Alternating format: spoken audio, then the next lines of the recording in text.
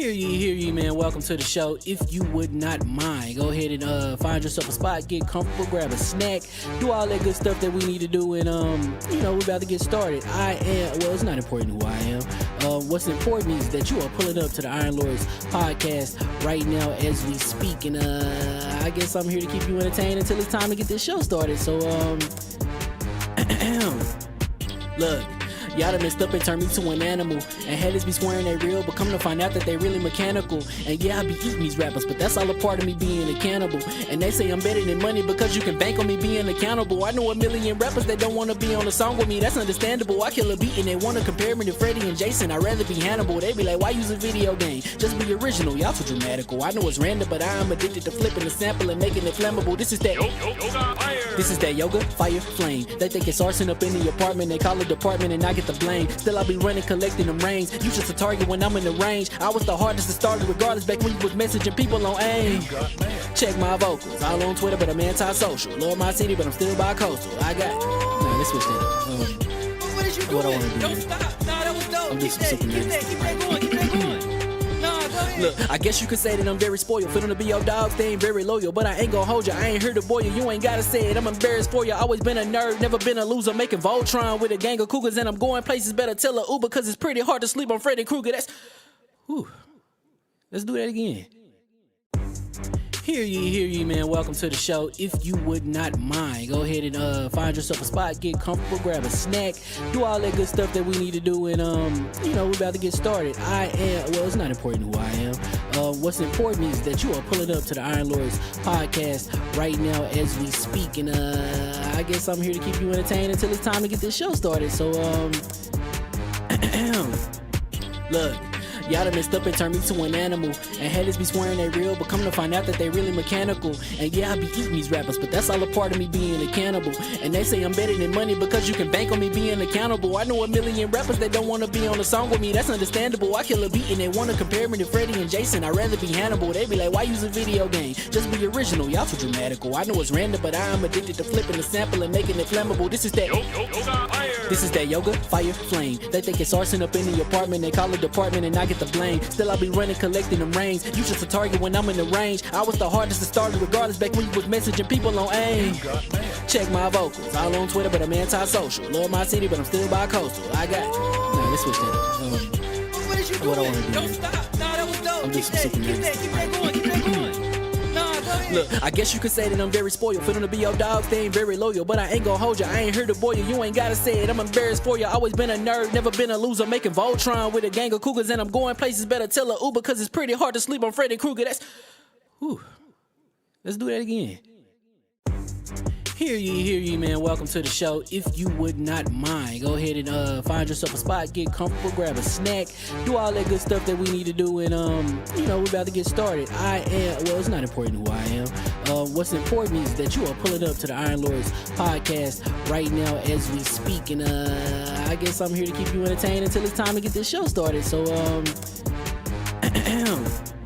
look. Y'all done messed up and turned me to an animal. And haters be swearing they real, but come to find out that they really mechanical. And yeah, I be eating these rappers, but that's all a part of me being a cannibal. And they say I'm better than money because you can bank on me being accountable. I know a million rappers that don't wanna be on a song with me, that's understandable. I kill a beat and they wanna compare me to Freddie and Jason. I'd rather be Hannibal. They be like, why use a video game? Just be original, y'all too dramatical. I know it's random, but I'm addicted to flipping the sample and making it flammable. This is that yoga, fire, flame. They think it's arson up in the apartment, they call it department and I get the blame. Still I be running, collecting them rings. You just a target when I'm in the range. I was the hardest to start regardless back when you was messaging people on AIM.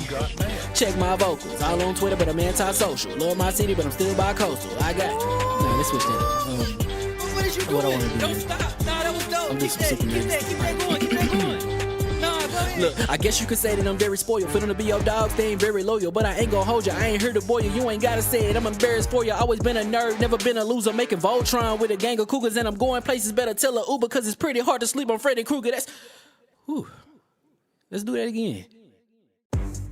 Hear ye, man. Welcome to the show. If you would not mind, go ahead and find yourself a spot, get comfortable, grab a snack, do all that good stuff that we need to do, and we're about to get started. It's not important who I am. What's important is that you are pulling up to the Iron Lords podcast right now as we speak, and I guess I'm here to keep you entertained until it's time to get this show started. So look.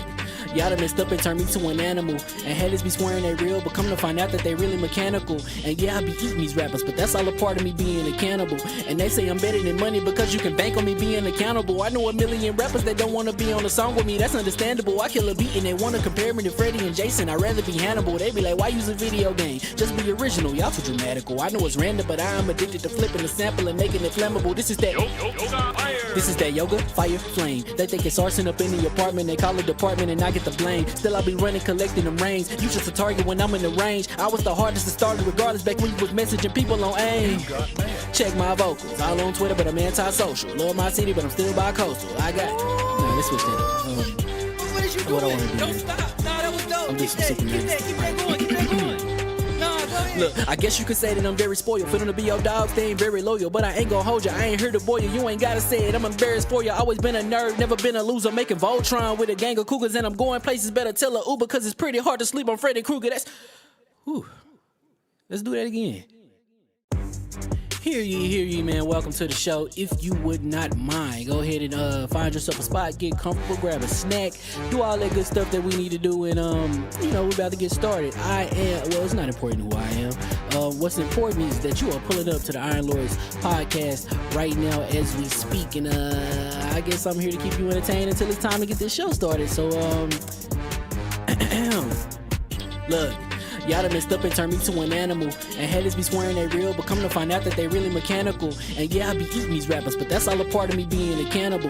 And they say I'm better than money because you can bank on me being accountable. I know a million rappers that don't wanna be on a song with me, that's understandable. I kill a beat and they wanna compare me to Freddie and Jason. I'd rather be Hannibal. They be like, why use a video game? Just be original, y'all too dramatical. I know it's random, but I am addicted to flipping the sample and making it flammable. This is that yoga, fire, flame. They think it's arson up in the apartment, they call it department and I get the blame. Still I be running, collecting them rains. You just a target when I'm in the range. I was the hardest to start regardless back when you was messaging people on AIM. Check my vocals, all on Twitter, but I'm anti-social. Love my city, but I'm still bi-coastal. I got let's switch that up. What is you doing? What I wanna do? Don't stop. Nah, that was dope. I'm just Keep that going. Nah, go ahead. Look, I guess you could say that I'm very spoiled. Feeling to be your dog, they ain't very loyal. But I ain't gon' hold you, I ain't here to boil you. You ain't gotta say it, I'm embarrassed for you. Always been a nerd, never been a loser. Making Voltron with a gang of cougars. And I'm going places, better tell a Uber. Cause it's pretty hard to sleep on Freddy Krueger. Let's do that again. Hear ye, man. Welcome to the show. If you would not mind, go ahead and find yourself a spot, get comfortable, grab a snack, do all that good stuff that we need to do, and we're about to get started. It's not important who I am. What's important is that you are pulling up to the Iron Lords podcast right now as we speak, and I guess I'm here to keep you entertained until it's time to get this show started. So look. Y'all done messed up and turned me to an animal. And haters be swearing they real, but come to find out that they really mechanical. And yeah, I be eating these rappers, but that's all a part of me being a cannibal. And they say I'm better than money because you can bank on me being accountable. I know a million rappers that don't wanna be on a song with me, that's understandable. I kill a beat and they wanna compare me to Freddie and Jason. I'd rather be Hannibal. They be like, why use a video game? Just be original, y'all too dramatical. I know it's random, but I am addicted to flipping the sample and making it flammable. This is that yoga, fire, flame. They think it's arson up in the apartment, they call it department and I get the blame. Still I be running, collecting them rains. You just a target when I'm in the range. I was the hardest to start regardless back when you was messaging people on AIM. Check my vocals, all on Twitter, but I'm anti-social. Love my city, but I'm still bi-coastal. I got let's switch that up. What is you doing? What I wanna do? Don't stop. Nah, that was dope. I'm just Keep that going. Nah, go ahead. Look, I guess you could say that I'm very spoiled. Feeling to be your dog, they ain't very loyal. But I ain't gon' hold you, I ain't here to boil you. You ain't gotta say it, I'm embarrassed for you. Always been a nerd, never been a loser. Making Voltron with a gang of cougars. And I'm going places, better tell a Uber. Cause it's pretty hard to sleep on Freddy Krueger. Let's do that again. Hear ye, man. Welcome to the show. If you would not mind, go ahead and find yourself a spot, get comfortable, grab a snack, do all that good stuff that we need to do, and we're about to get started. It's not important who I am. What's important is that you are pulling up to the Iron Lords podcast right now as we speak, and I guess I'm here to keep you entertained until it's time to get this show started. So, look. Y'all done messed up and turned me to an animal. And haters be swearing they real, but come to find out that they really mechanical. And yeah, I be eating these rappers, but that's all a part of me being a cannibal. And they say I'm better than money because you can bank on me being accountable. I know a million rappers that don't want to be on a song with me, that's understandable. I kill a beat and they want to compare me to Freddie and Jason. I'd rather be Hannibal. They be like, why use a video game? Just be original, y'all too dramatical. I know it's random, but I am addicted to flipping the sample and making it flammable. This is that yoga, fire, flame. They think it's arson up in the apartment, they call it department and I get the blame. Still I be running, collecting them rings. You just a target when I'm in the range. I was the hardest to start regardless back when you was messaging people on AIM. Check my vocals, all on Twitter but I'm anti-social. Love my city but I'm still bi-coastal. I got let's switch that up. What is you doing? What I want to do. Don't stop. Nah, that was dope. I'm Keep just that super going. Keep that going. Nah, go ahead. Look, I guess you could say that I'm very spoiled. For them to be your dogs, they ain't very loyal. But I ain't gonna hold ya, I ain't here to boil you. You ain't gotta say it, I'm embarrassed for ya. Always been a nerd, never been a loser. Making Voltron with a gang of cougars. And I'm going places, better tell a Uber. Cause it's pretty hard to sleep on Freddy Krueger. Let's do that again. Hear ye, man. Welcome to the show. If you would not mind, go ahead and find yourself a spot, get comfortable, grab a snack, do all that good stuff that we need to do, and we're about to get started. It's not important who I am. What's important is that you are pulling up to the Iron Lords podcast right now as we speak, and I guess I'm here to keep you entertained until it's time to get this show started. So, look. Y'all done messed up and turned me to an animal. And haters be swearing they real, but come to find out that they really mechanical. And yeah, I be eating these rappers, but that's all a part of me being a cannibal. And they say I'm better than money because you can bank on me being accountable. I know a million rappers that don't want to be on a song with me, that's understandable. I kill a beat and they want to compare me to Freddie and Jason. I'd rather be Hannibal. They be like, why use a video game? Just be original, y'all too dramatical. I know it's random, but I am addicted to flipping the sample and making it flammable. This is that yoga, fire, flame. They think it's arson up in the apartment, they call it the...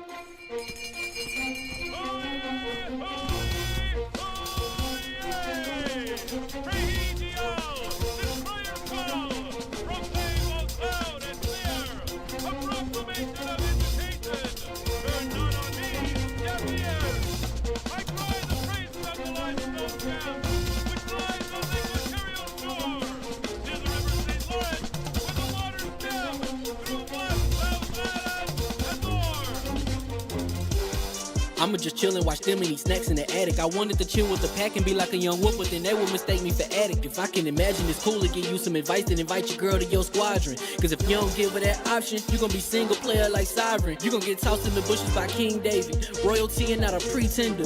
Detrimental to an elemental, what's an avatar to a knee bender. I gotta be me though. I know it's my destiny, word to Carnito. Who cares if you fly, if you still a mosquito? You swear you ain't stunting, but really be Steve-O. Yeah. You like to collect stuff and that's cool, but I got bad news. Even if you really was that dude, King David still be the king of the statues. Since a juvenile, I've been cursed with a curse to be musical. And if you hate it, we'll meet in the crucible. Other than that, then it's cool and it's beautiful. We let you know that your dreams are pursuable. Whatever you wanna do, then it's doable. If you got work on a Sunday, it's suitable. Cause you can listen to this in your cubicle on the Lord's Day. Woo. If you got work on a Sunday, it's suitable. Cause you can listen to this in your cubicle on the Lord's Day.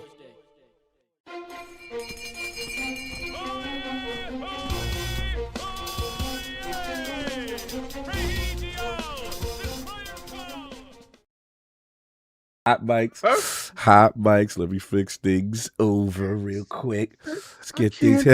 He said, "I can't believe." Oh, I've never seen. Because I did play anywhere, right? I did, but I did do the foolishness and and just get it on the Switch because I happened to be playing on the Switch. I was playing on the Switch and I was like, I don't have time to even going back and forth. So I have it play anywhere, on the ROG, on the PC. He said that's disgusting.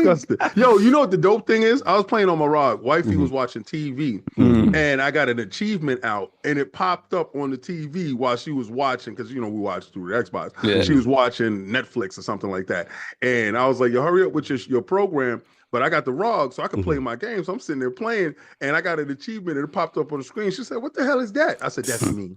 He said, I said that's how playing anywhere works. I'm having my fun over here.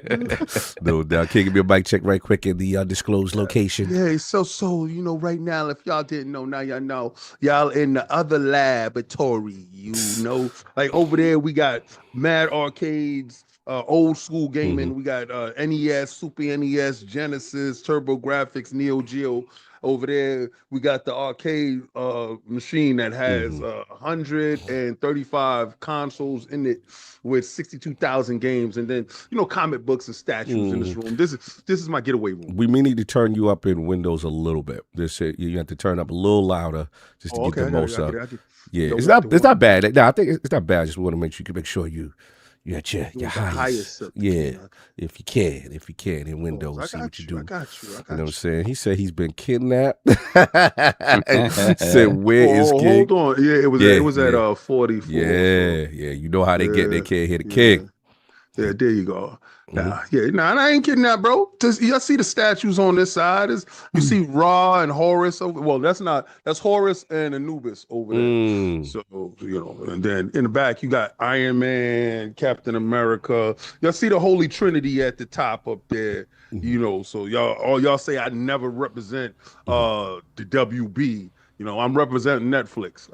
Hell, you represent Netflix now.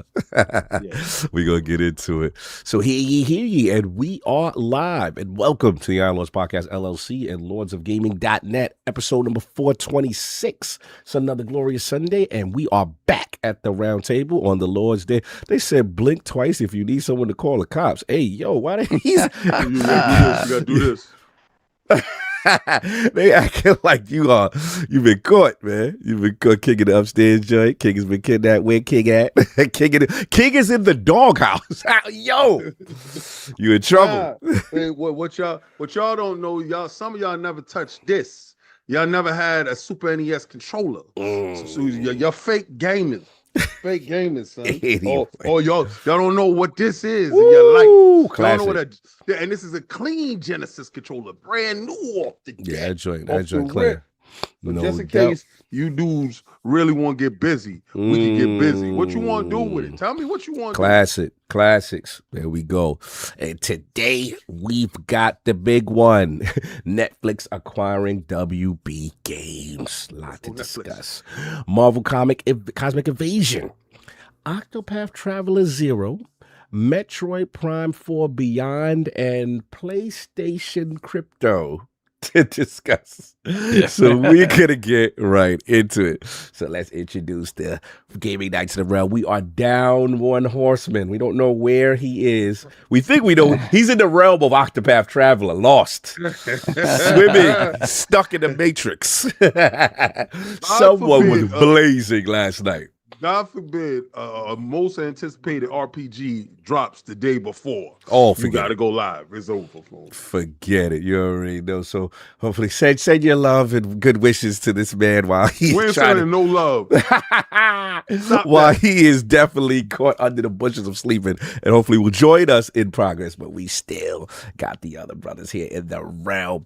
Of course, my most technical gaming lord, the solo gamer who lives for the single player selfish experience, and also the Stradamus, the Lord of Clarity, Messiah, and Lord Patriot of the Iron Bank, PC Master Race's own Lord Sovereign. How we doing, sir?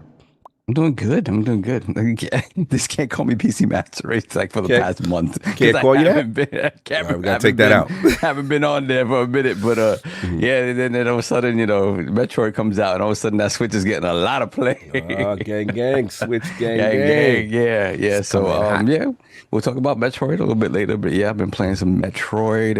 It kind of makes sense now once I found out your political leanings in video games. Political leanings. In video games from the app. When y'all see this latest episode, Lords After Dark was wild, crazy. Let's get to the business real quick. So for those who have been living under a rock, shout out to Insider Gaming.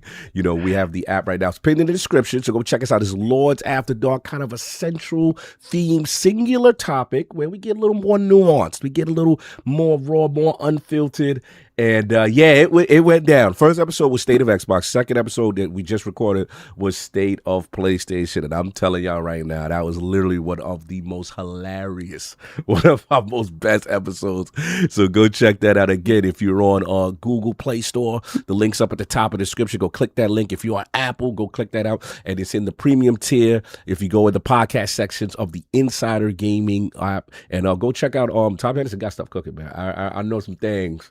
Yeah, like I said, it's going to be a lot of great content, let's just say, from a lot of individuals. And we're glad to be a part of it, glad to kick it off. And we've been enjoying it. So, again, about an hour and a half, right? Yeah, we went like an hour and 20 minutes. Yeah, we like an hour and a half single. He said, what is Lords After Dark? Yeah, this is the like he said, I like the Lords Raw. Hey, yo. Well, I'm gonna tell you this, like, because this show, what I bring on this show is I bring the comedy. What I'm trying to do is just make sure that you have fun during the week and this, that, and the third. I'm not trying to bring no comedy for the After Dark joint. Like, for the After Dark, like, you're gonna get the real raw opinion of something. Like, so a lot of times if y'all be like, nah, King is an Xbox shield and all this, watch After Dark. Just watch After Dark. You'll figure it out when you as you get in there. You be like, oh snap. No doubt. Salute. And for those who actually been subscribing, we appreciate it. Do us a favor. For those who've hit us up over there, when you subscribe, put up the joint on Twitter so I can tag you. You know what I'm saying? And we appreciate the love. You know what I'm saying? Because we see it a lot of that. Facts. And a lot of people that just showed out. And we got dope things, dope concepts, things sometimes we just don't get a chance to talk also on ILP. Like, let's be honest, ILP, our intros alone, you know what I'm saying, could be a whole podcast by itself, but we really wanted to do this, and we felt the collaboration is dope, and the timing was right. I like the logo. I gotta get the shirts, King. Them Lord After Dark. Oh, yeah, well, we gotta talk to them. I get that up on Fourthwall. Well, I gave you the assets. If you need me okay, so you want me to? Now it's on me to send it over to P. Yeah. I'll send it over to P. Yeah, shout out to B. Lou. All right. So no, it's not a whole new channel, B. Lou. Basically, it's us, like I said, in collaboration with Insider Gaming. It's on the app. So if you go to the Insider Gaming app, you put that in your Google Play or you put that in your iPhone, and you will definitely get a chance to see it. It's in the podcast section, it's in the premium tier, and I'm telling you right now, man, I don't want to miss what we got going on over there. But anyway, so. What's been going on with you? What you been playing? Yeah, that's it. Metroid. Oh, obviously Cosmic Invasion 2, and we'll talk about that. I got to jump into those. So two kind of blasts from the past coming back. Metroid, a game 20 years in the making, probably. Yes. Finally making its way out. Exciting. And then obviously, we grew up on beat 'em ups and stuff. So to see another Marvel beat 'em up in the style of the games that we used to play in the arcade back in the day.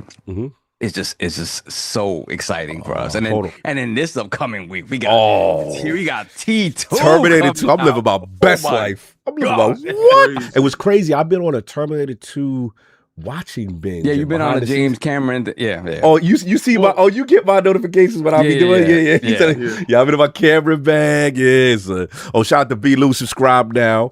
Akizi Boo Boo. Salute. Subscribe now to the Lords After Dark. Salute. So do us a favor, B. Lou and Akizi Boo. When you subscribe, make sure you screenshot it, then tag ILP or myself on Twitter, and then we get the awareness. Like, a lot of people don't know about the new show. We're trying to get it up. And I'm telling you right now, the more we get going, we've got so much stuff cooking. And again, salute to Tom Henderson and the guys over at Insider Gaming. And that's a once a week joint that y'all gonna weekly. Get premium. Yes. It's not the stuff we talk about here. Right. So you don't think, they're gonna just give you regurgitated. No. Nope.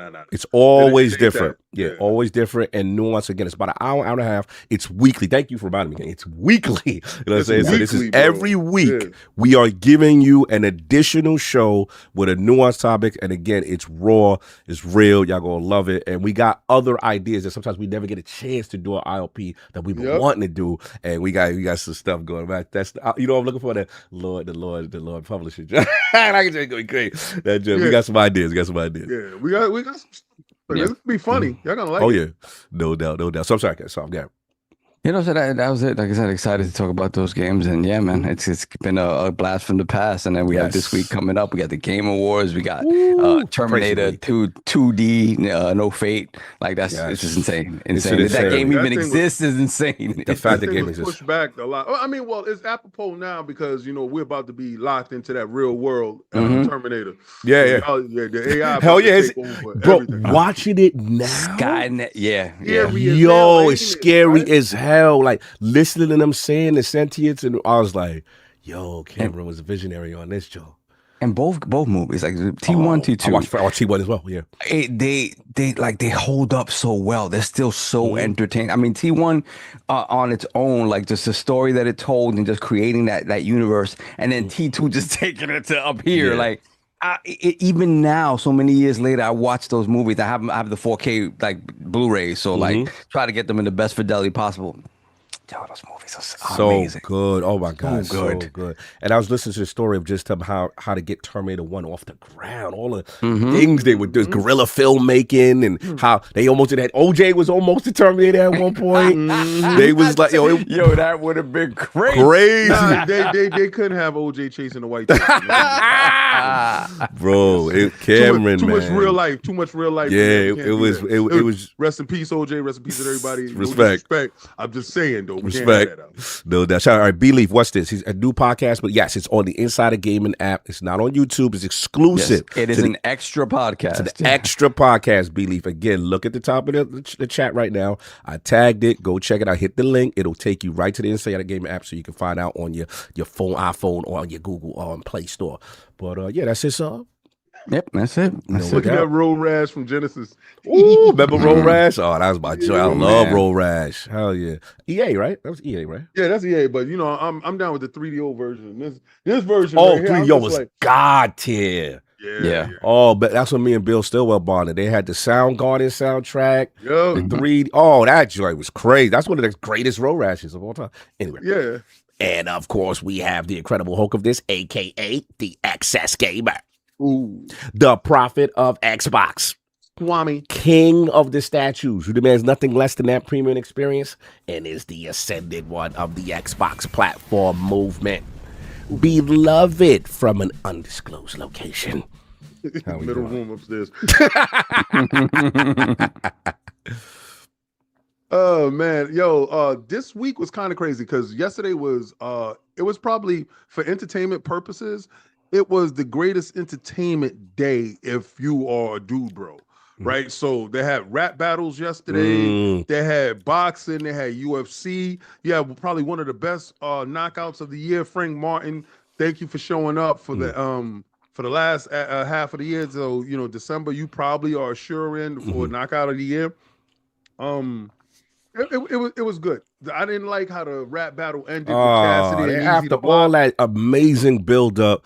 Man, they listen, man, shout out to Philly, but damn, man, what's going on? Down. They let Philly down, man. Yeah. Shout out to Cassidy, shout out to Easy the Block Captain. Both of them, and even though I'm a Cassidy fan, both of them put on with this promo. It was the best promo leading up.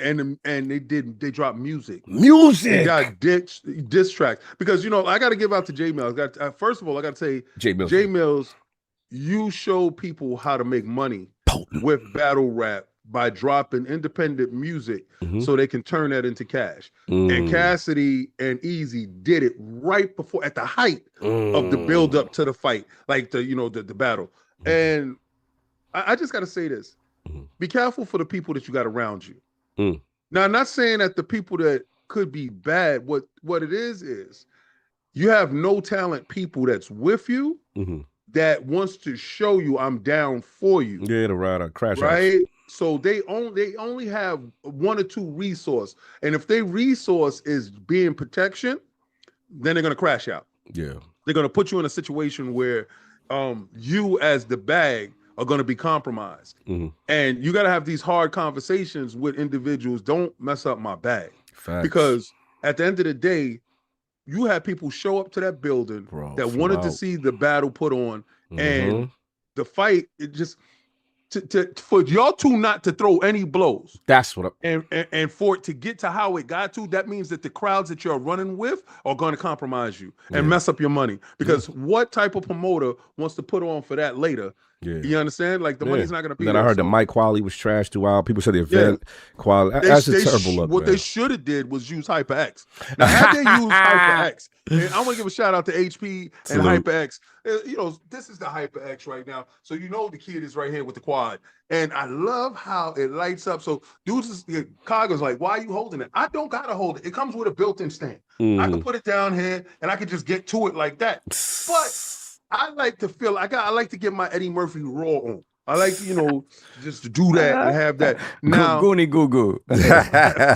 And also I'm broadcasting off of the HP Omen Max. Oh, now, I forgot the AIs on. Shout out to Kerry Hiroyuki Tagawa. May he rest in peace. May he rest in peace. Okay, shout out to Lord Henry. Salute. Oh yeah, rest in peace. I forgot about that. Oh wow. But it says, let me put the Kerry Hiroyuki Tagawa. May he rest in peace.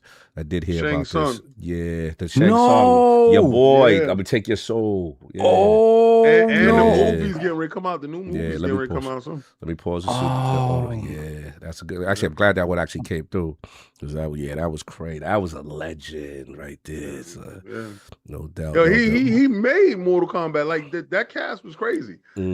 So what I've been playing this week. See, okay, so there's an ongoing beef with me and Sovereign. Sovereign may not know he ignited the fire. What fire that I ignite? Nah, B. I'm talking about that app. See, okay, so if y'all don't know, because y'all didn't see the app, Sav came at me. Right? And we was nah. About Lords After Dark was crazy. Yeah, Lords After Dark. So he came at me and he was talking about my gaming sensibilities and what platform really identifies with me. And I was just like, I said, and he got offended by this. Yeah, he threw the shot. He threw the shot. Definitely, because then I started looking at the games of the year that dropped that came from Xbox that I finished, and I was like, I finished 80% of the games they dropped, and I said, how homeboy gonna come for me like that? Like I'm thinking about it because y'all really got to see the app. Yeah, I'm thinking about it. I said, Lords After Dark is wild. I can't keep up with the 75-day ones. Now, I ain't gonna hold you. I can't do that. Yeah, we're busy. Right, but right now I'm in the middle of Marvel Cosmic Invasion, which we're gonna talk about. Right, and I actually love that game. But also, I'm doing my Fortnite. And this is where he got me at. This is where he got. This is what I ain't like. So what the part you ain't like? This is the part I ain't like. He got me because he knows I play a ton of live service games. Right, so he's like, man, your gaming habits is used to just one drop. If the main dude just drop one game, that's you. And I was like, I don't like that. My thing is that, because you come off like, oh, because their menu is light, I'm just not playing it. Yeah. I'm just like, well, when they do drop the hot one every 6 months, you don't want to play it. You don't want to play it. And you bad. It's not even that. Okay, so check it. I do want to play Ghost of Yode, right? I definitely want to play it because I know it makes the stop with your face. Stop with your face. Stop with your face. Stop with your face. Okay. You're not. You're doing the face thing. It's funny because now me and Kog on the same team. Oh yeah, we on the team. It's a tag team on this. I wasn't doing it for Tsushima, but for Yote, I'll do it. So he doing with the face like, yo, you ain't playing. You disrespectful. You got a pro, and that's the reason I have a facts. Pro. So man yelled at me like, you ain't got a pro. You ain't gonna get a pro. No, I ain't like you. That you talk about now. I'm gonna say base. I don't see nothing with it working. Like, so when you cop the new hot butters and the dude be like, yeah, I don't know what you got that. Because my base still do what it do. And I'm like, but you don't know though. you don't know how really hot it is. and this is the first dude that when they announced that pro, he's like, Saab, I'm gonna need that. Yeah, so the first day. I'm like, all right, he in there. Saab, I'm not gonna lie. When dudes is calling it a scam, it ain't a scam for me.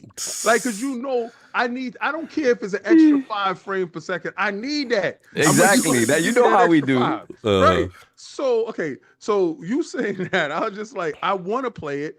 I just don't have the time to play it. Every time I go to do something, another game drop. Like who I did not know Marvel Cosmic Invasion was going to be inside Game Pass. So it's just that was crazy. It's just looking at the list of things, and it's just like it fades out of memory, like what you want to play. So yeah, facts. I was playing that. Me and Addict played Elden Ring Night Reign. Yeah, I heard y'all streaming. Yeah, bro. So he hates it, right? Yeah, he can't stand it. And he's like, I hate it. I love the whole world of Elden Ring. I don't know what it is. I don't know what they did, what voodoo they put on me. But every time I get in the world, I'm smiling. Right? It's dank, it's dark, it's disgusting.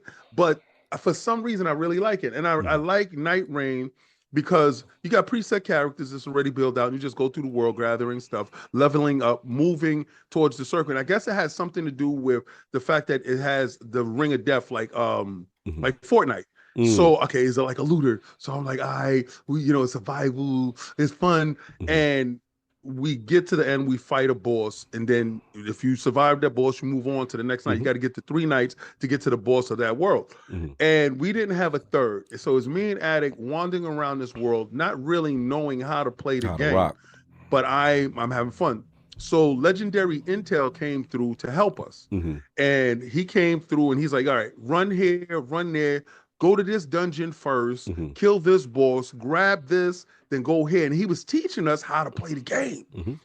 It got really good. Real. So That's what's up. we playing 2-3 hours in, right? Something that we was just gonna scream for an hour. So we had 2-3 hours. And even though we didn't beat the 3-headed wolf, it was the most fun we had in the game. That's what's up. Especially we play with someone that's super knowledgeable of the genre. Right. Yeah, you get the nuance. So, the characters is balanced out. Now, what I don't like about From Software, and I'm gonna tell you, I don't like how y'all do your DLC. They DLC is you got to beat X amount of this to get that you paid for. Yeah. Right. Don't do that to me. Don't do that to me. I paid for it. I want it now. Right. So they joined it. It's like it's there, but you just got to get past this to get to that. But I can't get past that. Well, thank you for your money. It's there when you get a chance. And they did that with that DLC for the main Elden Ring game. Yeah. So my problem with that was I started over from New Game Plus. All my graces disappeared. So they did fix it later on, but I wasn't able to access the DLC that I just brought, and I wanted to just jump right back in. So like how normal Westerners do their DLC. But I'm understanding now with From Software how they want you to play. So I'm on that. Right now Marvel Rivals is doing the whole Galactica Marvel Rivals Day. So they give you your year-end review of what you did in Marvel Rivals. So I see all the stuff and all my accomplishments, and I'm 367 days played in Marvel Rivals. So y'all know I've been putting hours into that thing. And then Fortnite. I was just playing Fortnite when I was just talking to you on the phone. Right now, I like how they set up is. That was the most ingenious thing they did was put the crew in that with Game Pass.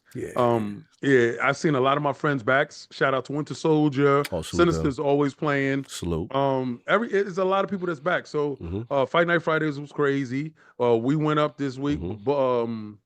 This guy Dip Down wasn't there this week. And he hit me up. No Dip Down and anime. And anime. I ain't gonna diss him this day.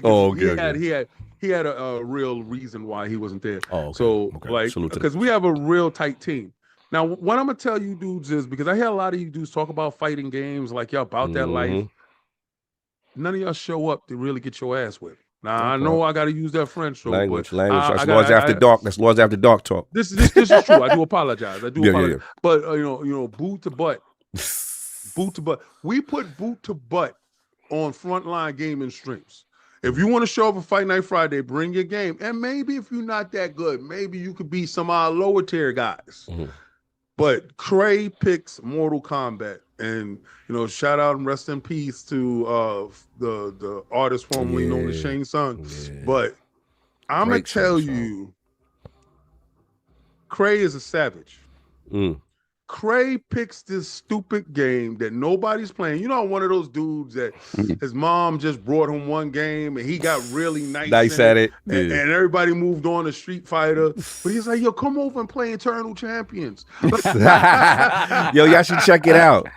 Y'all should check this out. It's a cool game. And he beating the snot out of you. Yeah. Yeah. So he was tearing us up. But other than that, that's all we had this weekend. No doubt. And of course, we have the gaming ninja himself, the Shinobi Lord Cognito. Spread that realness in the realm of the ILP. Not telling you what you want to hear, what you need to hear. Shout out to Fine Duke. Shout out to Manny Plays, talking everything Clockwork Revolution in 2026 and how the lineup going to look. And then again, for those who are just joining us now, shout out to Lords After Dark episode 2. Again, the state of PlayStation is up now. Well, actually not up now. We'll be up soon. But the state of Xbox is up now. Episode 1 on the Insider Gaming app on the App Store, Google Play Store. It's pinned at the top. Premium podcast section. Go check it out. I think we earned our After Dark title. Let's just say on that show. Yeah.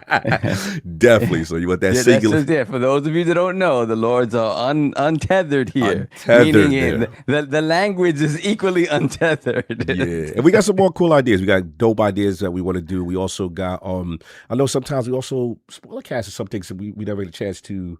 Right, we never get to real spoiler cast. Like all of our group reviews are usually sort of surface level, you know, how we feel about games, but not necessarily going into like story details and stuff like that. So that would be a place where we could do that stuff as well. So that'd be cool.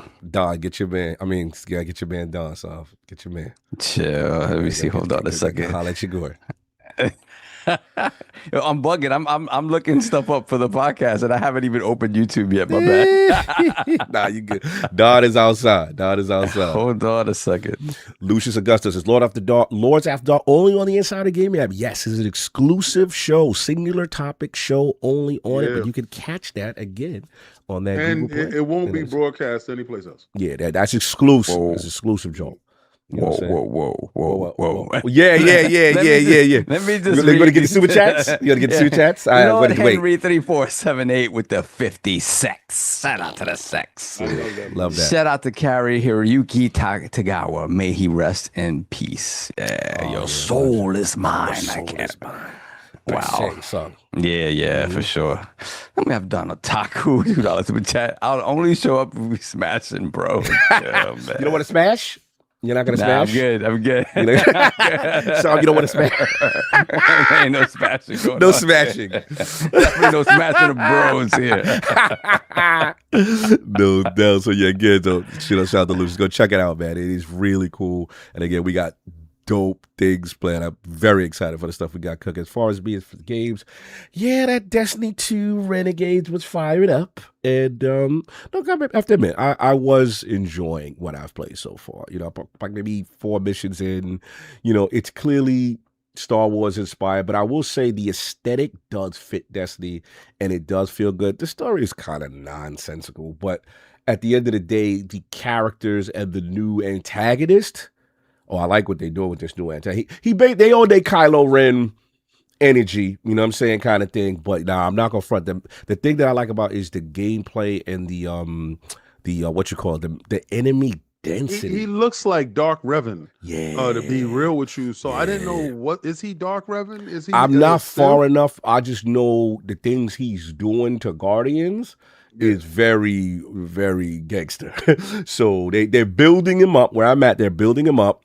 And now it's Drifter and this other thing. So you missed like a little bit of the story prior to this. This is other overarching arc going on with the 9. That's kind of part of this.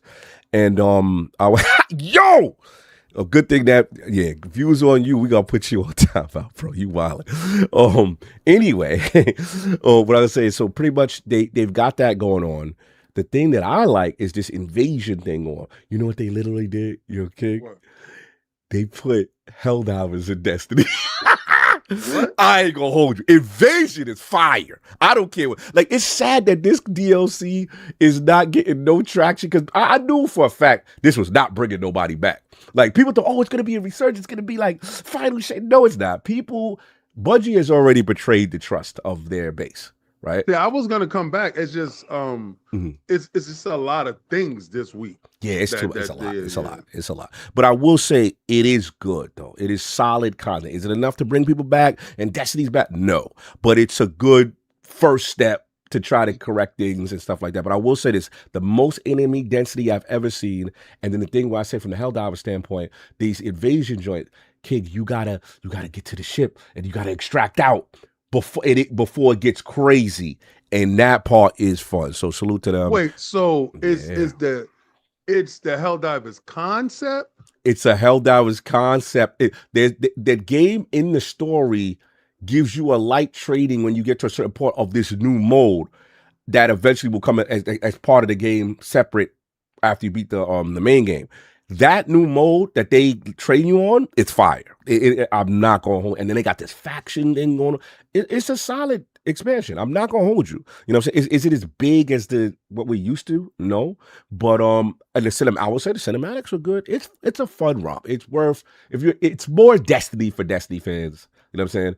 And I'm just curious about Star Wars fans. Because remember, I'm the casual Star Wars. Do the Star Wars fans feel like, oh, this is a bastardization of, you know what I'm saying? Like, if they may be the ones that's like, that ain't it. You know what I'm saying? Yeah. But I personally thought it fit good in the Destiny universe, and I thought it was fun.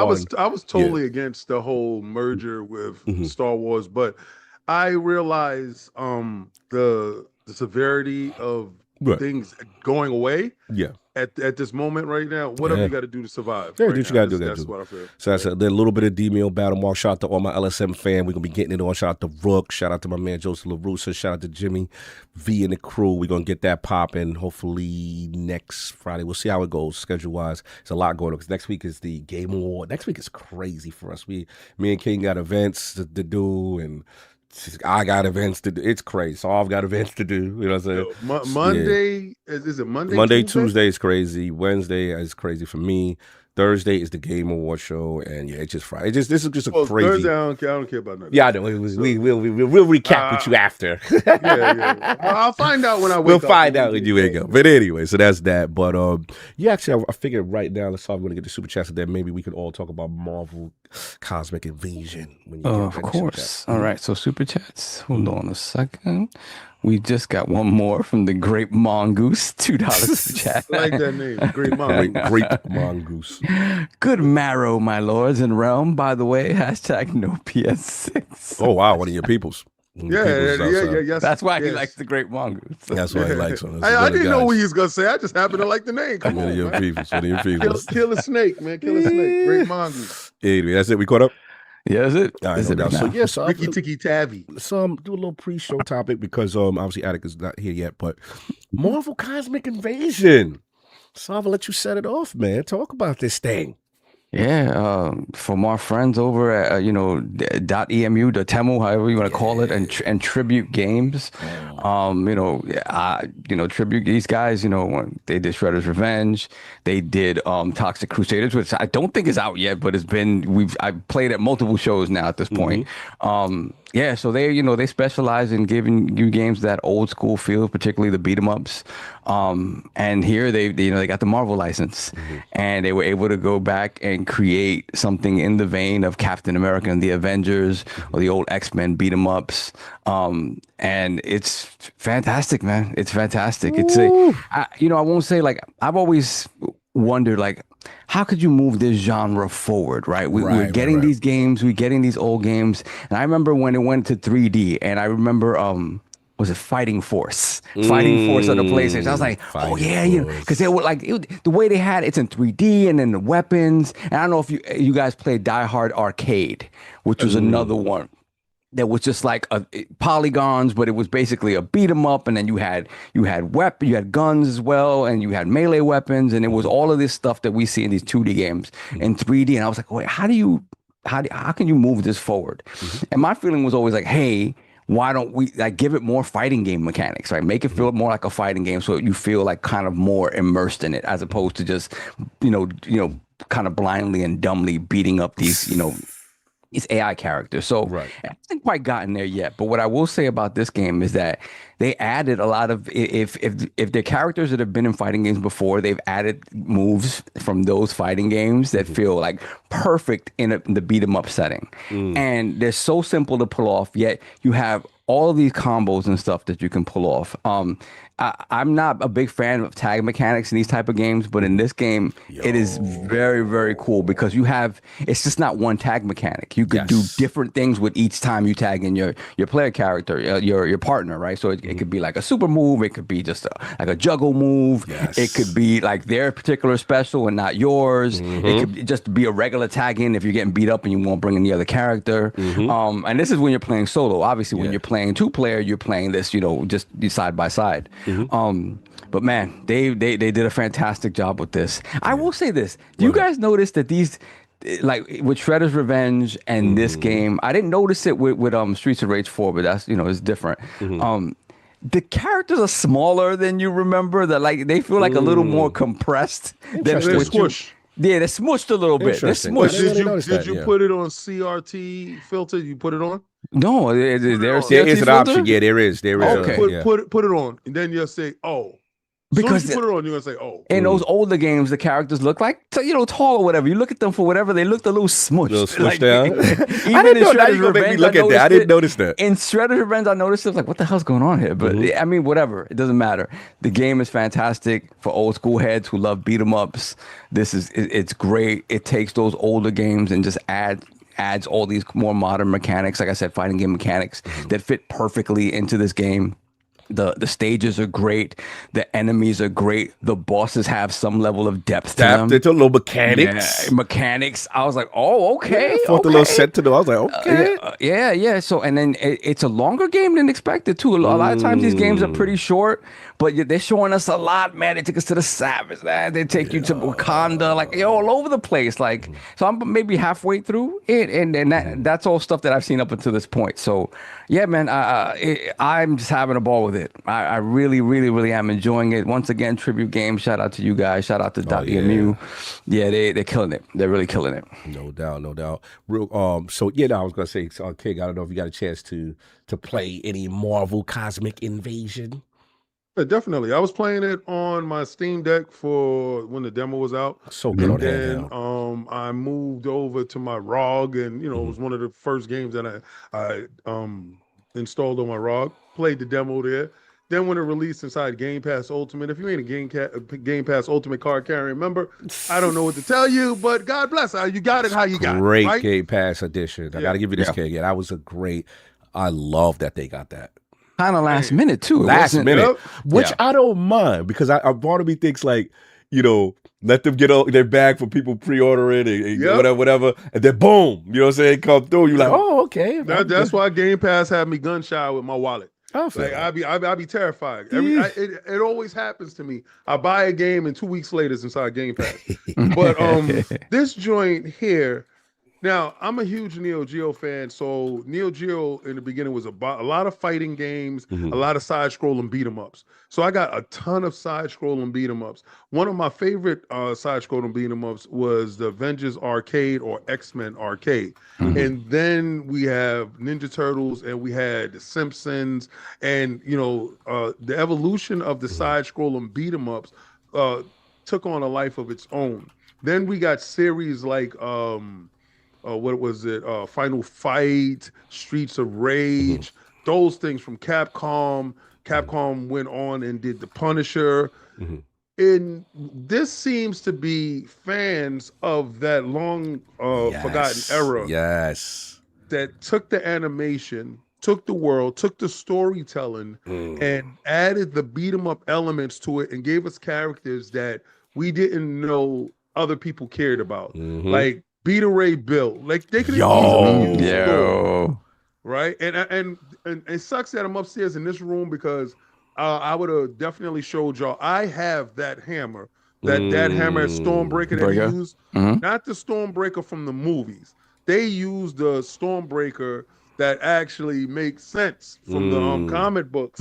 So to have Beta Ray Bill, comic book accurate, to have Quasar, Captain Marvel's daughter, and not the original Quasar, had her. They using that. I'm up to the part where Silver Surfer and the Galactus is there. Y'all ahead of me.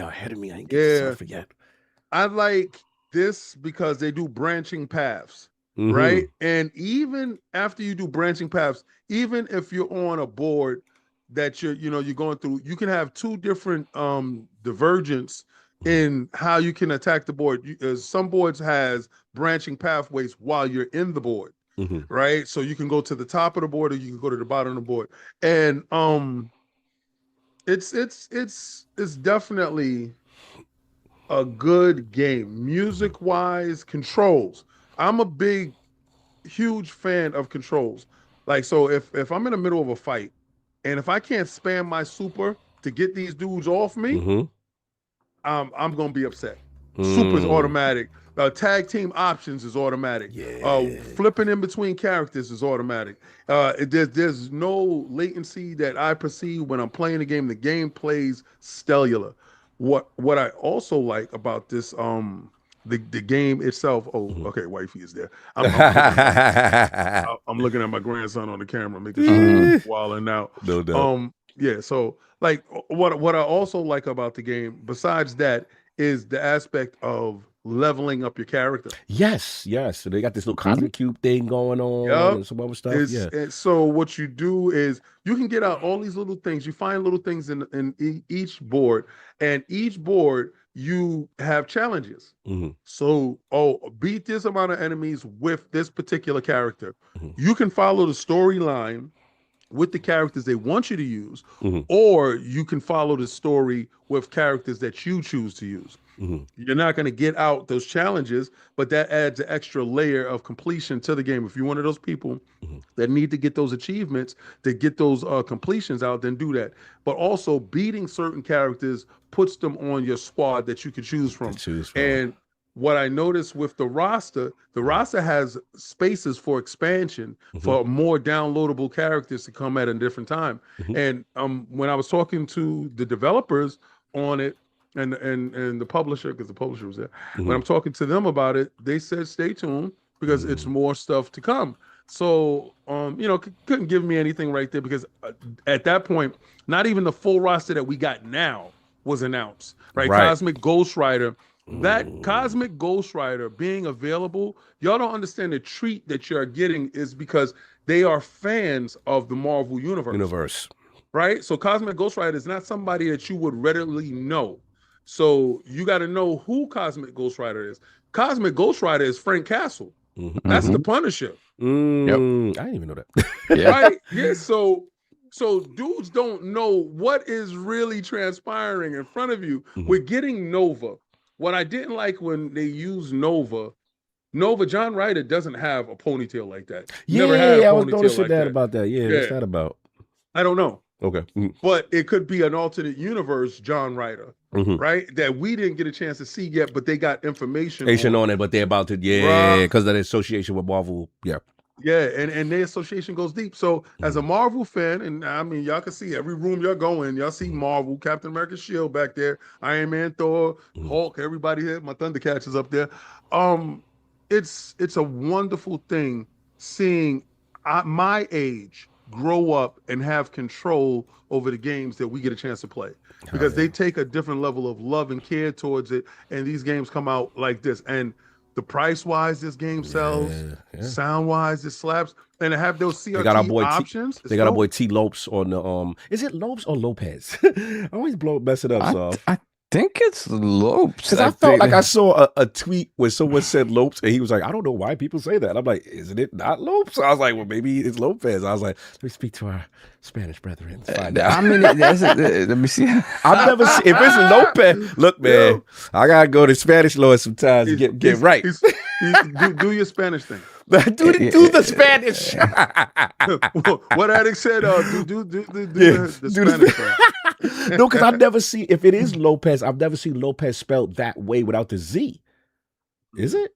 Because I've never seen with an S. Okay, so apparently pronounces his last name as Lops, rhyming with hops.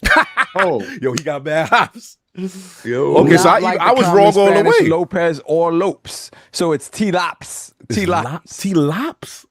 Like teraflops, like T-flops? Yes. All right, shout out to the homie, man. It's good to know. So when we have them on, wait, hold on. He clarifies that while Lopez is understandable, the correct sound he uses is closer to lopes or lopes. All right, so I'm not that bad. Okay. Or ropes with a short O sound. Goldar said he Portuguese. Okay, all right. I didn't know. I didn't know. Yeah. Oh, okay. Got you. So now, I'm sorry. Can you finish? And that makes sense because they don't like they names it like a last name you would think is Lopez is usually spelled with an S in Portuguese. So got it. Okay. Yeah, I don't know. That's weird. Lopes. I call him Lopes. Well, salute to him. He did the soundtrack on this as well. He did the soundtrack for Shredder's Revenge, and also he did Shinobi Art of Vengeance soundtrack on this. So he's got that retro soundtrack thing.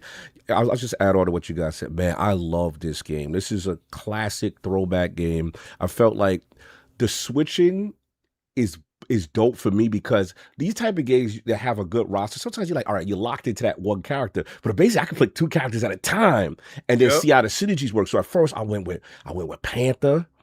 And I did that. It's crazy. Panther is amazing in this game. Yo, he's the best Panther as far as 2D. Like, because most Black Panther's not that good. Like, even in Rivals, I'm like, nah, he's type nice in Rivals. But he's like a high level character. Like, you gotta really put the work. Yeah. You gotta invest to get nice, as opposed to some characters that off the rip, they just, you know what I'm saying, kind of thing. So I would say, like, Panther is in close, and then he got the dagger, get the dagger back.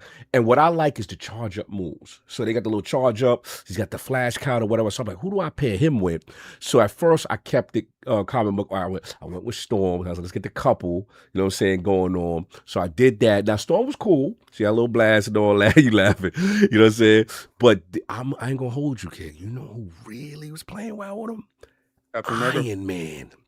Oh, you use him in Iron Man? I never really use Iron Man in Marvel games for some reason. Not that I don't like him, I just feel like somebody always likes him, somebody already picks him, so I don't never pick him. So I said, let me try. Yo, the Inside Out. Oh, that when you pull out the can on the phone, son. And what I like is his charge move is he leaves this electrical static ball on the screen. Yeah, you know what I'm talking about, Saul? Yeah. And enemies, if they walk into it, they get shocked. So it's like having a little thing there, like you're creating traps with Iron Man on. Yo, super dope. So I was playing with that, and then I like, obviously, like you said, the tag out, do the special move, come and finish off combos, extending joint. Oh my god, a real parry, like a parry and a block. Oh my god. Some characters got the dodge, some characters got the parry, right? And then I like Beta Ray Bill because you leave his hammer out there spinning, and you can beat people up and throw them into the hammer while it's still hitting them. It's a dope move. He's a cheat character. Yeah, man. Nah, I do like, Iron Man charges move like Metroid. So I just got, man, it's really good. So I've been rocking that. So I did like a couple of levels. I haven't got a chance to play too much because obviously there's a lot of other games that was going on at the same time. But man, then it's obviously play anywhere. I tested it on my ROG Ally and back and forth. My data was there. I was like, yes, this is the future. I go back and forth. This is what I'm talking about. I want to know if they do more characters, but I got to get my seamless back and forth. Yeah. And the thing is, I got to unlock Surfer because you know the rule. Any game Surfer's in, I cop. Doesn't matter. I'm going to tell you right now, he's going to drive you crazy. Now, Maddie told me, to get him, he's going to drive you crazy. He's going to drive me crazy again, but Maddie told me, your man, he's like, oh, your man is crazy. Yeah, he's OP. That's what I'm talking about. I can't wait to get. So salute to them, man. Again, the boss mechanics are great. You know, everything about it's just it's a fun romp. I want to know from a post-launch content standpoint if they plan to add more characters. I know I would defer to King on that because you talked to the devs back at Summer Games Fest, and man, I'm excited. But Marvel Cosmic Invasion out now, all major platforms, cross play. You know, as well between with the co-op, 4-player co-op, and then obviously if you're on Game Pass, you're eating well, you can get that joint, and it's a play anywhere title, which I love. So go support those guys at .emu, and man, fantastic game. I've been loving it so far. You gonna say anything, Saul, before you move on?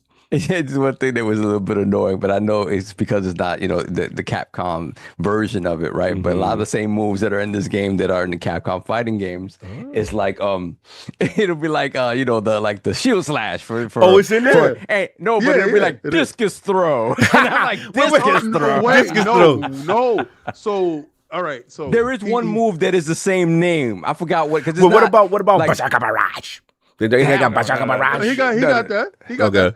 Does he say Berserker Barrage? They say different things. They say different things. All right, so but Discus Throw come from the Avengers arcade side scrolling. The original one, yes, Right. that is true. Yeah. That is true. So I was just like, they took a lot. They took a lot. Things. What I like though is the characters have vocals for everything on their stats. Like, I cannot do this right now. I do not have enough energy.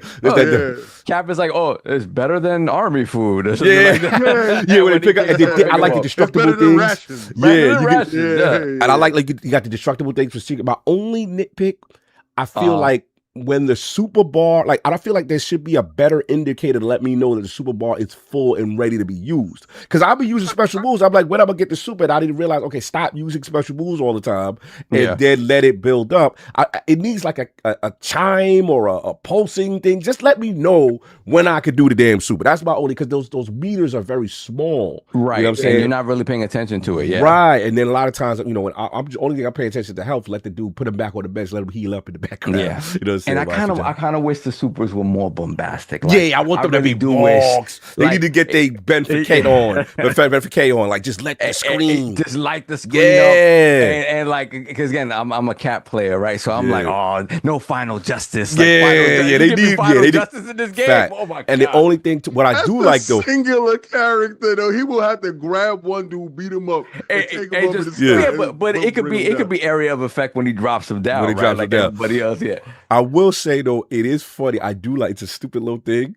But like, I was fighting the Sentinel when one of the bosses, or Taskmaster, I was fighting him, and he laid Iron Man down, right? So Iron Man body is still there while your other guys. I like that. I like that. I was like, oh, they dropped Iron. Black Panther gotta work this out. All right, so do you try to switch over to the other character when he laid out? No, what happens? All right, so your character says, I gotta do this on my own. On my own, yeah. I gotta do this on my own. I didn't know it because the layout is funny and they leave the sprite there. I was like, yes. Like your man got dropped. I was like, okay. Did you get up to Thanos? No, I saw him in the preview, but so then I'm probably the one. You the most ahead. You the most ahead. Yeah. I'm only like for. When something comes out that you really are into the characters, I get to blaze. No doubt. But salute to them, man. Go check out Marvel Cosmic Event. Again, salute to Dr. Temo, shout out to PR for getting us a code, which we have to disclose. You know what I'm saying? In reference to that. And they didn't give me a code. They give you a code. They gave shout out to Phil Dominus. Game Pass gave you the code. But shout out to them for giving a lot to game. We're gonna have some more coverage on that game, and we've really been enjoying it so far. Yeah, man. You get the super chat solve. Yeah, I'm just looking at that 2D, that Terminator. Yo, the animation in that Terminator look insane. Oh, that's the neck, bro. We living our best life with these games. And I forgot, we got He-Man next year. We got He-Man the beat 'em up, and then we got He-Man movie next year. I didn't even know about that. That's crazy. Yo, check out that He-Man. I gotta check out the He-Man beat 'em up. I didn't even know they was doing that. That's crazy. Oh, let me see. We got, Hollywood Rules. Member for 46 months, Lord Silver. Happy Sunday to my NYC, West Virginia cousins. Wishing a great show. No secret that ILP and Xbox Frontline would be top 2025 YouTube watchers. Loving Marvel Invasion. Thank you, brother. Appreciate that. Much love. Then we have Blue the Cake. Oh, that's the homie. No. That you're saying it wrong. Oh, actually, it is Blue the Cake. Yeah, you're right. I thought it was something else. Cocky? That's what I thought. I was like, is it that? Blue the Cock. I mean, that would be a stretch to call it Bukkake. But yeah, that would be a lot. Shout out to Bukkake, though. No, Blue the Cake. We keep you cake for now. Member of 51 months, Lord Bronze. Marvel game is fun, but not as good as Shredder's Revenge. Has some issues. The hurt boxes and depth perception are off, but fun overall. Shout out to the Lord. Shout out to you. Shout out to Blue. Actually, we're going to give a super shout out to Blue the Cake because he actually put it up on Twitter. I just retweeted on the ILP account. He showed the sub to the Lords After Dark Inside Game with the screenshot. Salute, brother. That's appreciate love. That's love. Appreciate it, man. Appreciate you, man. That's huge. That's huge, man. Really support us. We got fun stuff going on for y'all. What else we got, Shaun? Then we have done a taco $5 super chat. He always got to be extra. Got to be extra. Oh, you're just learning? I dealt with him in a log that meeting yesterday. Jesus Christ! Like he can't just be like he always got to take it a step beyond you. Like you never did these things. Yes, I know River City Ransom is great. He's like, I can only take River City Kunio-kun style beat 'em up seriously. These games need RPG elements and exploration. Most don't compare to the OG River City Ransom. Yes, most don't compare to the NES game River City Ransom. Look, we play River City Ransom. They're great. They're fantastic. They're not Marvel characters. For the love of God. The sad part is we were there when it came out. Now, hopefully he was there when River City Ransom came out. But the evolution of side-scrolling beat-em-ups, yeah, it has gone way further than River City Ransom. Well, and had River City Ransom actually been something really, really good, then we would be revisiting it at some time. Now, I know they had some other side-scrolling with some chicks that was like River City Girls or something like that. And it's really good. Like, no, I can't even front on that. Yeah, it's true that they have more mechanics. Yes. They feel more beat 'em up style. They feel more of a fighting game style, right? But do they got Black Panther? That's the problem. There you go. There you go. He just says it like just in case you missed it, just in case you didn't know this. Welcome to the writers' room. You in my world with Don. God, bro. Don is messy, man. We had our it's our business. We do every year we do our own Lords of Gaming Game Awards kind of. We call it the Golden Lance Awards, right? Yeah, of course. So we gotta have the internal panel. And we're picking, like, okay, so what game did we leave out? So this man was like, I can't vote for that to let this, that, and the other third win. And I'm like, yo, you so messy. Don is a trip, man. He is hilarious, bro. Yeah, he goes $2 with that. Here you go. Up gaming. No, see, bougie. Yeah. The fact that we're talking to somebody that calls himself Halo Reach Around, and that's not Halo Reach Around. Yeah, he is. Yeah, that's he not is. him. That's Addicts Man. He's all of them. He said he's all of them. He's all of them. So we ain't gonna do this no more. We know who you are. We have identified you in your multiple. He identified himself. There's nothing to him. What's crazy is I would have died with that information. Nah, he outside. Anyway, we all good. There we have Hollywood Rules, $5 super chat. Hollywood industry losing their minds with this merger. I love the rebirth of the side scroller, beat 'em up, fun stuff. Yes, I love it. Love the mindless beat 'em up. Merger. Yeah, we're gonna talk about that and then terminate on. I just saw Beyond Oasis, and remember that? That was the Genesis version of the Zelda when they had their answers to the Zelda. Wait. Genesis had Landstalker though. It was Landstalker. That was Beyond Oasis. That may be another one that I missed out on. Then okay. Yeah, no, you would have loved Beyond Oasis. Beyond Oasis is the same. It's the precursor to that. Yeah, if I'm not mistaken. Beyond Oasis was a Genesis game that was a Zelda competition. Check it out. When you see it, you're gonna be like, "Hey, yo!" Because right now I'm doing the best stuff on my channel, right? So I just did the best, my top 5 fighters. Yo, right? I never played this game. Beyond Oasis, and then they had Legend of Oasis on the Saturn. Yeah. Oh, yo, I never played this. Yes. Why he look Prince of Persia-y? He's dope. It's dope. It's a dope game. It has that's flip kicks and stuff like that. I'm embarrassed. Yeah. Charge moves. Definitely a hell of a game. I remember Landstalker for Genesis. And I remember I got Landstalker too. Yeah, Dark Savior for Genesis. Dark Savior. Dark Savior was crazy. Let's see this. Dark Savior for. But King, you were saying? No, I was just looking at this. Oh, you're just looking at it. Okay. Because remember, I'm in this room. Sometimes when I come up here, I just want to play Nintendo joint. So I just turn on the Nintendo and I just start playing Nintendo stuff. No doubt. So right now I got it on Genesis, and Genesis is like, remember, I'm dope. I got a lot of games. What else we got, Saul?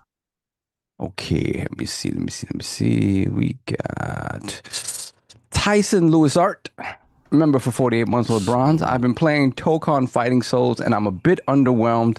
Not feeling the auto combos. I'm giving it 3 hands out of 5 for the closed beta. Yeah, I'm not. If that is what that is, I'm not about that. See, I can't. The tag stuff bothers me, man. Let's go back to Marvel superheroes. Let's go back to the one-on-one fighter. Let's focus on these move sets for these characters and have it be a more grounded feeling fighter instead of this freaking combo midair 100 combo fest. I'm not a fan of that. Ultra combo. Nah, I mean, not even about that. Ultra combo. I'll play Killer Instinct as a one-on-one game. Yeah, my thing is like the tagging in, tagging out, the super juggles, and it's like I just want to, like get to know a character, play that character, have it feel. Obviously, it's a fantastical game. So you're not a fan of the Capcom versus Marvel series? I'm a fan of it, but not as much as a Children of the Atom or Marvel superheroes. So you feel the addition of the singular. The singular, yeah. So you feel the addition of the tag, it becomes too convoluted, or you don't feel like it just becomes too convoluted.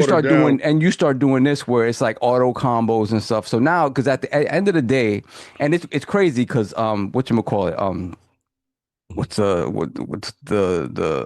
dev that's making this game? It's the Arc Systems. Arc.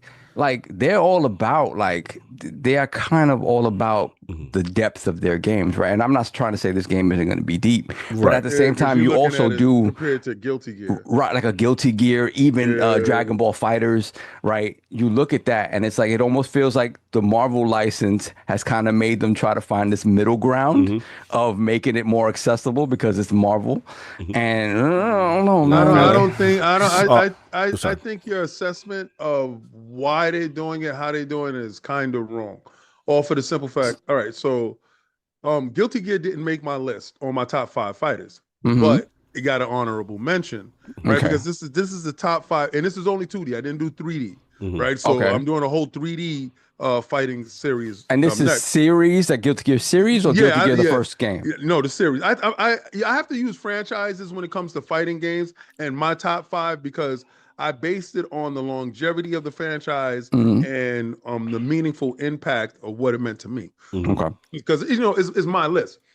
So now, when it comes to the Marvel versus, and they added the tag team feature, I felt it watered down the move set and getting to the nuances per character because you had to rely on that character in that fight. So if you have something like X-Men Children of the Atom, that comes out, you learn Omega Red, you learn Wolverine, you learn Spider-Man. But when you came to the Marvel versus, then you were able to pick 2 characters. You had your tag team character, and you would set somebody up. You have a heavy reliance on Wolverine, and let's say Spider-Man is your next character, and he'll do a kick-in juggle on a super. It gives you different nuances. So they didn't like the reception of Marvel Infinite. Remember that? Yeah. So that thing didn't hit well. And I think that was the lowest selling one when it came to that fighting game, that whole series. And you notice how that wasn't included in the collection. Right, because that was something like a bastardized version that they put to the side, like we don't recognize you. You went too far off the path. I think Arc Systems is trying to revitalize that broken name and bring a game that is in the same vein of those Marvel verses with the same feel, but also put their spin on it with how it looks more Eastern, more Japanese, more Asian centric when it comes to the game. So I understand you're upset with it, but I also see how they're trying to fix it. So they're actively asking what's wrong with it. So I like that Arc Systems is asking. They say it in the chat, Solve, that they feel you would probably like the new Avatar fighting game. It's kind of what you're describing. And then also Don even says Avatar. An Avatar fighting game? Oh, you ain't see? Yeah. They got that new new joint. Yeah, some joint. So I think it's how did I miss this? Some joint going through. I'm trying to find a clip. And then Don was like, yeah, Avatar is way better than Tokon Fighting Souls. And I never thought that before playing it. So yeah, it looks like that's what they said out there in the joint. Oh, is Avatar the Last Airbender, not Avatar, not blue guy. Avatar, the blue guy, James Cameron Avatar. He's thinking about fire and ash. Yeah. I'm fighting that. James Cameron throwing heads. You know what? I've never watched Avatar, but if it's a good one-on-one fight, you know what? Man? Bring back toe ball #1. Let's get some Dead or Alive, man. Now we can't do some of that. This looks good though. Oh, this looks nice. It's fire. It's fire. No doubt. What else we got? All right. Let me see. We got any more? Pinky Up Gaming done attack. We have the Silver Squire, $2 super chat. Cog won't be laughing once he's in the toe crocs. Y'all gonna stop this, man. Road to Germany, y'all doing too much already with this. Are there toe crocs out here? There's I don't know, but somebody said it these very disturbing issues with toes poking out of croc holes. They had the toes the hanging out the croc holes, son. Yeah. And they said, they hit me and said, King, we got you. Cog is on this when we do next challenge. Son said, nah, I can't co-sign this. Son. Ridiculous, man. Oh, shout out to I see Lucius put the clip, Maximilian dude playing the Avatar joint. I'm gonna put it in our chat. Yeah, I'm watching it right now. It look crazy. It look dope. I ain't gonna hold you. Hold on, I'll put it in our personal chat so you can see it, King. I just put it there now. Yeah. Oh, I never seen it. This is my first time seeing that joint. Look crazy. But yeah, y'all gonna chill with them. I still play fighting games hard. I feel that. No doubt. You good, son? Yeah, I think we're caught up. All right, cool. So let's get to it now. This is back to you. Since Attic, we waiting in progress. Hopefully he'll join us after that late night bender that he had. Attic got drunk at the bar. Drunk at Octopath Traveler bar. But yeah, man, it's time. That Metroid Prime 4 Beyond. You are the one that has played. We have not got a chance to play, so we're going to hear about this. Tell us about your experience. They're currently sitting at an 80 on Metacritic. So sitting at an 80. How many reviews? Looks like 79 critic reviews right now. Okay. Yeah, but sitting at 80. So where are we at with Metroid Prime 4 Beyond, sir? Yeah, man, Metroid Prime 4, the game that I thought would never come out. 20 years in the making, rebooted probably multiple times until they decided, hey, why don't we just give it back to the guys that made the first Prime games that were really good. And then they got Retro back on and I think even Retro at one point had to fully reboot what they were working on. Like, obviously, whatever the game was when they came back onto the project got rebooted. And I think at some point during their development, they were like, oh, no, we have to kind of start again as well, which is why here we are in 2025, finally getting Metroid Prime 4. I gotta say, man, like, yeah, I know it's gotten some hate online about, this character and stuff like that. It's good. It's good. And it's good in ways that for those of us who have been playing the newer Zelda games that are kind of like hoping and wishing they bring back dungeons, play some Metroid Prime 4. you got yourself some dungeons. Like, you got yourself some real Dungeon Bros gonna be happy. Dungeon Bros are gonna be happy because when you play a Metroidvania, right? The kind of status quo for this type of game is, hey, you get these abilities that open up sections in the game that you've already been through, but certain parts you couldn't access, right? So you're able to go back, access different things that you didn't have the skill to get to or open or whatever the case may be. Here, the upgrades that you get feel almost like special items in a lot of ways, that kind of like what you would do for like a Zelda, like a dungeon, where it's like you need this item for this dungeon, and then in that dungeon it teaches you how to use it, and you need it really for that space in that moment, and then afterwards it's like it's useful for the rest of the game, but it really was for that specific moment, right? This is what this feels like a little bit, where it has the best of both worlds. Like, you will get those upgrades, they'll be specific to those specific dungeons, and you'll use them in very cool specific ways in these dungeons, but they're also useful in the regular world, and they do also open up the classic Metroidvania stuff where you're opening up other paths and stuff like that. So all of that there is still prevalent. Story-wise, they've always had Samus as this savior, like sort of messiah-like character that is kind of mysterious to her. But these civilizations that she encounters, she has this sort of like aura of something bigger that is there to sort of save them. And in this game, it's kind of no different. So it really is basically, you start the game off, and of course she's fighting space pirates, because that's what Samus does, is fighting space pirates. And so she gets transported to this other freaking like is completely different, like, jungle world, and she has to encounter this. She encounters this new species called the Lemorn, right? And this is the species that considers her to be like a god, the chosen one, as they've named her, right? And they are the ones that say, hey, you have to traverse these, basically it's five biomes, different biomes within their planet. The planet's called Vuros. That's the planet that they're on. And she's imbued with these psychic powers that allow her to manipulate the world in different ways. So it's basically her trying to figure out what happened to the Lemorn. And that's the story. And with Zelda, I'm not calling it Zelda. With Metroid, you have to remember that Metroid it's obviously about the combat and sort of the awesome bosses and things like that. But it really is a true like exploration action adventure game, where it's about exploring the world, scanning the world for clues, scanning the world to sort of understand the environment and like and the flora, the fauna, and all that stuff, your enemies and stuff like that. It is all that, like all that exploration and stuff, but now they've, like, with the addition of the psychic abilities, and you're kind of focusing on kind of uncovering what happened to Little Morn, and like stuff that sort of sets up future conflict. So one of the things that that kind of makes its way back from old games, I don't know if, I mean, not too many of us played what you would call it, Metroid Prime Hunters. Metroid Prime Hunters is, God, what was the name of, I keep forgetting his damn, Silex.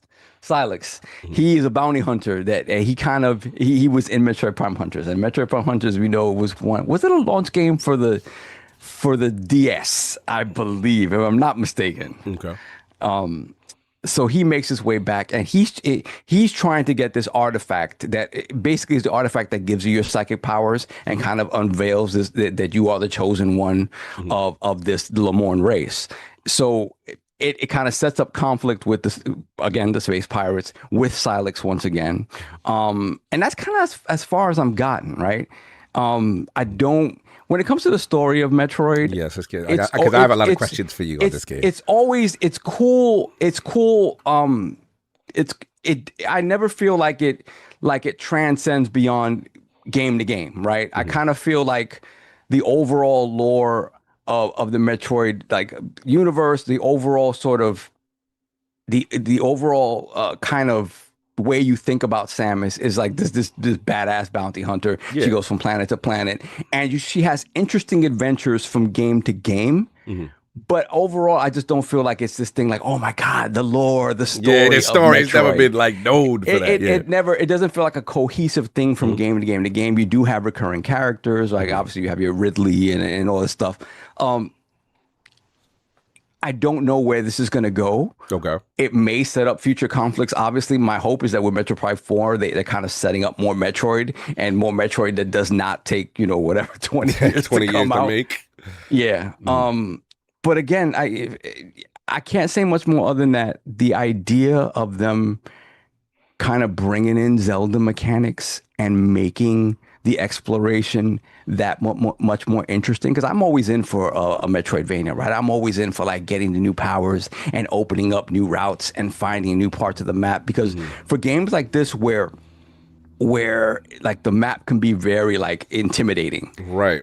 The idea of like, oh, I can't get to that, I'm gonna forget about that for now, I know I'm gonna get something later that's gonna allow me to go there, I'm not even gonna worry about that. It allows you to sort of compartmentalize parts of the game, where it makes it easier. Like it's easier to digest, right? Okay.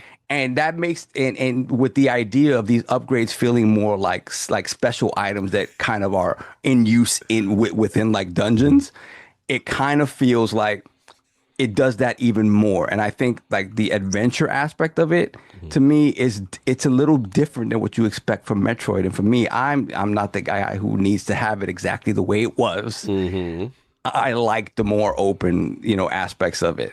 I don't care. Don't ask me because I don't care about this dumb beef with the motorcycle in the desert. I do not care. I'm gonna ask you. I got questions. I do not care. So people are saying so. That is as a care for the petty. I don't care. So just for clarity, for the people who don't know, there are people who are saying that the bike section is a very bland, open world, and that it's a little. It reminds me. It reminds me of when Gears 5 did it, and I was like, "Why did y'all need to do this?" When they did the section between the section, when he was on the little sand joint, the little skiff or whatever it was. Okay. It was not needed. It's a cool little break. Yes, I feel for y'all, the ones that need to have your Mob Deep playing in the background or whatever you need to play. Speaking of music, that is another controversy. That's what I was gonna jump in on. Locking music behind an amiibo. Solved. What do you have to say for this part of people are in an uproar about this? Since I had no plan. I want to ask how many of those people that are in an uproar about this had plans to buy that amiibo anyway. They didn't, right? So it's not part of your game. Don't worry about it. Oh, you ride it. You turn it into Donna Taco. I don't care. He riding, King. $30. This is where Donald Taco being Donald Taco is very helpful. Here we go. Super chat. The music is unlockable in game. The amiibo only lets you unlock it early. There you go. It's in there if you want. Breaking it down. You're breaking it down. The nuance to it. Taco. I appreciate your nuance. Right in this very moment, I really appreciate you. So just for the record, Donald Taco says it is unlockable through normal play, but if you want it early, you get your amiibo. Is what the streets are saying. It's Nintendo. Nintendo is the most consumer unfriendly company they are. They was Mario. Hello, it's me, Mario. I'm in your pockets. All right. This Question is what they 4. People had issues with the cringy dialogue NPCs. Yes, there is. Yeah, okay. So there is a McLovin slash McLovin slash like Rick Moranis type character. I think that's what Hogue called him, and that's perfect. Yo, Hogue is stupid. I love Hogue. Yes, it is their attempt to add a bit of levity and kind of fill in empty space. When you've played Metroid, right? Metroid is all about the atmosphere.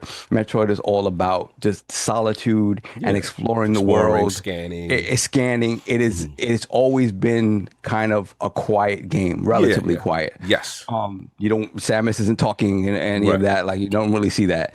So I guess they felt, and again, we've had this discussion about how Metroid does not sell well. Metroid is not popular in that way, right? And so Nintendo did not promote much on this. And they never have. What's they never up have. With that? I don't understand it, to be perfectly honest. I don't understand it. Because Metroid as a game. What's up with that? When they get to my part, you'll see. I love how King always loves to hate on Samus. He hates on Samus. Wait. No, he clouded me. He wasn't hating on Samus. I'm hating on Samus. No, he don't hate on Samus. Character I like over there. He clouded on me in the way I said it. I know what he clouded on. I remember he was killing me when I was talking about Dreadsoul 2 million, and he was like, "Oh." That's after dark, but we will continue. Anyway. So 2 million. So what? You trying to do 2D? Right? Nobody kidding. Here we go. But no, yeah. I mean, it doesn't do well, and I don't know why. And part of it is that they don't promote it as a top title, especially in the States, where it's like you have a badass female like lead. Dude, like. Back in the day, when you beat Metroid and she takes the helmet off, bro, that was groundbreaking. We're like, oh my God, I played this whole game as a woman. Like, that should have been the stepping off point. Fix your face, King. Fix your face. You know what I mean? Like, it was... goddamn face. Feminism. So you wonder why you... Feminism. Messy. Continue. I mean, yes, and they didn't sexualize her until they put her in the Zero suit, right? And then also it was like, oh, Samus has curves. Now we learn feminism. Messy. But yeah, I mean, when you compare her to like a character like a Lara Croft, obviously Lara Croft blew up in a different way, and she did. Obviously, Lara Croft came, later than the original Metroid and Super Metroid. But yeah, I don't get it because these games are great, whether they be 2D games. I think Dread probably jumps to my number 2 overall Metroid game. Fire. After Super Metroid, Dread is right there. Dread is it. And this is right up there with Metroid Prime 1, 2, and 3. Like it really is. Let's talk about performance for a moment here. And I gotta Switch 2. Oh my goodness. Gang. Bro. All of a sudden I'm playing this game. One game. No, it's not the same. Here we go. You could say that. PlayStation 4 to PlayStation 5. You could say that. You could say that if it was a third-party game, or this is a first-party game. It was developed in conjunction, so it is not always just a port. It's a port. He does not like them getting any credit for fidelity. Yeah, no credit whatsoever. I'm just talking about it. The game runs at 120 FPS locked. Should run at a lock of 276. What? 7 years late. Okay, tell me what Xbox game of yours runs at 170 anything. Tell me. I can tell you a lot of games that run at 120 frames per second. Let's list them right now. Yeah, with a game with a console. With a console that runs at minimum what 50, 60 TDP. You have a 10 TDP handheld that I put on my desk, not plugged to anything, running at 120 F. Stop it, sir. You're not gonna beat me. You're not gonna beat me on specs. Gang is outside. Yeah, Switch gang. Listen, How you gonna sit here and look at the Switch and be like, 120 FPS is not impressive? How is that not impressive? In what world is that not impressive? King, what you got for that? You got games running on your ROG Ally X that can't hit 120 FPS. No matter what you do. He went at Allah. He went for the Allah. Tell me. He went for the Xbox ROG Allah. Just run on my You have games on your Ally X that cannot hit 120 FPS. I got games on my Ally that the Switch will throw up trying to play. Go ahead. Play with me, bro. I put Doom the Dark Ages on that Switch. Your Switch will take off. The arms will pop off. And the screen will crack. Is it running at 120 FPS though? I'm talking about 120. Is it running at 120 FPS? You got this bait game that look, you care about. All I know is when you ask. Don't ask me for the game in the DMs. Don't ask me to play the game in the DMs. You know what's crazy? Nobody sent you anything. He said nobody asked you for it in the DMs. Nobody asked on right. Nobody asked for that shit. Language. That's Lords After Dark. Lords After Dark. Man, go to Lords After Dark. Insider Gaming Guy. Go subscribe. Print to the chat. What's even crazier is that you can take your lips to form any type of words based upon anything that little thing can run. That other big things. You know why? You know why? Because I play everywhere. I could say that, not you. That's why. You know what I can say? Switch gang is outside. I can say this. You've been playing this junk for like 2 weeks, right? So 2 weeks you have your Switch, and now say that Switch gang. If y'all go see the app. What Switch gang? I said one game. I said one game runs at 120 FPS. Listen, I'm going at you. Look at the app. Y'all gonna know what I'm talking about. He's Switch gang. All right, so there's all this PC crap that he be talking. He's Switch gang. Oh, so he really Switch gang all the time. He really repped that red flag. I could not select the PC. I was told I could not select PC. Oh yeah. You had the bet. You had the bet on Lords After Dark. You know what I didn't pick though, right? I didn't pick that Xbox though. Oh no! I didn't pick that Xbox. Not like this. You like weak. Not like this. I understand. You like weak consoles. I understand that you select the dudes that pivot mid-round. Let me ask you a question. Who said no No mas. Listen. No mas. On your Switch 2. You like the Roberto Duran. Roberto Duran. Is he pick the losers of the fight? Yo, how is Check out State of Xbox on the Insider Gaming app for more. Yo, how's your Grand Theft Auto 6 gonna run on that crap? Ooh, that's a good one. So these gonna run. Who said I was repping GTA 6? But that's a good one, though. I'm playing it. But you know what? You know the crazy thing? You know the crazy thing? I'm gonna play it. I'm gonna play it where it runs best, the PS5. You, out of spite, are going to play it on an Xbox and play it worse. Because out of pure spite and foolishness, you are going to refuse to play it on the superior console. I'm gonna play it on the new Xbox. Am I wrong? And it's gonna run. It's gonna run better on the new Xbox. It's funny. So is the the question which is gonna run better? GTA 6. So you're gonna wait. So you're gonna wait 2 years to play it? That's what you're telling me? Oh, I'm not waiting. No, I got you just saw which Diz Pizzle he hopped on after he realized that his joint was too short. The box was gone. All I know, anybody in these streets could tell me I jump on no Diz Pizzle. You're the one. You're the Xbox spinner here, sir. We're spinning you. They be spinning you on that Xbox rod. So, King, what are you saying, King? What are you saying? What you trying to figure out? Why he's trying to rep this weak ass console? All I said, this one game runs fantastically at 120 FPS. It did feel like you were disgusted that they had a good graphical performance. And that I would acknowledge it. I have no problem with it, right? Yeah, all right, so what's the issue? You don't. Actually, I have zero problem with it. What I was telling him was, yo, stop capping with this old ass Switch game that is now running. How is it an old ass Switch game? It just came out. Just because they've been developing it for 20 years. All right, so when Fable comes out, and it runs at 120, a beautiful open world, it's whatever. Not running at 120.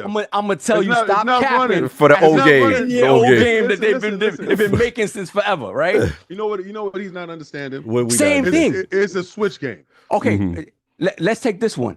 So when GTA 6 comes out, after 15 years in development, I'm gonna tell you, stop capping for that 30 FPS game. I mean, you do kind of got a point, though, King. Is it not running at 30 when it comes out on that console? Right or wrong? Switch game, right? Yes. Why don't you play it on the console that it was made for? What you mean, Switch 1? Let's check it and tell me if it runs at 120 on the Switch 1, what it was made for. Why? What do you mean what it was made for? They developed it in conjunction. So all of a sudden, they restarted the game. They restarted the game and did it. Nah. This is why people fold to you. This is why people fold, because they're not smart enough to realize that you're talking BS. None of this makes any sense.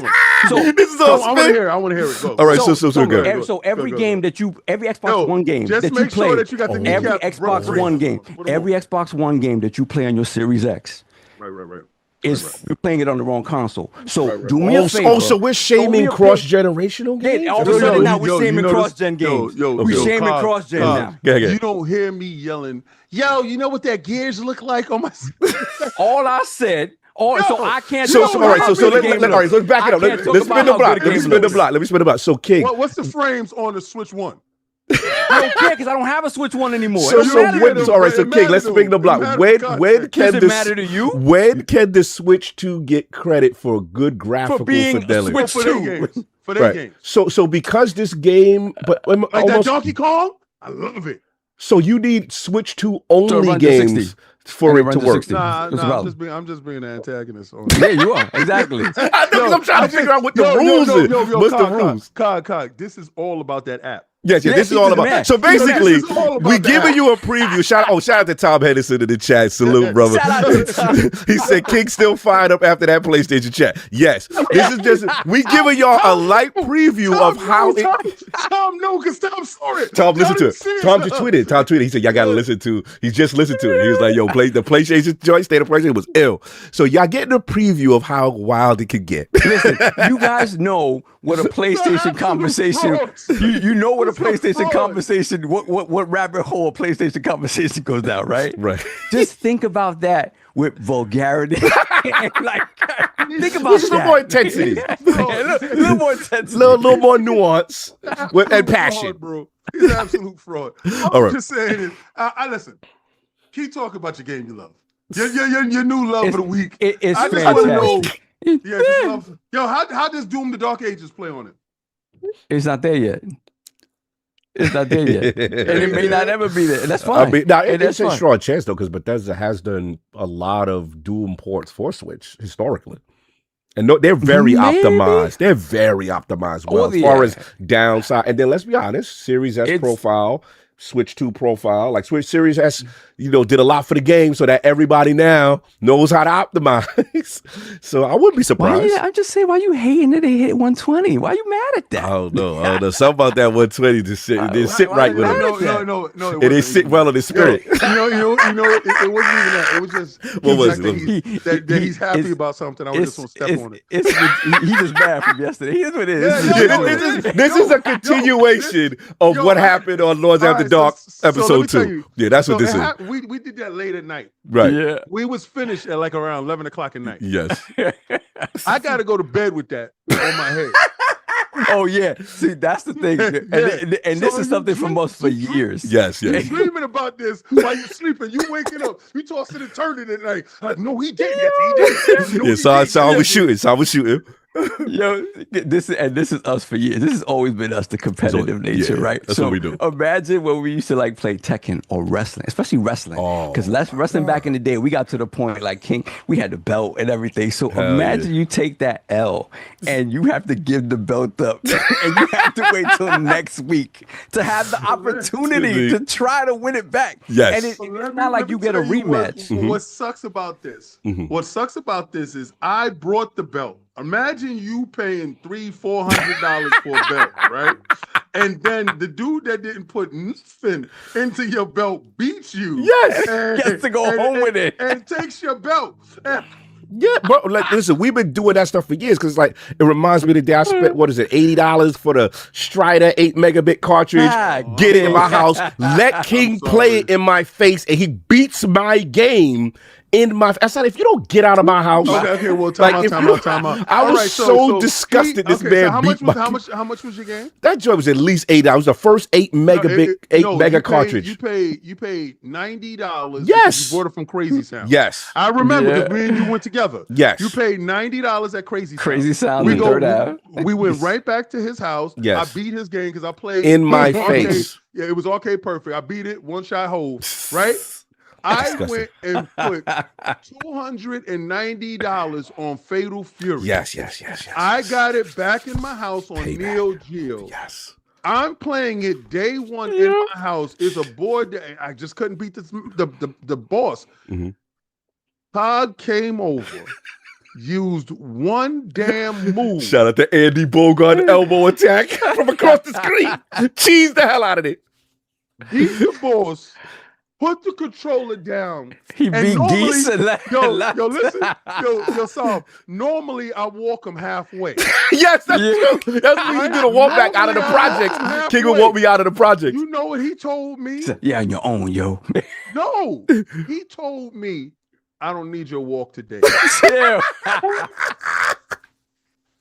Beat my damn near $300 game. And he said, I don't need your walk. I'm just standing there like, what the hell just happened?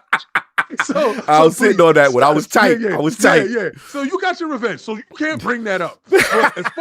As far as the revenge for you, sir, I will keep banging this drum until I get it done. Yo, it reminds me of my brother. My brother is just a game savant. Game savant, and I had to set ground rules. Like I would not take my game out of the wrapper.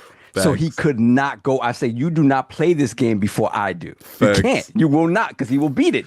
And then I did it because he's done it to me in the past. I'm like, nah, you're not doing this. I paid for these games. You're not going to have blazed the whole game by the time I get home. The baddest your brother ever got me was when we got the Shinobi arcade in the crib. Oh. And I got to Mass Ninja, and I was like, I can't beat him just yet. You know what I'm saying? But I'm gonna take care of that little tomorrow. Whatever. Yo, Kai, you wanna check it out? And I was making everybody. We had the Polaroid camera. Everybody was taking pictures next to the arcade. I was so proud to have Shinobi arcade in the crib, the arcade full upright unit. You know the story. This man sat there and beat my Shinobi Arcade before me? And had the nerve to be smiling in my face. I was like, if you don't get that, bro, get your brother out my house, bro. You ain't gonna be finishing my games in my house before me. Yo, him with platformers back in the day, that he was a problem. Savage. Like kind of like, yo, he would fail once or twice. That's it. He got it. That's it. And he got it. Yeah, it's like he processes. What I didn't like about Kaibatsu? Yeah. All right, so it was me and Saul. Me and Saul was playing games and we was minding our business. And we didn't let this was before the Bowflex. Oh, before the Bowflex got the crib. All right, so that's a whole different story. Some Z-Docs and we got downloaded the app inside the game. Salute. Shout out, bro. Y'all gonna have some fun with it. Y'all gonna have fun. Y'all gonna love the app. I'm telling y'all. So me and him was playing some fighting. It was an Unshaven. We was playing Dead or Alive. Dead or Alive 1, because we played Dead or Alive 1 on the Sega Saturn. Yes. Yeah. So we playing Dead or Alive. Me and him was in there fighting, and his mom came in because we wasn't letting Jamie hang out with us, right? We wasn't letting him hang out with us, right? So because he was just always doing wacky stuff. And I remember this is the day Kaibatsu didn't take it any longer, right? And because Saab used to like punch on him and stuff. Right? Oh, we sat there, we played Dead Alive, and Kaibatsu started beating him up, right? I forgot what man he took, but he was beating him up. Saab got up and punched him in his chest. Kaibatsu said, and he stood up. I'm not taking this any longer. I'm not taking it. Yo, and the brute strength. This man, son, he slammed him on the bed and they wrestled it on the bed. They wrestled it. Oh, yeah. I said, yo, break it up. Break it up, y'all. Come on. Y'all can't be fighting in the crib. I said, y'all, they going to think I'm a byproduct of this.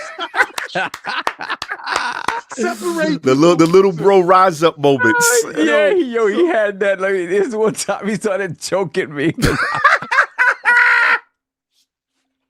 I was like, all right, cool. Like, it's like you're big now. I can't be beating up on you. I can't be thrashing you anymore. That's what I said.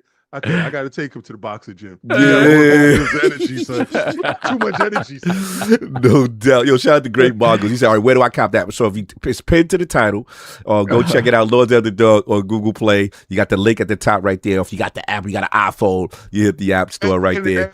Go to the premium tier. Hit me on Twitter and tell me if I'm wrong for going at Solve today. Like after what y'all witnessed, I want y'all to let me know if I'm wrong for doing what I do. Yeah. And go to the podcast sections in the premium tier. All our content is gonna be there. Appreciate y'all. And when y'all download it, y'all please put it up on Twitter, screenshot it, and promote it, man. Definitely, we got tons of dope stuff coming. Like I said, if y'all like this little snippet, that's like a mini preview of what Lord's After Dark be. It'd be wild in these streets. But anyway, I got two more questions before we move on for the prom joint. So we did the dialogue, we did the joint, we did the promotion joint, and we did the music. So we were finishing the fidelity, which was again, like I said, they've been working on it for quite some time. They were working on it in conjunction. Obviously, at some point, they started working on Switch 2 at the same time as Switch 1 because the game was taking so damn long. I don't know I didn't even look at how it performs on Switch 1, but on Switch 2, you could play it at 1080p, 60, or you could play it at 720p, 120. And I've always argued that at screen size that like, honestly, on my ROG Ally X, if they would have given me a 720p OLED screen, I would have been happier than what we got, just because the OLED screen is like, that stuff really pops. And at that screen size, resolution doesn't matter that much. Like when I looked at the difference between 1080 and whatchamacallit 720, didn't really look that much different. But again, the 120 FPS makes a difference. And the crazy thing is, your eyes get so used to, like, you're playing something at 120, you go back down to a lock 60. And it feels stuttery for a little bit because you just have to get acclimated to it. So I was like, damn, like, it really, like, they really hit it. You know what I mean? Nintendo isn't necessarily known for, like, you know, kind of polish out of the polish in terms of performance. Right? Correct. Well, overall game polish, yes, but performance is sometimes a thing with them. Yeah, man, it's good. It's good. It's good. It's not going to sell anything, but it's good. King, your thoughts on this Metroid Prime 4 Beyond? How are we feeling, sir? Let me mute my mic. We'll be here for an hour. We'll be here for an hour. Don't mute your mic because that's probably one of the titles that I wanted to launch with the machine. Yes, that's what to be honest with you. Yes. I'm glad they made it out this year. I've been looking for this title. I don't like how they treat Metroid. I think the years between getting a new Prime from the last one, it's been too long. And people forget. From what I heard, that so far the game is really good. As far as graphics. Excuse me. Y'all, I'm teasing him. I'm messing with him. Of course. So and y'all gotta have comedy. If you're not gonna get comedy, I don't know what you're gonna get, but you're gonna get fun and levity here. And you're gonna get pushback. I know who to tease and who's gonna fight back. He's like a wild pit bull. So I like I learned from him. So y'all know. Yes. I learned from him. Yes. And he knows my dip outs and stuff like that when I do stuff. So when he says stuff, it's funny. But this is the game that was probably highest on my list next to Donkey Kong and a new Mario, right? I do want a new Zelda. I'm not really into that whole group fighting Zelda stuff. It's cool, but I want an actual traditional type of Zelda. I want to know what's going to happen with all that stuff. But other than that, the console to me and the games, I don't like the stagnation in between. Right. I think when we did have the drought, that they should have put at least 2 of them out. But I see their cadence, and it's cool. This is one game that I'm going to pick up. I know it's never going to go on sale. Never. Right? So and it's a smooth 70, bro. Wow. It's a smooth. Yes. It's a 7. Well, the Switch 2 version is. I don't know if the Switch 1 is. Let me look that up right now. No, I'm not getting a Switch 1 version. I don't care about that. But but when I can get something like Arc Raiders for $40, right? And you're saying it's a $70 package that I get here. I know you're paying for the lineage of the game. I know you're paying for the prestige of the game. I know where the $70 is going. But my rationale is me playing Arc Raiders at $40, I can get the other DLC for Destiny at the same time that could equal 2 of what Metroid is. So that's my problem. It's just so much at one time. And I, as a consumer, I'm trying to get the most for my dollar. Now, I'm going to play it at some time. I'm going to get it at some time. It's just not this time. It's just not right now. So I guess maybe next year when they have a lull and I want to pick up my Switch. Or if I'm going on a trip. If I'm going on a trip, I always take my Switch 2 with me. No doubt. When the bank is able, the bank is able. No. Let me tell you something, Bank. Let me tell you something, Bank. Don't do what you want to do with me. Like, because he'll be like, this is his petty. He won't say nothing. And the money's available. You'll just see a code in the chat with your name at the bottom of what he want you to do. What he want you to do. Right? So it'll be like, I won't do that. I'll do that with accessories. Yes. King. Here you go. The code. And I'm like, what's this? A little laugh out loud, Metroid or something like that. So no. Metroid Switch 1 edition. Like you tell him something, need Dyer. I need this Dyer. We're about to do this. Well, right now it's just like, cool. Get the state of the finances. Don't have a challenge. He'll send you an extra something. Or he'll get you an extra premium hot dog suit. $70. I could have did with the $30 hot dog suit, not the $200 hot dog. No, it wouldn't have fit you. It wouldn't have fit you. That's what I'm saying. Over 3 and a hit, please. Over 3 and a hit, please hit the like button, y'all. Get these lights up to at least 200, man. Appreciate y'all up in there having fun. But y'all jump in. I don't have too much to ask. I asked all the questions I really wanted to know. You know what I'm saying? Reference to it. I was surprised that the Metacritic is only 80. That's flirting. That's low for a Nintendo game. So I was like, all right. The lowest for Metroid ever. Yeah, that's a low joint. And then I did catch Skill Up's video, and he kind of went in. And I think the vibe that I'm getting for people, I'm trying to figure why people are not connecting. Now I know that the controversies initially with the NPC, that stuff didn't bother me. You know what I'm saying, as far as the NPC stuff. But what people are saying is kind of like they feel like.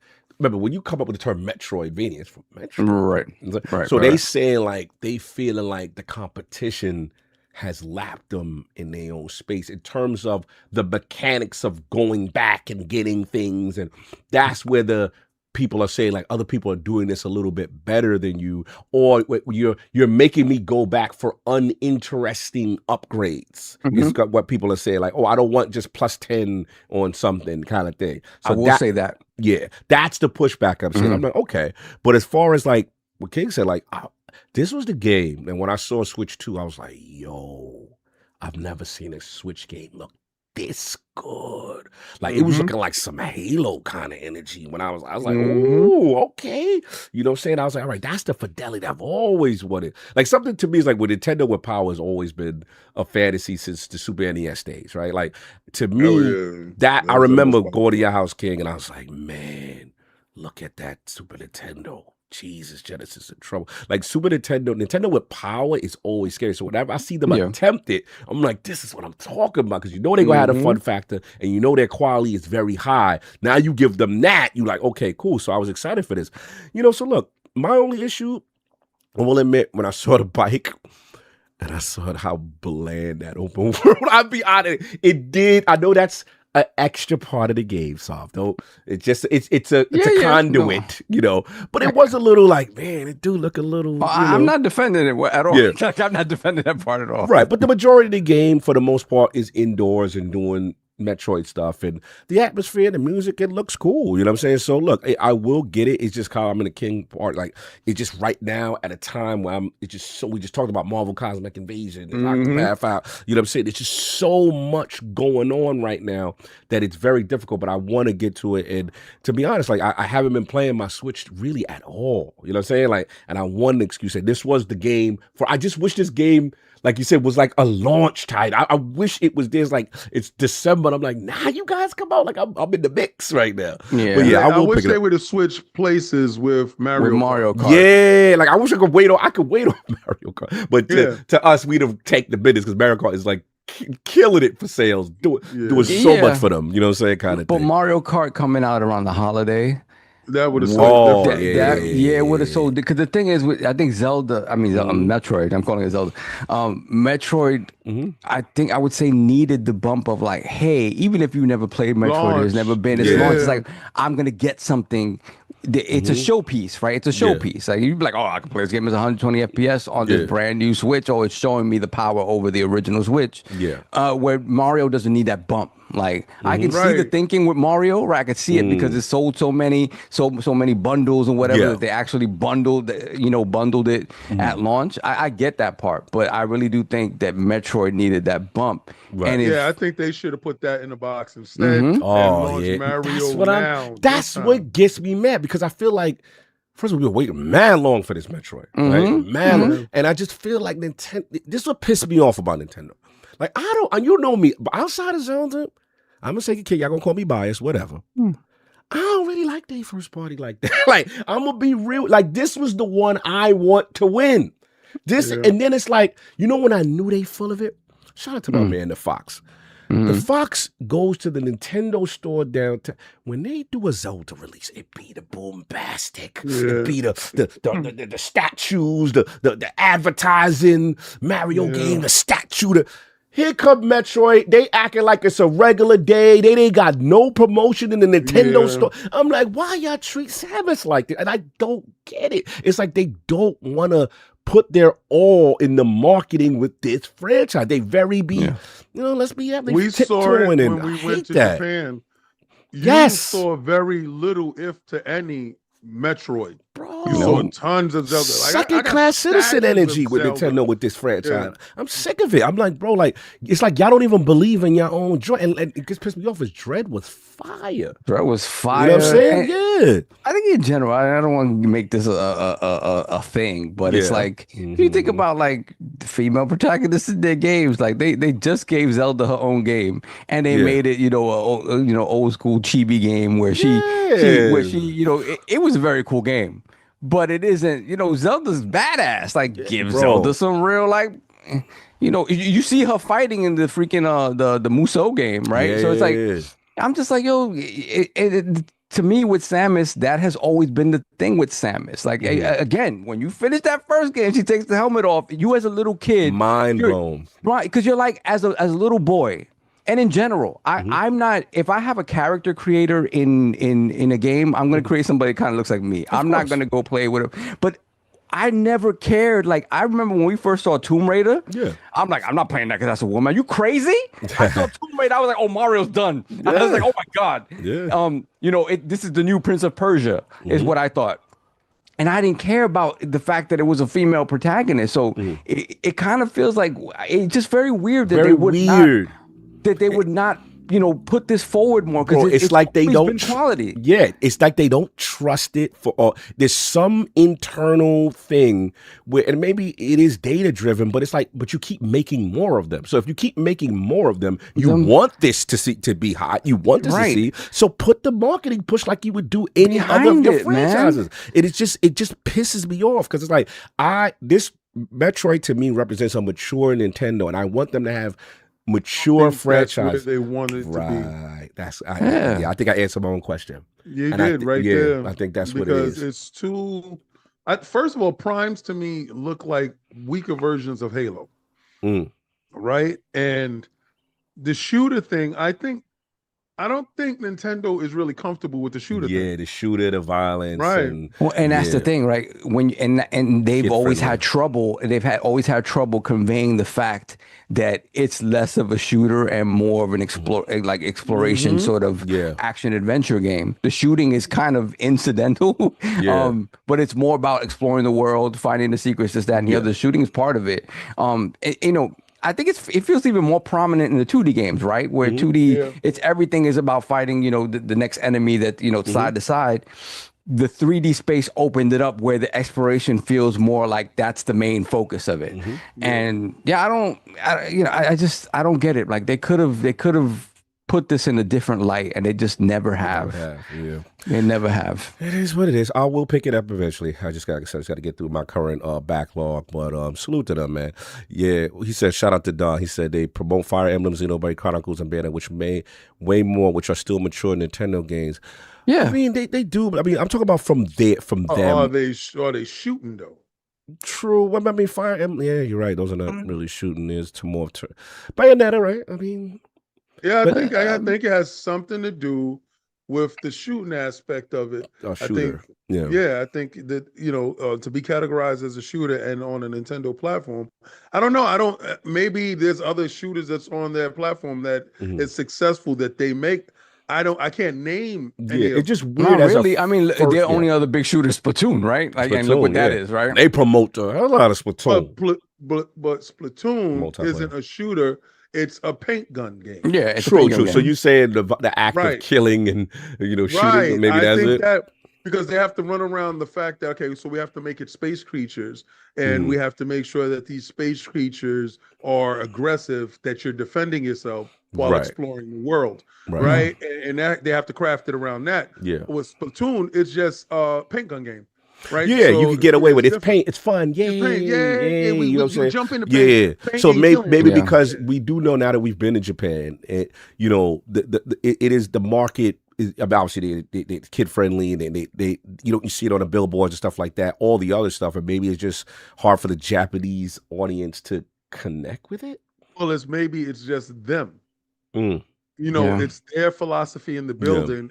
And it's them. I don't think it has anything to do with a female protagonist. Right. Honestly, I really don't. And these changes that they've made to it, right, with the NPCs, the talkative NPCs, and it feels like it always feels like they're making these games in like a cave somewhere and not paying attention to what the world around them. Because anybody, like, you know, I hope they focus tested this game with somebody. Right. This is an annoying sounding character that feels really out of place. That's what people were saying. Particularly in Metroid, right? Because it feels like the kind of character that he says a couple of words, Samus looks at him and shoots him in the face. Right? Like that's what you like. It is that kind of character, and it's like, wow, it's really jarring just to hear that dialogue period, and then for it to be that like that. So I get it. Like, to me, their attempts to do that. the open world thing where it's like it's very empty and whatnot. Those didn't need to be there. Everything else that you expect from Metroid and the Prime series is there. Right. But I really do like the direction they went into with in terms of like making these biomes feel more like Zelda-like dungeons. Yeah. Because again, for the Zelda guy that misses that from Breath of the Wild and Tears of the Kingdom, you have it feels like it in a very cool and weird way, right? Because it's a first person thing. Yeah. But yeah, that other stuff, I appreciate them making attempts to kind of spice it up a little bit and change it. This is not what this game needs in order to be successful. You just need to just put the marketing behind it and market it to girls. Like have a Samus walking around with her helmet off. Like, it's just, I don't know, man. It just feels like they're lost when it comes to this. Like they don't know how to do it their own audience or whatever with the first party. But that's it. But I will pick it up to support because it's the franchise I do want to play. But let's get the super chats and get the main event. All right. I'll pick it up when we're going to CES. Yes, sir. Let's see. You hear that, Tom? CES. Lords After Dark. Hey, Lords. Hey, what did you get there? In Vegas, Lords After Dark. That'll be lit. Vegas. That'll be lit. I would do that. My live would be us in Vegas. Well, my camera. I will have different things in my room that will actually. It will go with what the conversation we went with when we talk about PlayStation. Exactly. We'll go to CES and then we'll go across the hall to the other thing that's going on across the thing that's going on. Anyway, live coverage from that. Live coverage. Let's get it. Hold on a second. Let me see. One Pump Man, $2 super chat. I heard the music in the desert level is God tier. That's what I heard. Yeah, you got that amiibo. You got that amiibo? You get that $30 amiibo. You can do that. Shout out to Nintendo. Providing the best value. The best value in gaming. Then we have the Grape Mongoose, once again, $2 super chat. The game that locked music behind the $30 amiibo. Yes, it is. That is them. That is them. This is the first one. We had this from Donna Taco about the music being unlockable in game. He clarified. He was quick with the clarification. And then we have Donna Taco again, $5 super chat. I distinctly remember King loving the visuals of Forza Horizon 5, an Xbox One game running on the Series X. King. He's coming for you. Listen. Don't confuse me going at him with logic. I respect that. There's rarely any logic involved. It's about winning in the moment. It's winning in the moment. I'm just trying to win an argument, bro. That's all that is. Let me see. Donna Taco again, $5 super chat. Cog went crazy with the script this week. This is the Attitude Era WWF level right here. This is what they was on. They was following point with the script this week. I like that. Everybody was on point. Then we have Darn Thread with the 20 sex. King, a.k.a. the Broke Lord. Why did you call it King the Broke Lord? Hey, Jesus Christ. Hey, what's that about? No, never that. Never that. Yo, okay. From his 3-story home. Okay. Shout out to Darn Thread. Yes. Robert Kellett, 2148, $5 super chat. Can't wait to finish Prime 4. Really loving it so far and genuinely don't care for the hate it's been getting. 120 FPS in portable mode is impressive. Robert Kellett, man. You over there playing RK. Shout out to RK. Isn't that the Sega dude? The turncoat? Yeah, I was about to say, a lot of Nintendo love it. Why is he the turncoat? They call him a turncoat. Don't call my man that. Yo, I gotta look at you different, bro. You gotta look over there. He with the ops. he got Stockholm syndrome.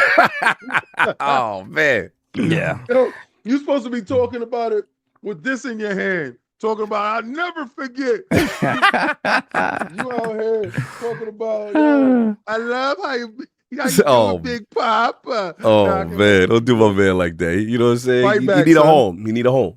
Wow. Sega kids need a home. That's just what it is. Go to Xbox. Sega kids, go to Xbox. We don't do that. I mean, they pricing my man out, though. You see the price of the rent over there in the Xbox apartments? Yeah. The brick is crazy. The brick is crazy. That Game Pass. How you got to start saving for next gen now? That's crazy. Oh, price of the apartment's supposed to go down. The generation go down. They told you. It's going to be a premium. That's insane, man. Insane. So we got a new condo for you. We have a penthouse experience. We have a penthouse experience for you. You want to stay with us? When rich people tell you, yes, it's going to be a premium experience. Oh, it's over. Those are people that have caviar on their crackers. Those are people that eat. See, you eat Ritz crackers with cheese. They eat Ritz crackers with baby eggs of fish. It's lit. Then we got another taco again, $5 super chat. I'm actually pretty disappointed that there isn't a hunter-style multiplayer mode in Metroid Prime 4. The multiplayer is A1 and underrated. Yeah, it is. It is. It just like I don't remember if there was hunters after that, but I just remember it being on DS. I didn't care for it. That thing did not sell. They not. Yeah, and it was one of those things where it was for me. I was like, I wanted an actual regular Metroid game, and you got that. Just to kind of show off the system and what it could do, right? It could do some of this 3D stuff or whatever, but it wasn't. I didn't care for it, but I get it. Hey, let me see. One Pump Man once again, $5 super chat. Not gonna lie, I thought the Lords After Dark was you guys leaning into the pause cast. Oh, did it? Stuff goes down. So far, it hasn't been. It hasn't devolved to that yet. No, we don't say pause on that show. Yeah, there's no pauses.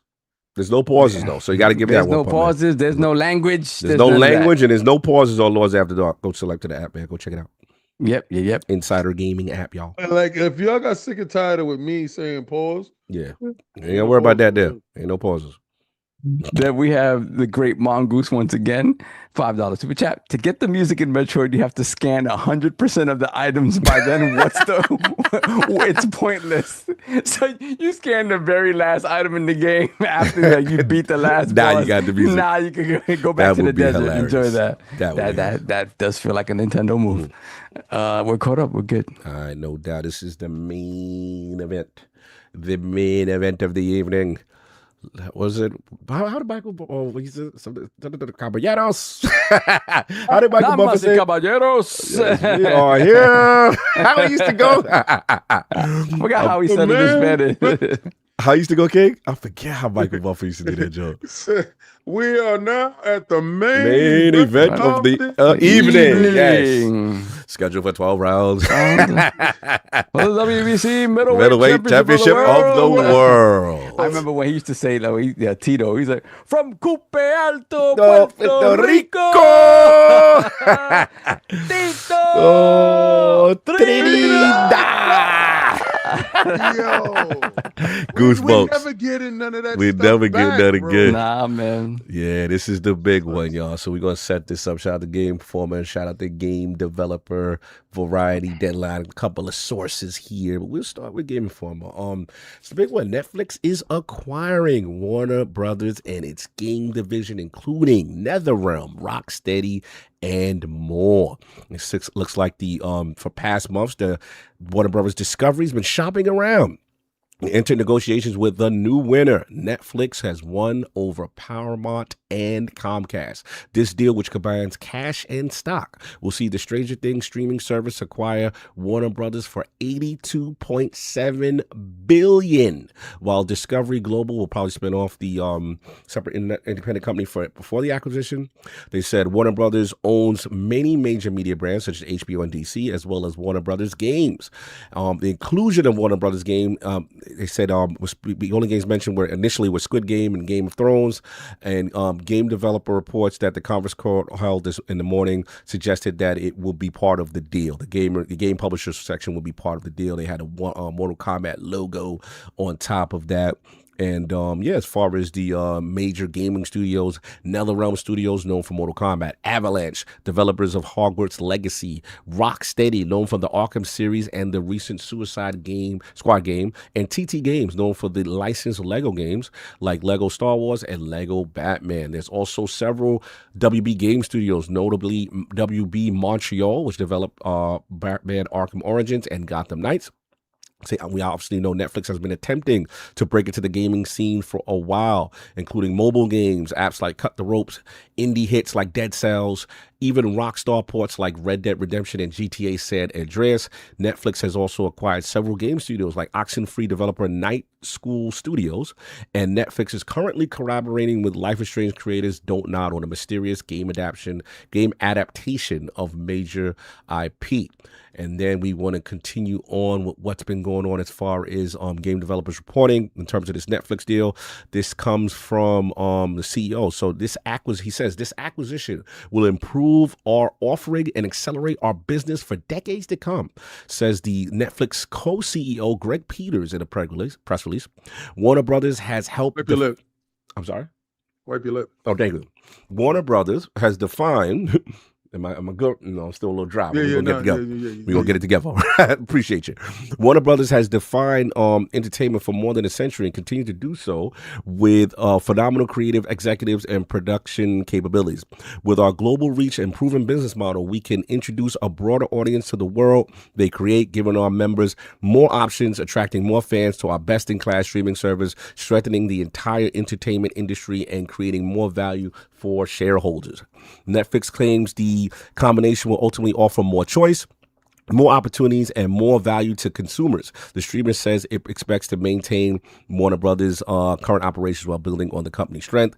And they talk about adding the deep film on TV libraries, HBO and HBO Max programming. Netflix members will have even more quality high titles to choose from, and they go on and go off with that.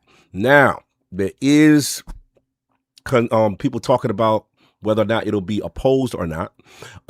EU antitrust experts say that the $83 billion deal unlikely to be blocked, but conditions may be imposed on the merger. And they say experts who keep a close eye on the EU's competition work said that it would be surprising if Netflix moves was vetoed, but said any deal would likely trigger investigation that would recommend merger conditions. They said the EU never usually stops these deals. They always do access remedies, says Christina Cafada, a competition economist who has advised companies including Apple and Amazon on antitrust matters in Europe. She says, I'm not saying it will sail through, but the process will be saber rattling, remedy clear. And then also this other competition law expert professor says the European Commission rarely fights these kinds of mergers. Now, they do say that from the political climate, there's a view that blocking the merger would not play well with current administration in terms of the Paramount section. I guess they're behind Paramount wanting to kind of hostile take over this whole situation based on what was offered.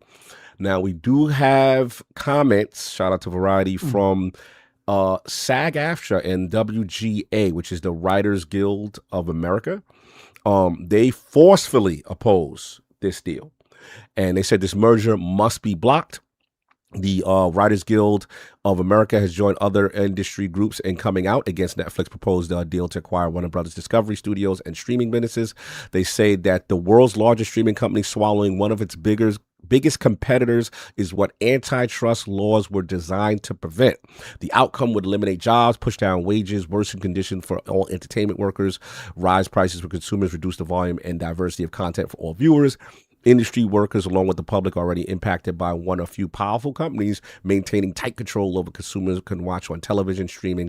This merger must be blocked. Also, who has jumped in is the PGA Producer Guild of America, and they are also against the poll. Now, it must be noted that the WGA, the Writers Guild, they did oppose the Comcast NBC deal in 2011, the AT&T Time Warner deal in 2016, the Disney Fox merger in 2017, the Amazon MGM merger in 2021, and now the Warner Brothers Discovery merger in 2022. Now, I'm going to assume that all these deals went through and they did not stop anything, but I'm just being clear that this is opposition is opposition, and is for opposition's sake, based upon the amount of money that's being flaunted in any deal at a given time. Right. So yeah, this is where we at.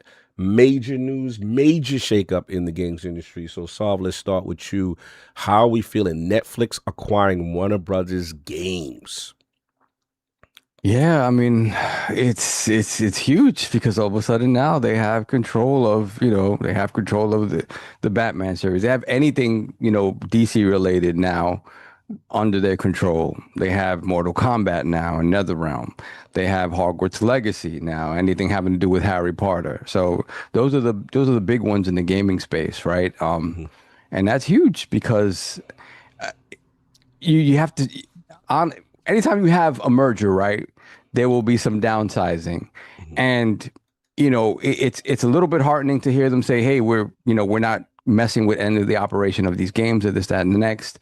And when you look at their own sort of, the stuff that they've done in gaming so far, what I want to know is like, how do they incorporate this stuff in? Obviously, they got some really big IP that it would behoove them to do a lot of transmedia stuff with. Obviously, you're going to have shows and movies, and you're going to have the gaming aspect of it. The thing about it is the gaming aspect of it is the toughest part.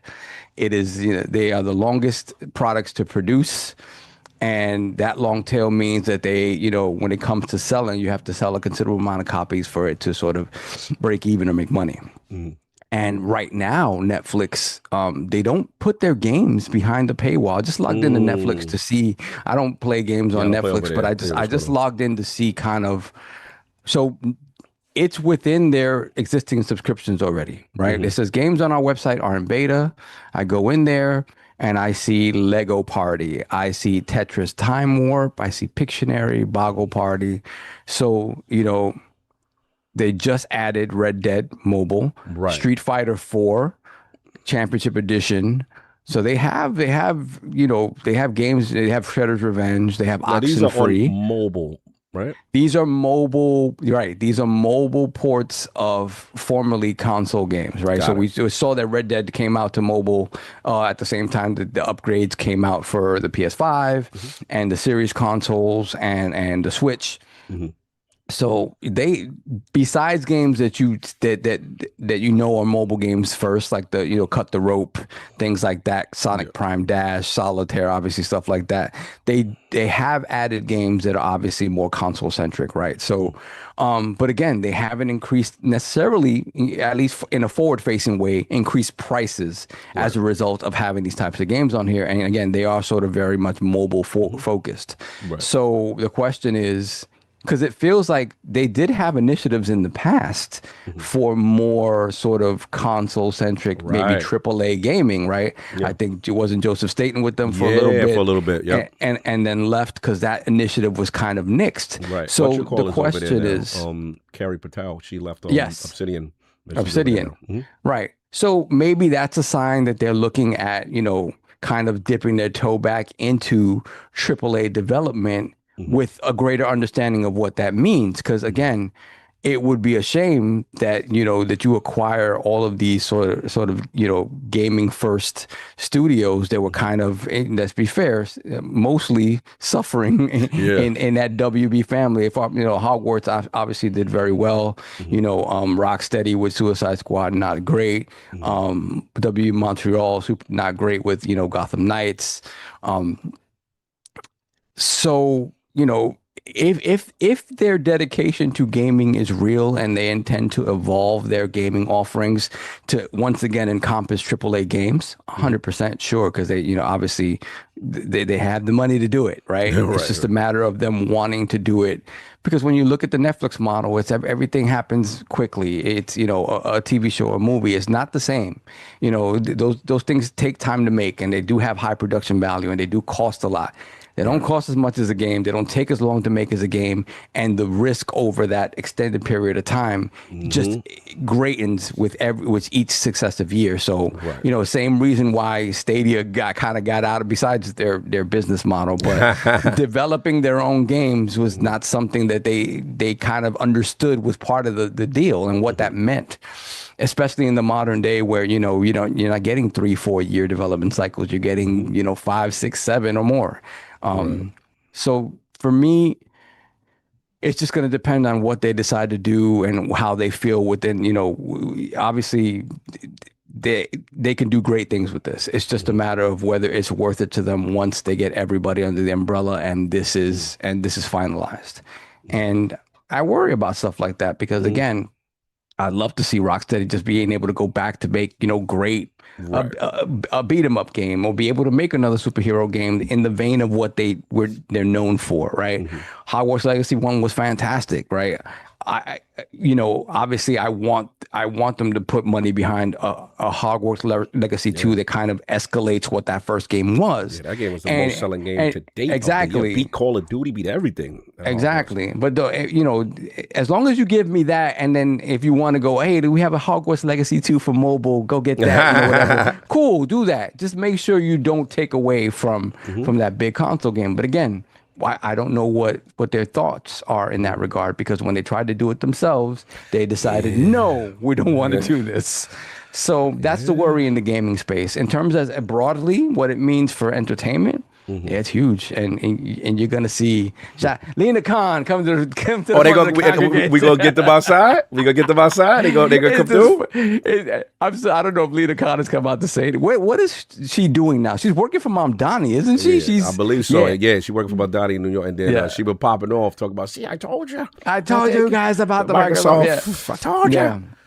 So that had nothing to do with competition. That wasn't the argument, but we gonna move on. It's gonna see scrutiny here. Obviously though, I mean, it is a Trump government, so maybe not as much as you think it might. We'll see. The UK is always about getting stuff through, so it's immediately it's like, what are the resolutions we can make here to make sure this goes through? They're not gonna really fight it tooth and nail like that. It's gonna be another interesting process. It is not gonna be an overnight thing. I wouldn't be surprised if this takes anywhere from 6 months to a year to resolve. Yeah, they said probably about maybe 18 months we're gonna be doing. Yeah. Or even so a year and a half to resolve, because this is huge. This would give Netflix damn near 50% of the market. Now, just for clarity, Sav, aren't they like, I don't say they're number one, but like they're up there, right? Like this would, they are the number one streaming. They're already, they're number one. And so this is number one HBO Max. So I just want to be clarified, because when the ABK thing came out, Xbox was number 3. Right, trying to compete with number one, and that was considered. This is monopolistic. I just want to be clear. That's what I remember. The thing with that is the people aren't taking money from Sony here. Oh, shout out to Lena. How's New York doing for you, boo-boo? So they're now protecting number one, is what we're saying. I remember they were fighting to protect number one, which I thought was interesting from a competitive standpoint. But this is number one acquiring something else to be even more stronger. So what is HBO Max? What is it? I would think it's number 2, right? I don't know where they stand, but I mean, it definitely mean making Disney them be stronger. Disney number 2. Okay. So this acquisition would put them damn near 50% of the market share. Half. So half tech. I know. Numbers, ever so technically, half is not a monopoly, right? Minimum would be 51%, but they'd own a lot and they'd control a lot. And when you think about the breadth of things under the DC umbrella, when you think about the breadth of things that happen under the Harry Potter umbrella, they're basically going through the entire books again in show form on HBO Max. That's going to make money hand over fist. And then, when you look at it's just they have a lot. They have a whole hell of a lot that now they will be in control of. Question: do you think this is? We got to ask it because we meet every. We try to meet monthly, right? Me, you, and the gang. Obviously, King. We try to meet our movie thing consistently when we can, when schedules allow. A lot of people are feeling, because we got to talk. Even though we are talking about the games on ILP, but we got to talk about the elephant in the room of the number one subscription service, basically having these motion pictures in their service, and some people are concerned about the theater industry dying. Obviously, we got the actors union and stuff like that, because if they throw this joint in there, right, and they because they were Game Pass before Game Pass, so to speak. You know what I'm saying? The thing. Right? They're streaming first. So people are feeling like now that they own this, the next Lord of the Rings, the next Batman, right in Netflix. you know, as opposed to going into the theaters. You know what I'm saying? Yeah. There's a lot of concern there. It's so with recent movies, right? They've done short theater releases and very quickly to Netflix. Like Frankenstein was in theaters for maybe 2 weeks or something like that, or something, and then immediately it was on. Frankenstein being in movie theaters was only for the awards. To meet the awards requirements, right? Because they don't want to piss off the actors and actresses. What they want to do is appease them, at the same time get into limited seatings. And they did. I think it was 13 movie theaters that they put it in, and they put it in. Yeah, for it was 2 weeks. Whatever the minimum bar was for them to be accepted into the awards consideration, that's exactly what they meant. So by the letter of the law, they did what they were supposed to do. Yeah, no doubt. And that's worrying that you would do the bare minimum in that regard, because, you know, after COVID, it was disheartening to see movie theaters shut down and people not really come back to theaters. They shut the theater down that's right next to my house. It has been there forever. And then, you know, it was shut down for 6 months, and then Regal Cinemas came in and took it, you know, and opened it back up. But it's never been the same. Like, it's never packed in there. And I question how long it's going to last. But and for them to now have, like I said, damn near 50% of the market and all.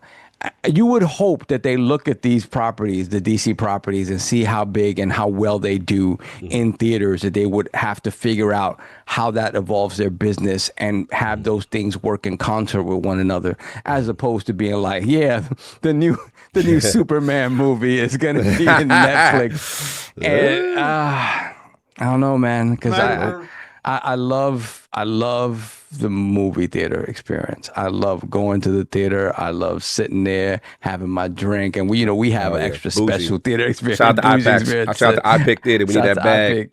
I mean that. So it would be sad if they now had all of this power and decided to kind of put a monkey wrench into that and not. And damn near they have the ability to really kill it, honestly, in a lot of ways. They do. So I hope that's not what the case is. But again, this is what you worry about with this level of sort of merger. And again, the cost savings, right? Again, for them, producing stuff in-house, putting it out on Netflix, not having to worry about whatever fees go along with putting a movie in theaters and stuff like that. That's all considerations that they think about, right? So, yeah, I don't know. It's you never. I understand the naysayers to these types of acquisitions and mergers, because it changes the entire paradigm. Like there's an entire shift of how we know things to be right now, and that's what's going to happen with this.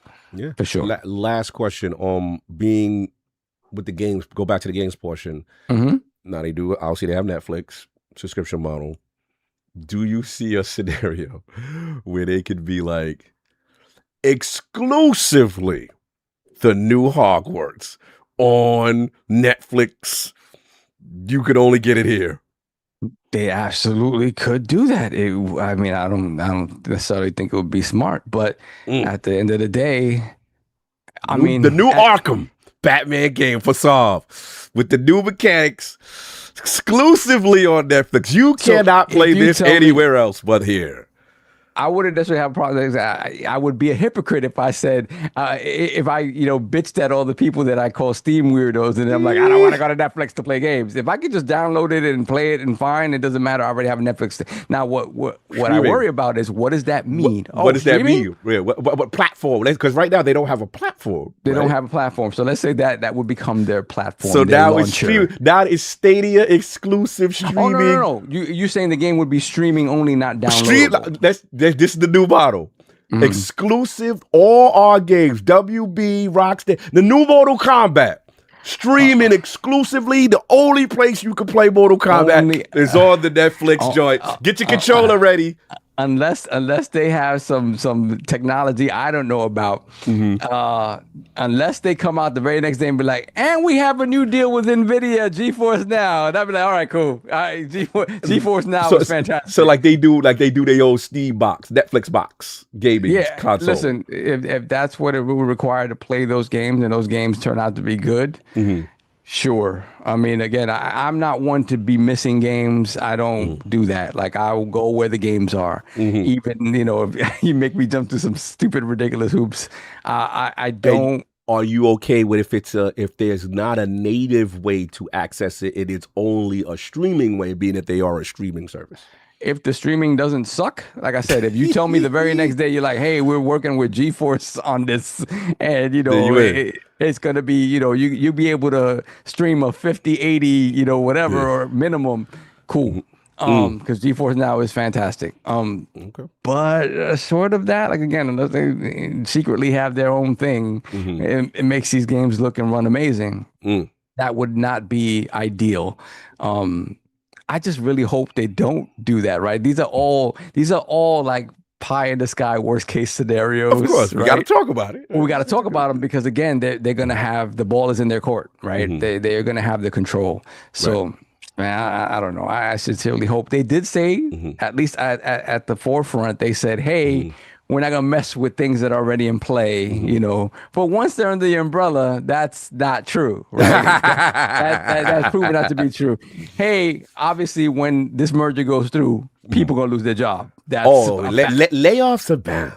Redundancy. Redundancies. Remember that word. Redundancy. Yes. Shout out to the homie Ariel Knight in the chat. Most of the time I can see how this stuff plays out in the industry, but I have no clue how this is going to play out. Shout out to Hamish K. It's huge. Yeah. It's huge. It really is paradigm shifting where you're just like, what's going to happen? How is this going to look? So I don't know, man. I go where the games are. If they're figuring out ways to give me games that are great, and you're not making another Suicide Squad, and you're making, you know, Rocksteady can make a game that's in their wheelhouse, and I'll be happy to play it wherever it is. Same for WE Montreal. I loved Arkham Origins. I thought it was very good. Gotham Knights, not so much. So let's see that. And obviously, who is the team that makes Hogwarts? It is the same name of the. I always forget. It's the same name the guys who are making Contraband. It's the same. Avalanche. It's Avalanche, but it's the other Avalanche. I believe. Avalanche Software. Yeah. So, King, here we are. Main event. Where we at? Netflix. New challenger. So WB Games. I'm going to attack this a little bit differently than I'm going to do with the video games. I'm going to give y'all what is the reason why is the problem. The reason why Paramount is in an uproar, and they offered more money. Their package deal was more money, and they're trying to figure out why is this deal going through when we offered you better. Right. We offered you better, and they will go to the board. They will tell the board, your cash out would be this opposed to this.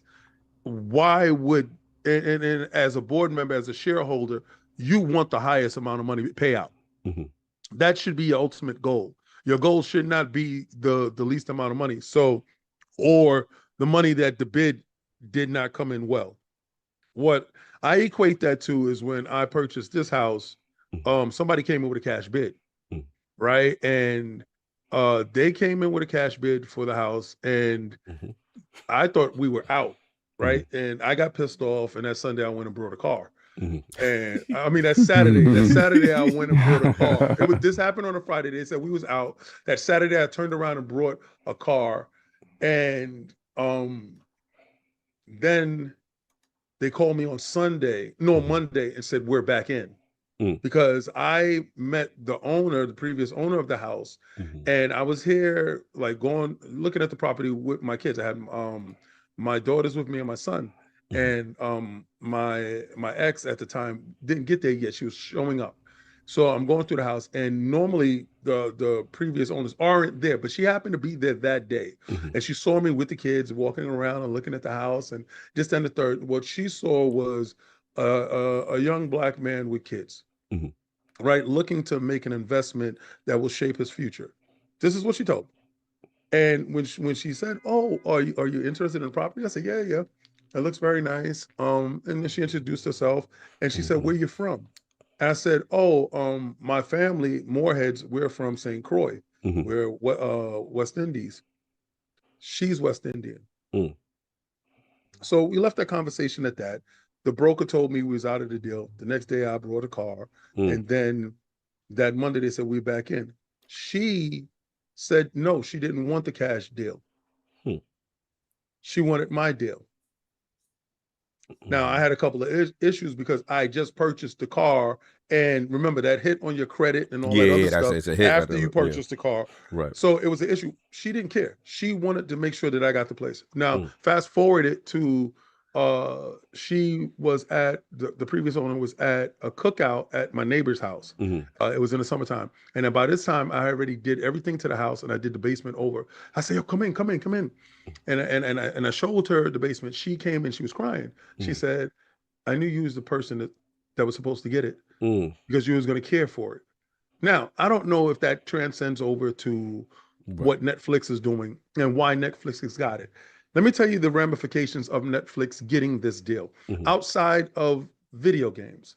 Outside of video games, if anybody has gone back to movie theaters after COVID, you have realized that these theaters aren't being packed in. Right. So concessions is suffering. They still have to have staffing. Right. So staffing is at a minimum. Concessions is suffering because they're not really selling much. They're trying to offer more. But again, movie theater prices on foods and beverages are always at a peak, opposed to you can just bring your food in and you know, save it that way. So they're losing in concessions. They're losing in staffing. Movies are bombing in the theaters. They are quickly going to whatever streaming services that are happening. Now, when you go back to the streaming wars, the absolute winner of the streaming wars, because they had platforms, remember it was Showtime, HBO, Disney, Netflix, Paramount, Amazon. HBO folded. Showtime folded. It was a cascading effect, because if you noticed it, boxing matches that we got and all that other stuff that was on HBO and Showtime suffered. They went the way of the dinosaur. You had the rise of different leagues and stuff like that. You got to look at the cascading effect of the breakdown of what COVID actually did. Netflix rose during COVID. Yes. Everybody was inside the house.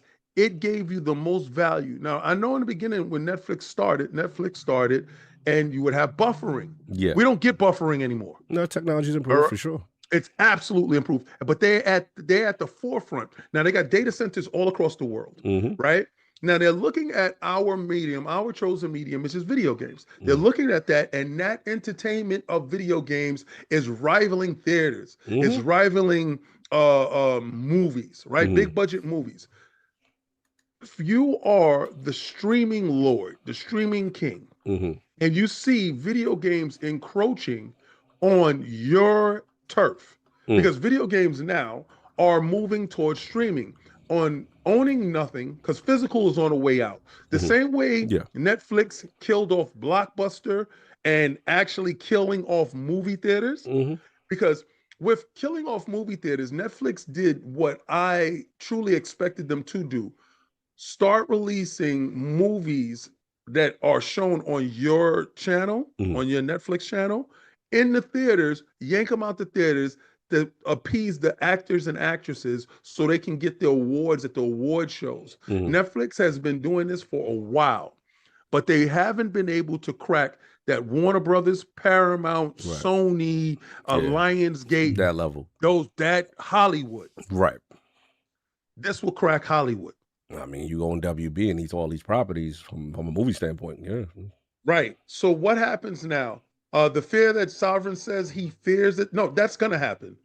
What they're going to do is they're going to make movies. They're going to have movies. They have Netflix original movies launching in their own service. Yeah. But what they don't have is the cachet. Now, what we started seeing is what they started doing was signing comedians. Yes, that's what the Chappelle bags and all that. Right. Yeah, and you could only get it 100%. You can only watch it there, right? So why wouldn't that parlay into movies? They did. When you saw the Jamie Foxx and Snoop movie, the vampire movie, only on Netflix. Right. So they got a lot of they signed deals with Happy Gilmore Productions. They signed deals with this, but they still don't have the cachet to knock off Hollywood. If you can snatch WB, which is one of the highest that's in Hollywood, Paramount is fighting this because what will happen is it will be a domino effect. The domino effect will fall. The movie theater is not making a bunch of money. I just went to the movies this month. I saw a couple of movies. All of them were Sony movies. They didn't sell well. They didn't. They sold poorly. Good movies sold poorly. Not too many people inside the theater. Now, this happens. Video games. They have these IPs. Yeah, let's get to this part. They don't have a device. That part. Now, this is my third eye crap. All right, so where your third eye open? That I like to do. I can see with the rise of the chipsets, with the rise of the pricing in RAM, with the rise in the cost of consoles, give me Stadia energy. I'm nervous.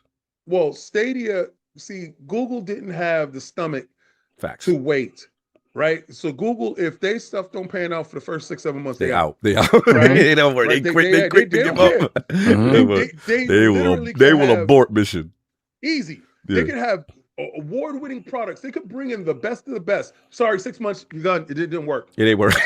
Right, it didn't work. It didn't work. It didn't work. We got our stuff. Good. Thank you. Here, your check is at the door. Goodbye. And they'll shelve whatever the technology is, and won't even sell it. Keep it. Right, because they'll use it later, and they put it in glasses and stuff like that. They're weirdos. But looking at this right now, let's say the collapse of the movie industry happens. Hollywood starts to fall apart. Right. The only person that is going to benefit from this is Netflix. Netflix, for sure. Right, literally the absolute, because they will go and purchase each and every last one of them, little by little, and put them under the streaming fold. Right now, everything we're going to get to a dystopian future where we own absolutely nothing. We're just going to have stuff that we log into because we love to log into stuff. You heard Solve says he wants the highest fidelity on whatever device that he has, so he gets 4K Blu-rays. Some of this stuff indistinguishable from a Blu-ray to a really good streaming. Right. If you have a good television, you're like, bro, I don't care. I can't see the difference. Right. I'm good. That's what the casual going to say. And we also have to, even though us as hardcore, we love the physical, we love the idea of the casual is convenience. I don't have to go anywhere. I just don't have to do anything. Right. And it's not going to cost me a boatload of money. I told you earlier, the statue business that I invested in fell apart based upon the fact that you see these statues, and these statues cost a boatload of bread. What beat them is this. What beat them is 3D printing. That's what beat them. 3D printing. The consumer will always go for the least common denominator as far as financial payout. Streaming, you will get all your streaming. You can go to Netflix and see anything that you want to see. Documentaries, anything. Shout out to 50. Now they add video games. Shout out to 50. I was literally thinking about Shout out to 50. Me and That's Addict been laughing watching that joke.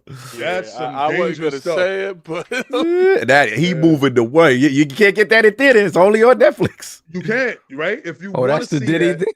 Oh, that Diddy joint is heating, Shaun son. Reckoning, the Yeah. Reckoning, bro, you got to see that. real But- quick, I want to apologize for being late. Nah, I've you been good, bro. having like massive migraines and because of these glasses. So I'm waiting for these new glasses, and last night I just couldn't sleep. My head was throbbing. I felt like my eyeballs were trying to pop out of my head. And, Yeah, we got to get and the I new took- glasses. Got to hurry up. I took.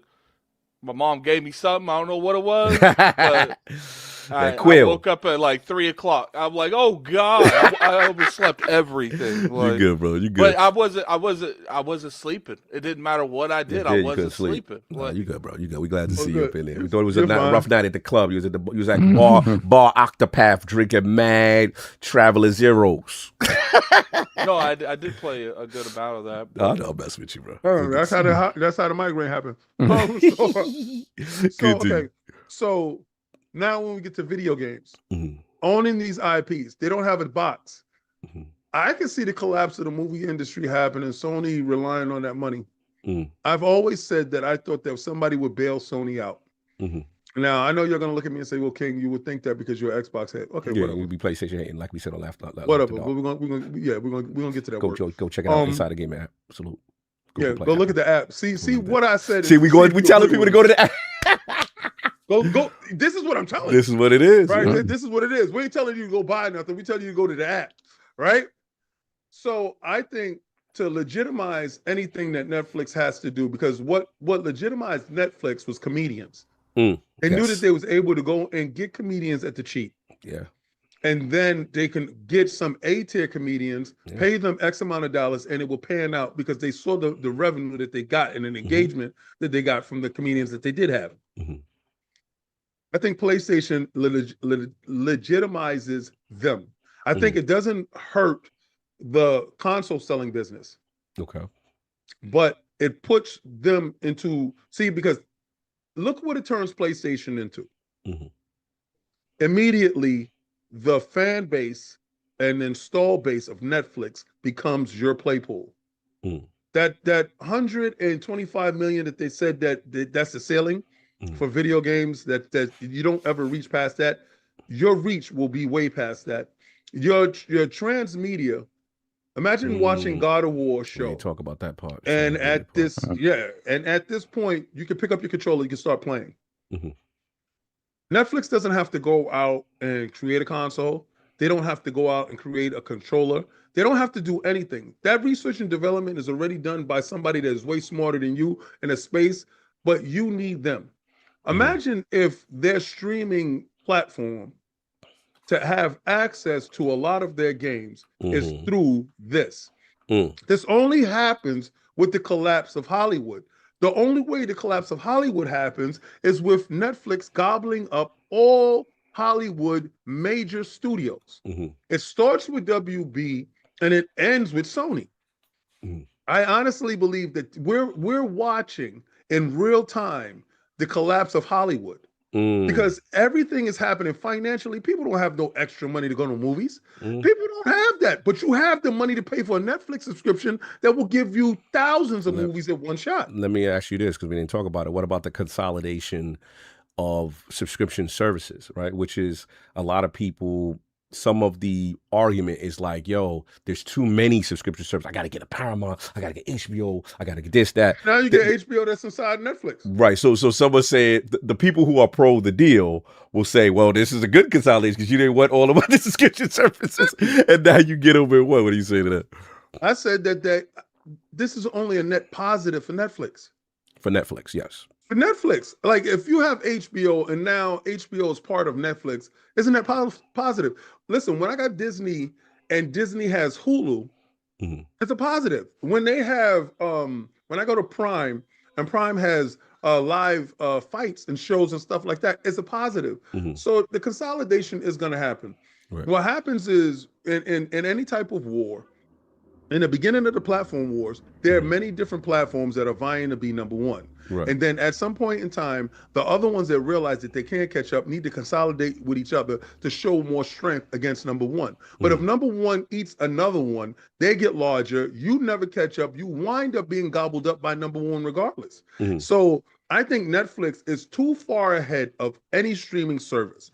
The issue, and as far as movies, video games, they see them as a complete threat by gobbling up WB, because they could have easily said, well, we'll just sell off the gaming division to one of these companies that want So you don't think that's a possibility they could still spin this? Or you think they're going to keep that? Yes. Okay. I think they're going to keep it because the ultimate goal is to have your viewing butt in the seat. All right. Next question. Do you think by them keeping it, like the question I asked off, that they will then say the only place you can play these games? I think King's saying they're not going to touch it. They're going to keep it and make sure no one else can make it. No, I think at some point they will start making games, and because they have shown a person to make games and that are available on their streaming service. Right. I don't know. Do you think they will do an exclusive to the Netflix streaming only new Mortal Kombat, new Batman with the Nemesis, Lord of the Rings with the Nemesis system only here, not on any other platform? You know where I think it would start off with? Talk to me. The next Infamous. I mean, not Infamous. What is called? Is it Infamous Gods Among Us? No, you talk about Injustice. Injustice. I think because NetherRealms is there, I think they can have the next NetherRealms game be the Injustice game tied to the Snyderverse universe that is only watchable on Netflix with a transmedia component to it. Pick up your controller and play. And I won't be able to play that on PlayStation. No, I don't think so. So you think they will push for exclusivity on some of these, on all of the appeal, or somebody else experiment? Because you know what they have always shown to me is never to play friendly with other streamers. They are like the Nintendo of it in a sense that you're not gonna catch their movies on somebody else. If it's their movie, you're not catching it no place else. But the counterpoint would be they've played. Well, I mean, it's a distribution platform, but they've played nice by allowing Netflix to be on gaming platforms, right? Well, so that's nice, yeah, because there wasn't no threat to them. Right. So now you're saying the game has changed. Yeah, it's up. I think we're witnessing in real time the motivations of Netflix.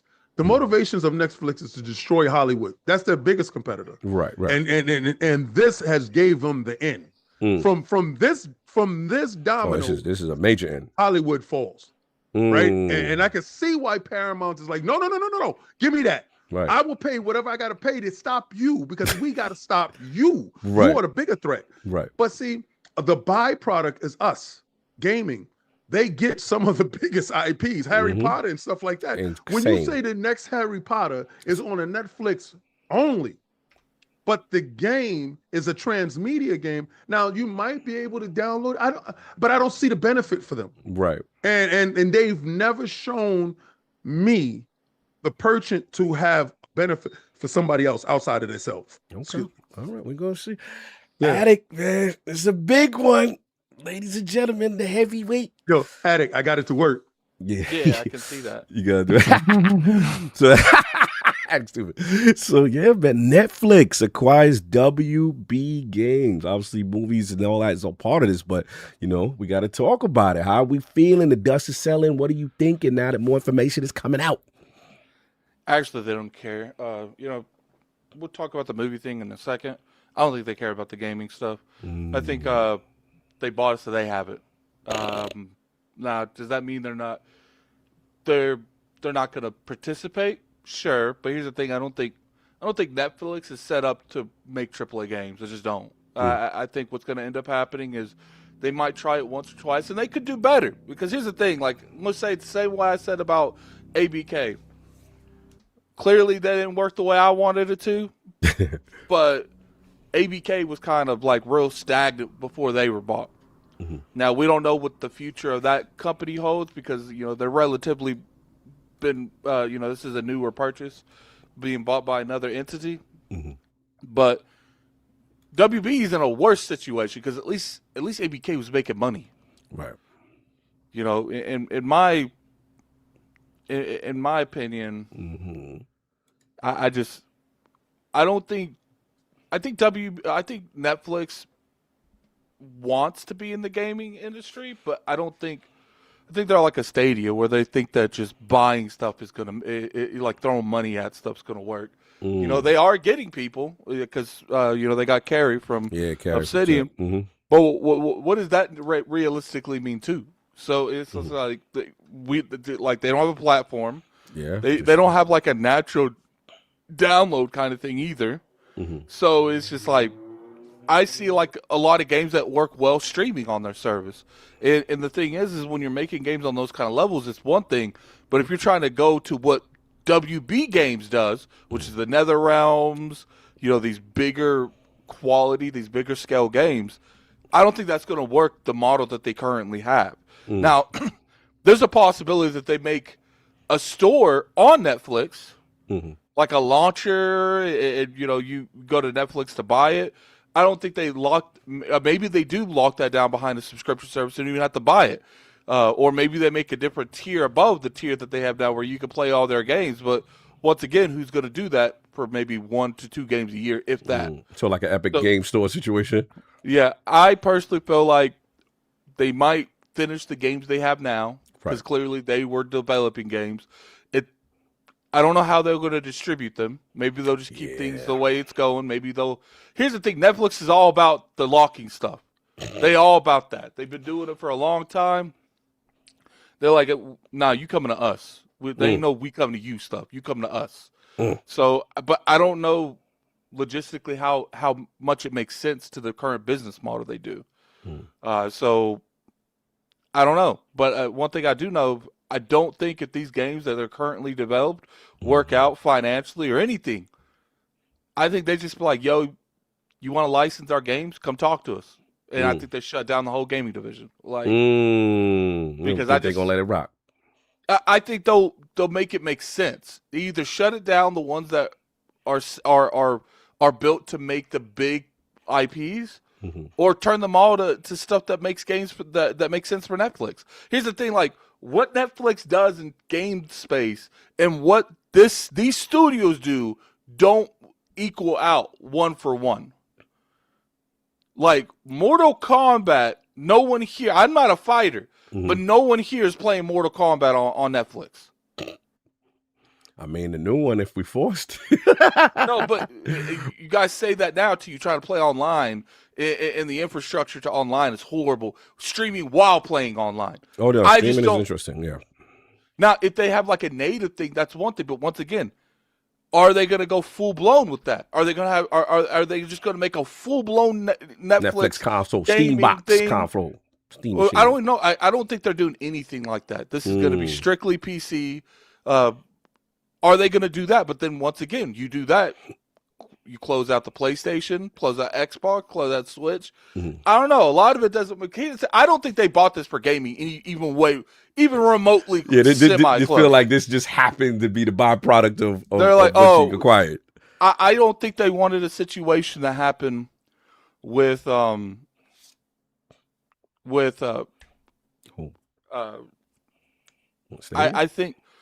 I think they wanted to make sure that there was no legal loopholes where if they just bought the rights to all of the movies and stuff and the rights to put them in TV shows and stuff, then people start making games.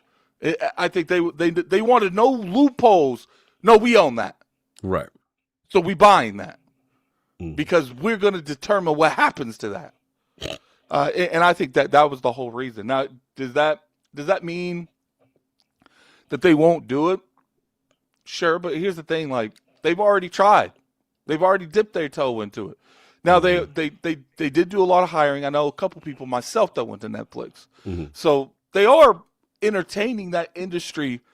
They've been but a lot of it is like smaller scale games. It's nothing huge. Now that could change. But right now, I can only go off what Netflix is doing. Yeah, I mean, in my opinion, Netflix went into this wanting HBO and HBO Max. They wanted to eliminate a competition, and they so happened to bring an entire gaming division with them. Now, what they do with them, I don't know. You know, I think this is horrible on the movie and past gaming stuff. WB. They ain't been really competing in the WB games. Ain't really been competing for like a decade. Yeah, they've canceled projects. They've been doing a lot of.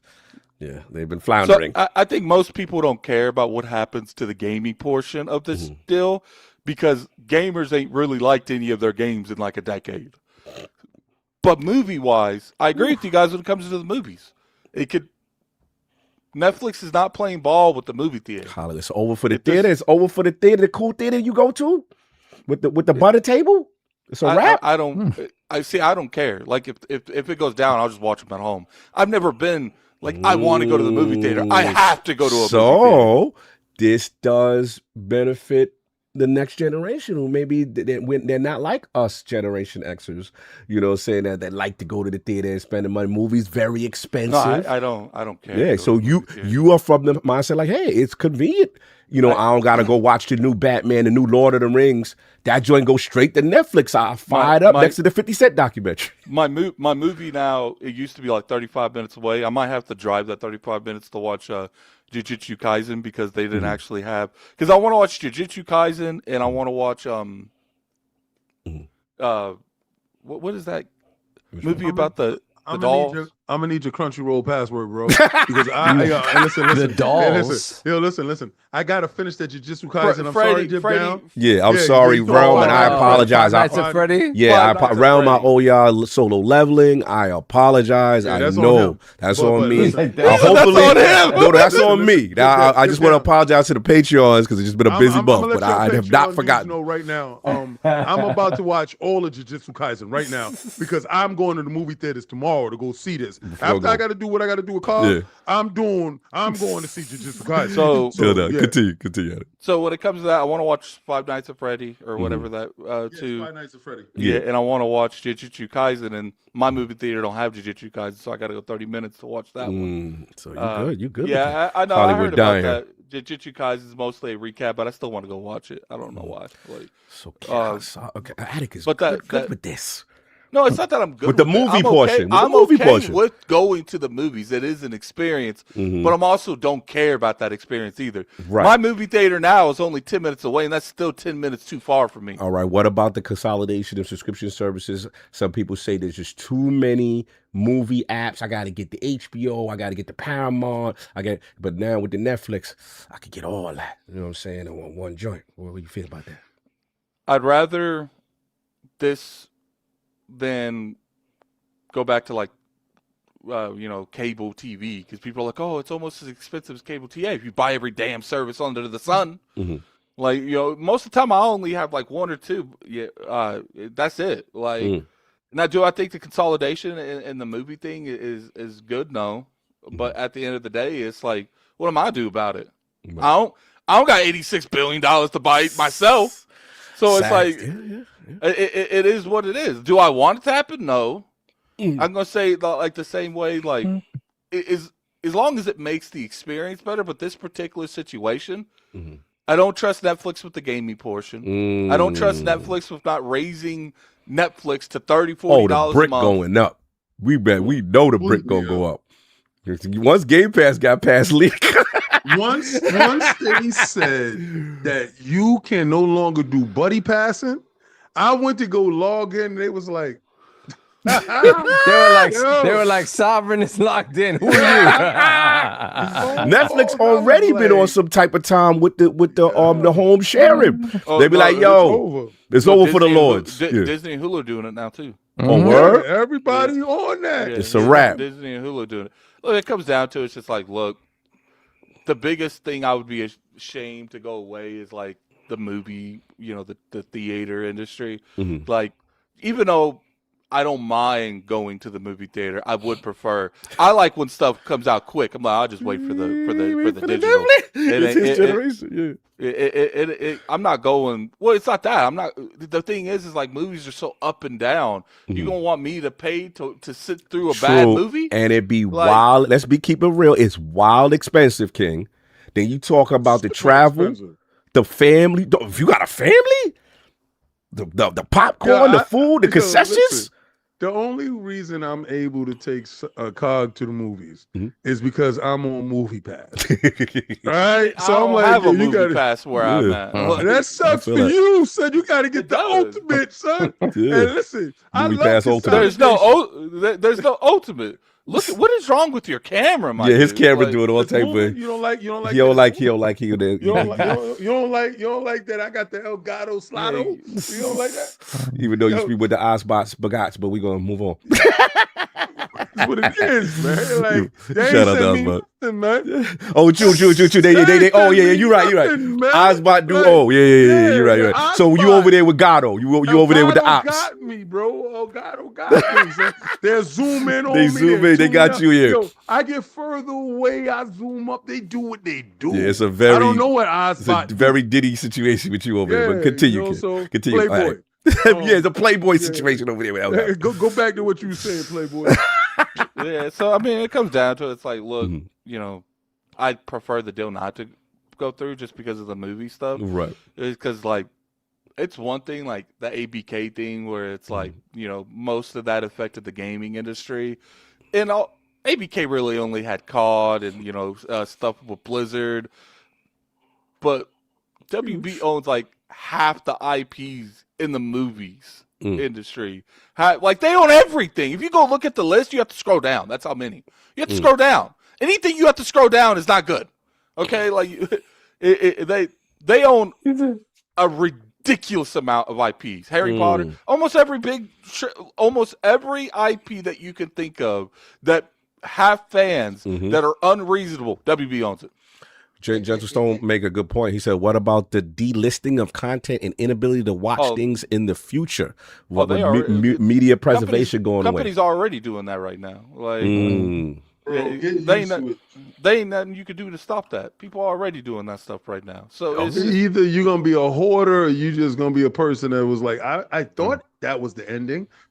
Here's the thing, though. Even though that, like, I don't particularly care about the movie aspect, I'll go watch it, but that's really important to Hollywood in making these things. Yeah. So if you take that equation out and they're not making the money up front like they used to, because they already lost the digital distribution rights to all their stuff, because they used to make a lot more money when you buy the DVD and stuff. They got money for that. They don't get money for that anymore because everything's on these streaming services. Maybe if WB, I think the only good positive thing that can happen with this, if WB does buy them, because there will be a massive strike. Netflix SAG will is buy out. SAG-AFTRA is almost immediately going to be a massive strike. Maybe with this leverage, Netflix will be able to, all these agencies will be able to use this as leverage to negotiating some fair deal when it comes to distribution. The part you missed, the experts were saying they don't expect the deal to get blocked, but it's supposed to be major concessions that will have to be made, at least from the EU perspective. And then obviously SAG-AFTRA, the actors, they're very concerned about, and the Writers Guild and Producers Guild, about this level of consolidation and how it affects jobs and competition and stuff like that. So maybe they get some concessions or protections, hopefully, because they are very upset. They have not blocked any deal, though, that they've been opposed. That's what I looked at their track record. I'm like, they have not won anything that they said we don't want this merger to happen. Every single one it went through, regardless. So just something to. I still think there's going to be some pushback on it. I think that this might even be just as long as the ABK one, because this. Yeah, 12 to 18 months. They said. Yeah. Yeah, this is and I think when it comes to like these massive purchasing like this, I think they're all pretty standard to be around that long. Like you can't just wake up and just sign a piece of paper and be like, okay, you own them. Like there's going to be a bunch of research. There's going to be a bunch of research going into that. There's going to be a lot of aspects that goes into that. It's just like, it is what it is when it comes down to it. The biggest thing I'm just worried about is the movie aspect and the TV aspect. Because I'm going to be real with you, Netflix could probably handle the gaming portion better than the gaming portion is being handled currently. Oh, wow. So you like Netflix over there. Wow, okay. 10 times. And that's even me thinking there's a good 50% chance Netflix drops the ball, but in my opinion, there's 100% chance that HP drops the ball. Suicide Squad didn't do well. They canceled. Wonder Woman. Yep. The only thing they've done in the past 10 years that was relatively decent was Hogwarts Legacy, and I had issues with that game. Yeah. So it's just like they do nothing. They don't know how to run games over there. They don't. So it's just like, look. In terms of gaming, I think it's good because I do think Netflix, they'll either do it themselves better or they'll contract it to like other parties to do it. But as far as like the movie portion, it's not a good aspect on the movie portion. I'll jump in. This is wow. Yeah, I didn't see this one coming. They beat out, was it Comcast and Paramount, right? And got up in the game with Netflix. Yeah, this is huge. This is definitely an inflection point in the industry. If I could be messy, I do find this very funny that from an uproar standpoint, this is the number one company, in streaming and the number one dominant factor getting stronger.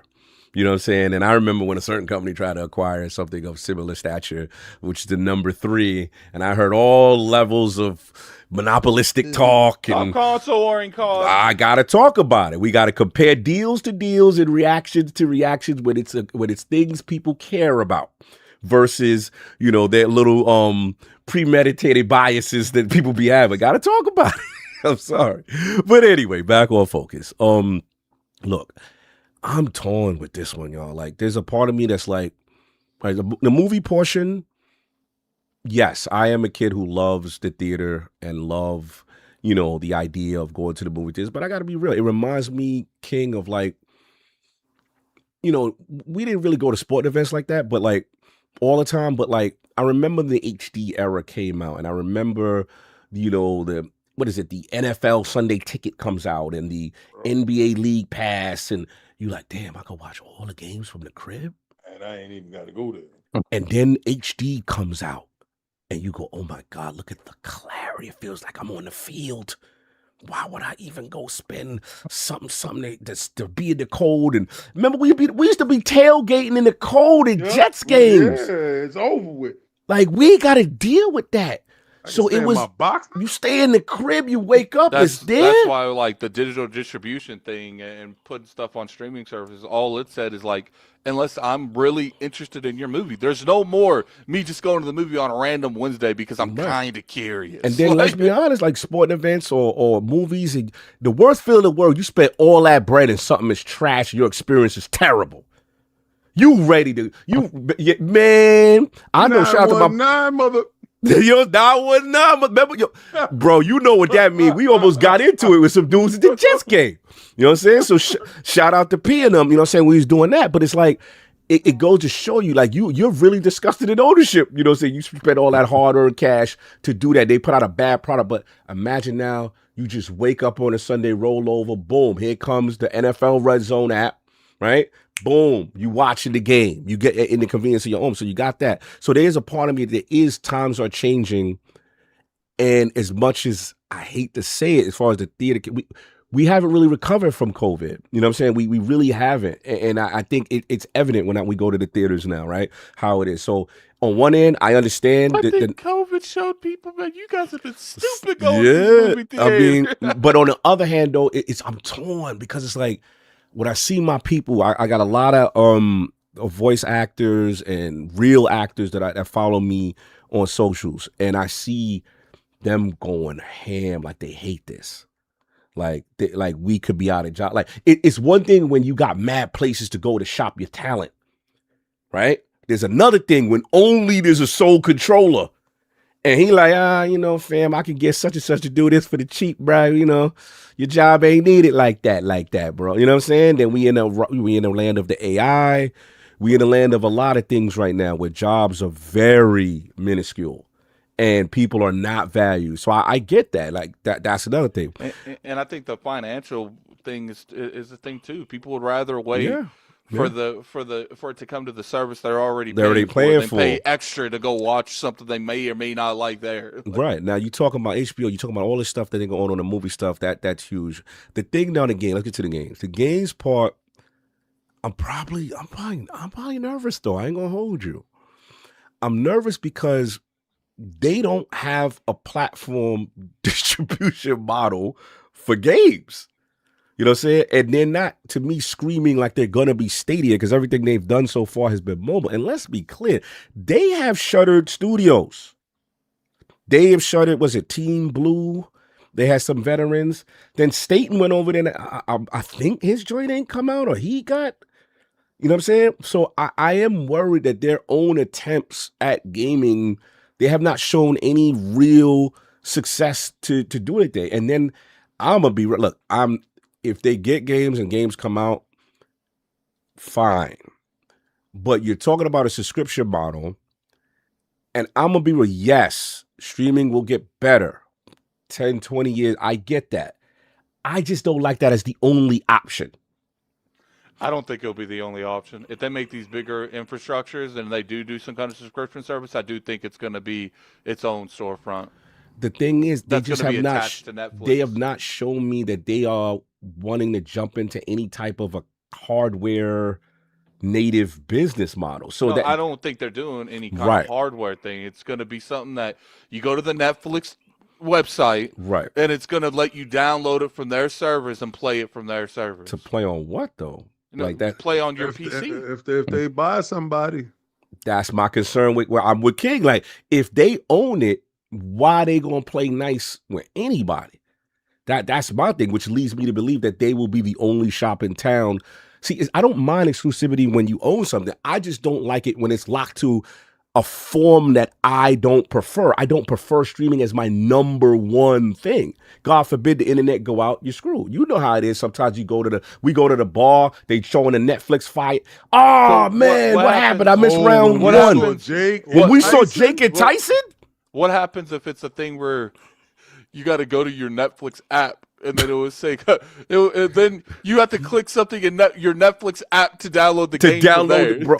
It's one thing to tell me to download, the boxing event and Terrence Crawford and whatever, and a TV show. It's another thing where it's like, bro, you could only play the Hogwarts, Mortal Kombat, and whatever Batman on this. I guess streaming. I guess to me, like, as long as whatever they choose is like a native thing, even if I have to go to the Netflix app and it's like, click this button to go to the Netflix store, I don't care. As long as it's fluid, it don't mess up. You don't like streaming like that. No, I'm not. I'm talking about a native thing. I'm not talking about no streaming thing. You believe better than me. I don't think they're gonna. Yeah, you got a lot more confidence than me than they would do that. Because when I go to Best Buy right now, and Best Buy could tell you that we're no longer to hold physical anything. Like the movie area is gone, the video games area is drying up. Yep. Listen, even PCs. You don't remember? I never said that they were going to do physical versions of anything. No, I just think Netflix whole thing is you own absolutely nothing. You're tied to us for life until you die. And that once they split up the whole friends and family thing, the little shice. They want all the bad. Because they knew about the shice. They knew about our hustle. But at least Xbox allows us, and PlayStation allows us to do our hustle. For now. Right? So that's going to stop too. Yeah. With the home, we call it the homie plan. Yo, you log in, all right, I got your library. You know what I'm saying? I think it's gonna be my way or no way. Right. Because they already got us dependent on the drug. If you go to somebody's house and they ain't got Netflix, you're like, what the hell is wrong with your life? Yeah, you do look at them kind of crazy. Right? Dudes could be, they could be whatever they're gonna be. Absolutely whatever they're gonna be. You have no judgment in a sexual life. You have no judgment in anything. If you go to your man's house and he ain't got Netflix, you look at him crazy. You really be like, yo, bro, we gotta have a conversation. It's different. I've never even remotely judged people for not having Netflix. I ain't going front. I'll be judging. So how many people's house you went to that didn't have it though? No, a lot of my family don't have Netflix. They'll have like Prime or something. My family jumps between subscriptions. They don't. Most of the time, they don't keep one like 5 jumpers. at once. They jumpers. They jump. That's the whole point. It's to go where you're wanted for that 6-7 weeks and then bounce. Then bounce off. I feel it. So just to leapers. They jumpers and leapers. I'm done. Anyway, watch y'all. Getting my bars off. The thing that is interesting though that I think that they will do if they again don't spin off the gaming and they do attempt to do anything with gaming is I agree with King that I think what they ideally want to do in a perfect world is the transmedia push. So when the new Batman or the new whatever Lord of the Rings, and then you got the series and you got the flick right next to it. You know what I'm saying? Because that's how I think gaming is really trying to survive right now. We've seen data from obviously Sony's doing it with their stuff, but we see stuff with Sega saying like, hey, our game sales right now are not what we like them to be, but we got that new Shadow movie coming. We got that new Sonic movie coming. You know what I'm saying? We're going to get this revenue right there. Thank God. They've been letting they've been letting Hollywood mess up their branding when it comes to TVs and movies for like a decade. Now they're actually taking it serious, and I'm glad on that. So, how many years went by where we say, yeah, it's just a gaming movie. Let's not watch that. It's going to be horrible.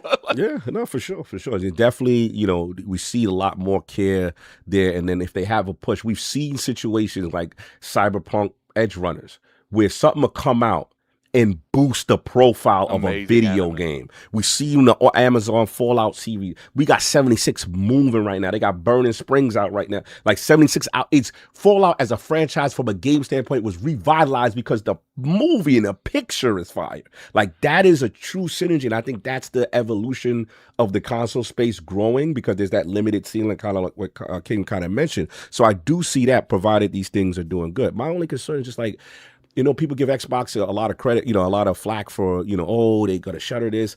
Like, my thing is these guys don't have any gaming history and any sensibilities. I do worry about that. You know what I'm saying? So, and then obviously to your point, adding your thing is, well, what was WB doing? And that's fair, right? What was they've been shuttering, what is it? They canceled the Wonder Woman game, right? What else they did? Multiverses got shuttered. They just recently shut a whole studio down. You know what I'm saying? They doing nothing with the Nemesis system. That's my thing. It's like, look, Netflix might drop that ball, and they're probably going to. Right. But guess what? WB 100% was dropping that ball. Fair. I'm just worried. I just don't like that. It's one thing when a company that has gaming sensibilities also, I just worry that, yeah, we're getting y'all, but we really just care about the movies and the man. You know what I'm saying? Like, this is just a byproduct acquisition. And I'm worried that they don't even really care about that and is going to treat that with the less care at all. And I don't think they're going to care about it at all. And they just worrying about what they're going to do to get you into the Netflix show, but the gaming division is going to lag and suffer. That's my fear. I think that they're going, in the end, they're going to become another Disney and outsource all the IRPs when people want to buy. As long as they allow me to play it on my joint, which I'm not really confident as long as if they try to make me stream something on Netflix, then their stuff just won't be played. Right. But if they give me a native experience, even if it's on Netflix, like, I don't care. Like, at this point. It is like I'm gonna be honest. After that Xbox debacle thing, I don't care where anything goes, as long as it's native, and as long as I can download it fine, and as long as there's no issues playing it. It is what it is. Like, I've been playing. Yeah, go. I've been playing Octopath Traveler 0 on Steam for like the past 4 days. I get it, but my thing is, at least you got the opportunity to play those games on that platform. My concern is, I'm not mad that they got exclusivity if they do that. My concern is the method of the exclusivity. So that's my concern. If they do go with a native aspect, are you okay with that? I would love it if they maintain status quo. You know what I'm saying? And say, hey, we're still going to distribute it to all the major platform holders. We're not going to lock it down, so you can still do native. You know what I'm saying? Absolutely. But my concern what happens if it was like one of those things where it's like you know how like games show up in your Xbox and like PlayStation, and they have other tags from like, this is EA Play or this is Game Pass. Like, the only way to play this is to subscribe to Netflix. Well, I'm already subscribed to Netflix. Again, it's just the methodology of how I access the content. That's my main thing, because I do not like streaming as a number one thing. Especially like, what's the fighting game community going to do? They're going to be streaming at Evo. They're going to stream Mortal Kombat tournaments at Evo. One-on-one with the latency being like, come on. Yeah, that's why I feel we're gonna get there. You're gonna see. No, I mean, we could get there 10 years. It's not 10 years. I'm just saying, whenever it is, we could get there.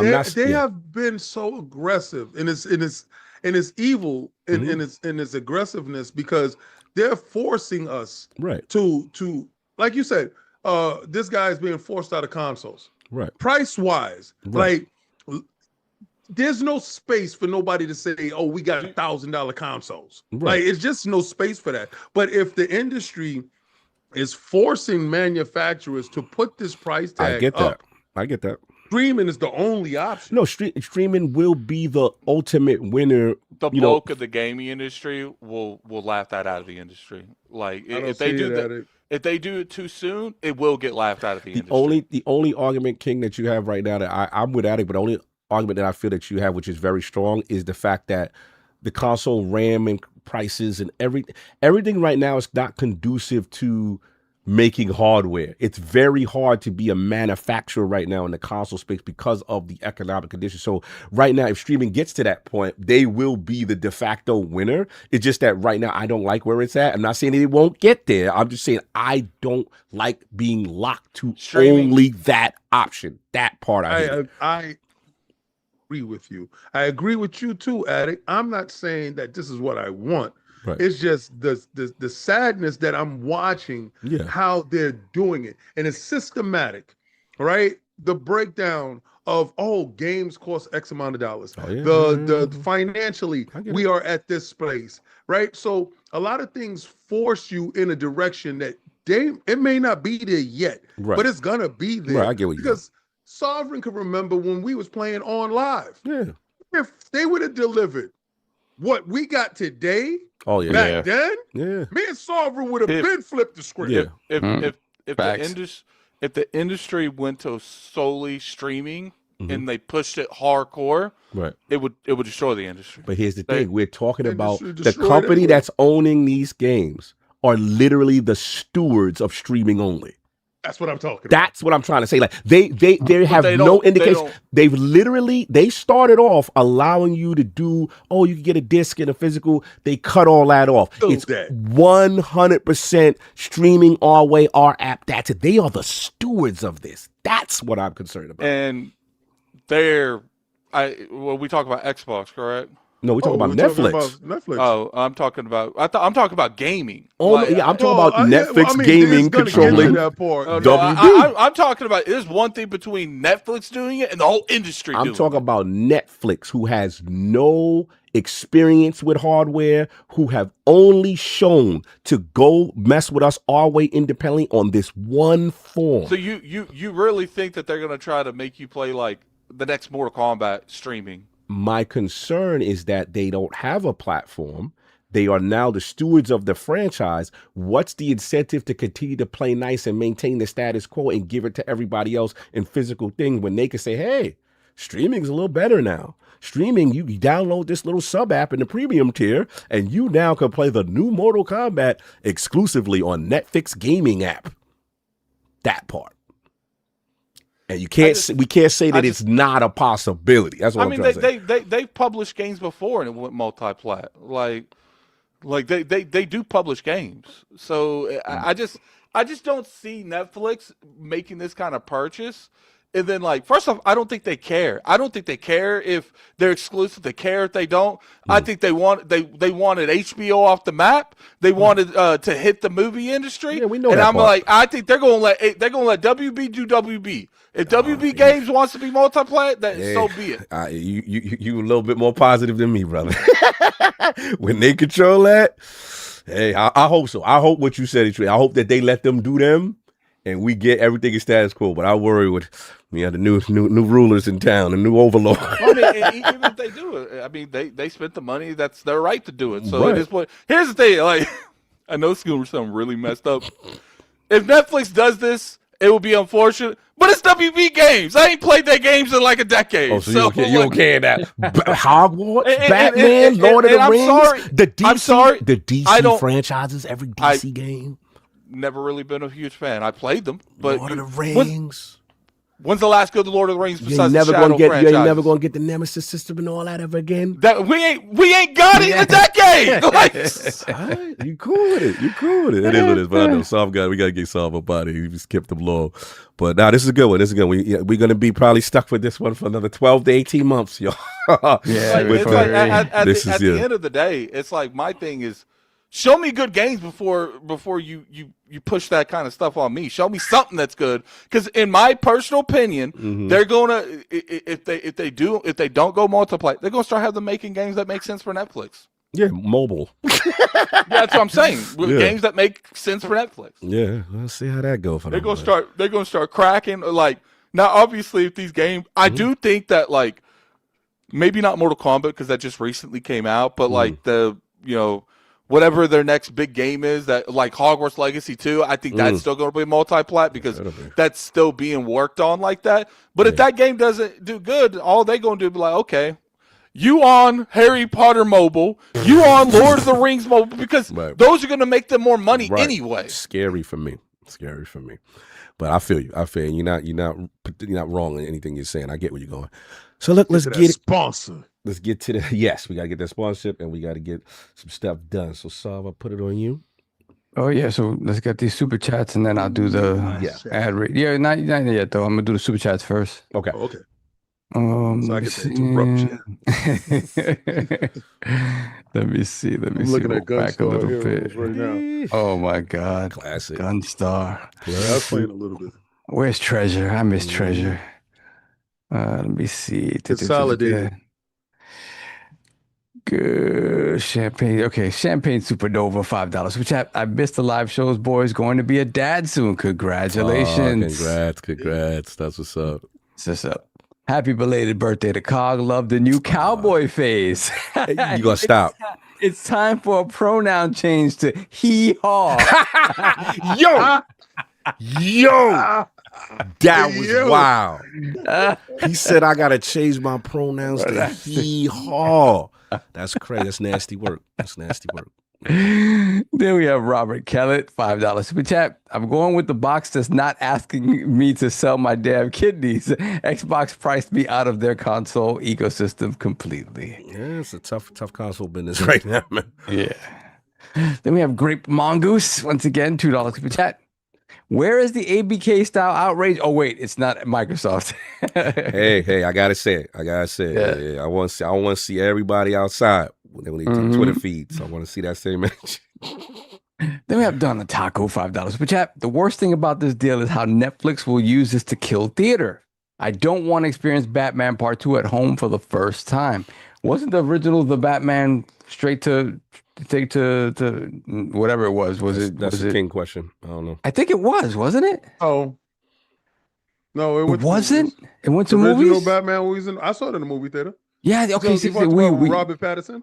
Yeah. I didn't see that movie. Okay, we went to the movies to see that. I'm bugging. Why did it come quickly to the thing? Maybe that's maybe it bombed or whatever. But I don't think it bombed. But you got to think about it this way: the Snyderverse they're talking about it heavily now. Mm-hmm. Yeah, and he's entrenched with Netflix.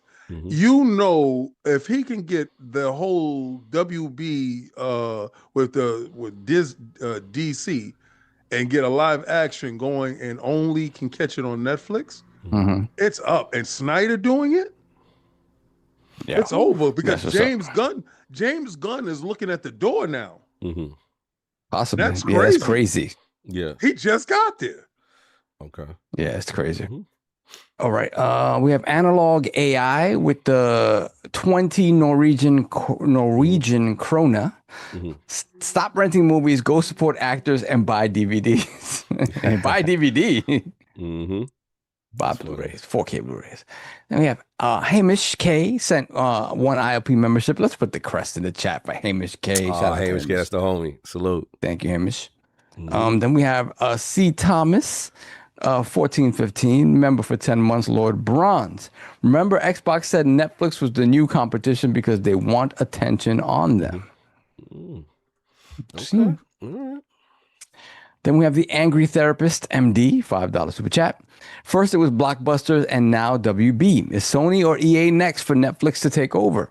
Subscription price definitely going up, but how much? That's the thing. Like I said, I said this and Addict said the same thing. It's like, what does that look like if they do decide to support a AAA gaming? Like, what does that subscription look like, right? Because do you have another vertical, right? The best case scenario, another vertical where you do put them out on, those games out on whatever platforms or whatnot. But then do you drop? Depends on how much money they're making internally on these, mobile games or whatever the heck else that they have in the Netflix service. We have Richie Torres, MMA, $5 super chat. Salute. King, you got to take into consideration that most people are done with Hollywood slop. Another reason my cinemas are dead. Yeah, but it's a culmination of everything. When you have options, the consumer will always go to the least common denominator. The least common denominator financially is Netflix. You get a whole bunch. This is the reason why I was so sure that Game Pass is going to do what Game Pass is going to do. Once you start limiting options, Microsoft knows what they have with Game Pass. They have an install base of up to 40 million people that are going to champion that device. And regardless to what, it's the platform. It's the de facto platform. So Netflix understands they will destroy Hollywood based on the rising cost of Hollywood seats. Nobody cares to be taking no girl on no date, no guy on no date, and spending $200 to see a film that could be trash, to eat crappy movie theater food. And listen, Solve and Cog goes to a great movie theater where they have a butler. They have a whole butler button. Oh, they have a whole butler button. I call it the Smithers button, sir. Smithers button. But Smithers served me my filet mignon and my sliders. And they actually have alcohol. I'm not gonna hold you. They got the best food going. Shout out to the Norma Jean. Oh, such a good job, sir. Normal movie theaters can't compete with that. Yes. Right? So you're talking about premium versus low tier. No, man. You got to take your family out for let's say a Thanksgiving movie. Mm-hmm. Let's take the kids out, go catch a nice movie, a holiday movie. You can't do that. You got 3 kids and your wife. You're sneaking food in, bro. It's not happening, bro. It's over. You're sneaking food in. I'm better. Let me see that we have 99 Rukin, $2 super chat. Microsoft buying Comcast. When we see that, King. Microsoft is going to start working their way into levels of entertainment. Remember, they did that with the studios. They just shuttered them down. They never sold their studios. They just shuttered them. So they still got studios, but right now, Microsoft is trying to win AI stuff. They do not care about this right now. You know, Satya needs to win the AI war. So you'll see that after they win the AI war, but I think they're going to lose. We have a Champagne Supernova, $2 super chat. King's mic looks like he's talking into Mr. Freeze's glizzy. Hey. Okay, all right. Hey, all yo. Right. All right, first of all, you're nasty. All right, I don't know why Mr. Freeze's glizzy is pink. But you see the blue part, and you want to be what you want me to do is you want me to use this mic. This is the mic you want me to use. You want me to use the BBC mic. But BBC mic. Right? We're not using that right there. We're gonna leave that mic there. Or you want me to use what Salvin is using, the extra dollar mic. That's what you want. So you want me to plug it up? You just want to see this just poke out the side. Yeah, need that. You got to get up on that, Playboy. You see them? You got to get up on that. And they like how the be able to definitely hear you better. Yes. Well, you got a problem. There you go. There you go. I need you get up on it, Playboy. Talk right up in that, get up man. on it, man. Put your lips close to that, Playboy. You got a problem with my microphone? Give it a little smooch. Yeah, man. What grab the bass, Playboy. Grab the bass. I want to. Lean back, Playboy. Lean back. Y'all been watching too much. Y'all been watching too much Diddy stuff. Yeah, the reckoning, Playboy. Well, what I gotta say is a shout out to HP and HyperX. I do appreciate that the microphones do work greatly. These individuals are different, but I'll be having conversations with you soon to talk about these insurrections that we have going on here. We got to fix these too. I like when we zoom that camera up on you and grab the bass like that. Who said that? Grab the bass. Boy, buddy, I'm putting this down. Grab the bass. Grab Mr. Grab the bass and bring it close to you, Playboy. Grab Mr. Freeze's bass. Yeah. What else we got? We have a bounty member for 52 months. Grip it. Chill. I went to a Cavs game and I can't use my cash. I went to Best Buy and I can't use my cash. Cash is not king. No more physical is dead. Enough respect. Oh, Bunty. You done know. And we have Spartan 6616, $2 super chat. Maybe we'll get a Stranger Things game. Netflix will tell you there's like 3 of them in there right now. You can go play those right now. Netflix is outside. There we have, let me see, Hamish once again sending gifting 1 more ILP membership. Shout out to Hamish. Put the crest in the chat. I think the big thing, we got to see how they handle having bigger studios and not just the studios making the games they currently have now. Yeah. People worry about Microsoft. I was like, them dudes ain't show me I can multitask. Potential to do anything with games. We're gonna move on. I can multitask. Both can get smoked. There we have. Let's put the crest in the chat. I gotta live up to that doom and gloom merchant, man. The doom and gloom merchant. I need a shirt. What are you selling? Doom and gloom.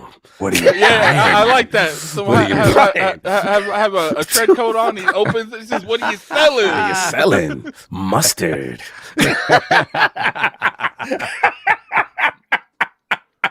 I had to throw it in there. I'm selling mustard and Tylenol. Let's put the crest in the chat for Spartan 6616 gifting 5 ILP memberships. Shout out to Spartan. Appreciate you, man. No doubt. We good? Appreciate you. Yes, we good. All right, so how we doing on time? I know you got to roll. You I got to pay the bills and I'm out. Oh, yeah, there we go. Just pay the bills. Mute our mics. Mute the mics. Mute your mics. All right. Fall always feels like a reset. Between back to school, busy routines, and shorter days, finding time to cook can be tough. That's why I love Factor. Their chef-prepped, dietitian-approved meals make it easy to stay on track and enjoy something comforting and delicious no matter how hectic the season gets. For me, winter, spring, summer, or fall, I am always working. So unfortunately, it's a little difficult for me to stay on top of my nutrition the way that I should. One thing I can say for sure is that my wife always makes sure that I walk out of this house with my breakfast, lunch, and dinner in tow. And she does all of this while also being a working professional. What that means is at the end of the week, you have two very tired individuals looking for ways to spend less time in the kitchen and more time enjoying our lives. In comes Factor Meals. We started using Factor now almost a year and a half ago, and I'm pleased to report that it is still a hit. We've been able to cut our prep time in half by replacing half of our monthly meals with Factor, and it's been great. We usually still like to prepare our own breakfast, but whether it's lunch or dinner, the meals are fresh, they're varied, they're healthy, and easy to prepare. Just heat them up for a few minutes, and we're done. And my wife and I can enjoy our weekends again. With Factor, you get more variety and more meals. Choose from an ever-expanding selection of weekly meal options, including premium seafood choices like salmon and shrimp at no extra cost. Also, support your wellness goals with Factor. Now you can enjoy even more GLP-1 friendly meals and new Mediterranean diet options with protein and fats that are actually good. Additionally, you can now savor a wider variety of global flavors. For the first time, you can try Asian-inspired meals with bold flavors influenced by China, Thailand, and more. From more choices to better nutrition, that's why 97% of customers say that Factor helped them live a healthier life. Feel the difference no matter your routine. So guys, like I said before, if you're someone who has their entire weekend consumed by meal prep, or you just want to eat healthier without the fuss of cooking, Factor is a game changer. It gave me my weekends back, it changed my eating habits, and it can do the same for you. Eat smart at factormeals.com/IronLords50 off and use code IronLords50 off to get 50% off your first box plus free breakfast for an entire year. That's code IronLords50 off at factormeals.com for 50% off your first box plus free breakfast for 1 year. Get delicious, ready-to-eat meals delivered with Factor. Please note that this offer is only valid for new Factor customers with code and qualifying auto-renewing subscription purchases. No doubt. Shout out to Factor. Use them all the time, man. That breakfast is fire. I ain't gonna hold you. Factor, yeah. I tried it a couple of times. Mm-hmm. Yeah, I tried it a couple of times, and I was like, for my schedule, the way it works, I'm just like, you know what? I'll do lunch and dinner. Mm-hmm. And as a matter of fact, this weekend is a Factor weekend. Like tomorrow's wifey's birthday, she's a little bit under the weather too. So I was like, babe, don't do anything today. It's factoring it up for everything. For everything. Don't do anything. My joint is the cold press drinks. Yeah, I think that was good. The cold press drinks are a lifesaver. And now for the winter, they have the shots. They have the ginseng shots, the ginseng, turmeric shots. Turmeric shots. Yeah, yep. And then I will shout out. You know what's good? It was funny. All my life, as a person who works out, they always tell me you're supposed to eat oatmeal. I'm like, I could never do it. Bro, they got the oatmeal almost in the pudding cup joints with the overnight oats, right? The overnight oats. Yeah. Finally eating oatmeal for the first time, bro. I don't never eat. I was like, I said, let me try it. You know what I'm saying? But yeah, shout out to them. Yeah, you got to dress up the oatmeal. Yeah, it's because it looked nasty. Like I never liked oatmeal as a kid. Like cinnamon and honey. Yeah, like nah. The oatmeal oats. Shout out to them. And I will say, like I said, the breakfast joint, the velvet pancakes. They got all type of drink going on. Mm-hmm. Yes. Shout out to Daniel. He said, "Cock, try the oatmeal with the peanut butter." Okay. Yeah, you got to dress it up real nice for me. Yeah, Cock like oatmeal and peanut butter. Yo! Jesus Christ. I go, leave him alone. I was bothering him. That's what it was. I was bothering him. You harassing me. Now he outside. Now he outside. So you good. I know you got it. You good. I'll see y'all next week. Love y'all. Love you. Hey, get out of here. Close the door. Turn the AI on. Love you, King. My brother. Don't let the door hit you with a good Lord split.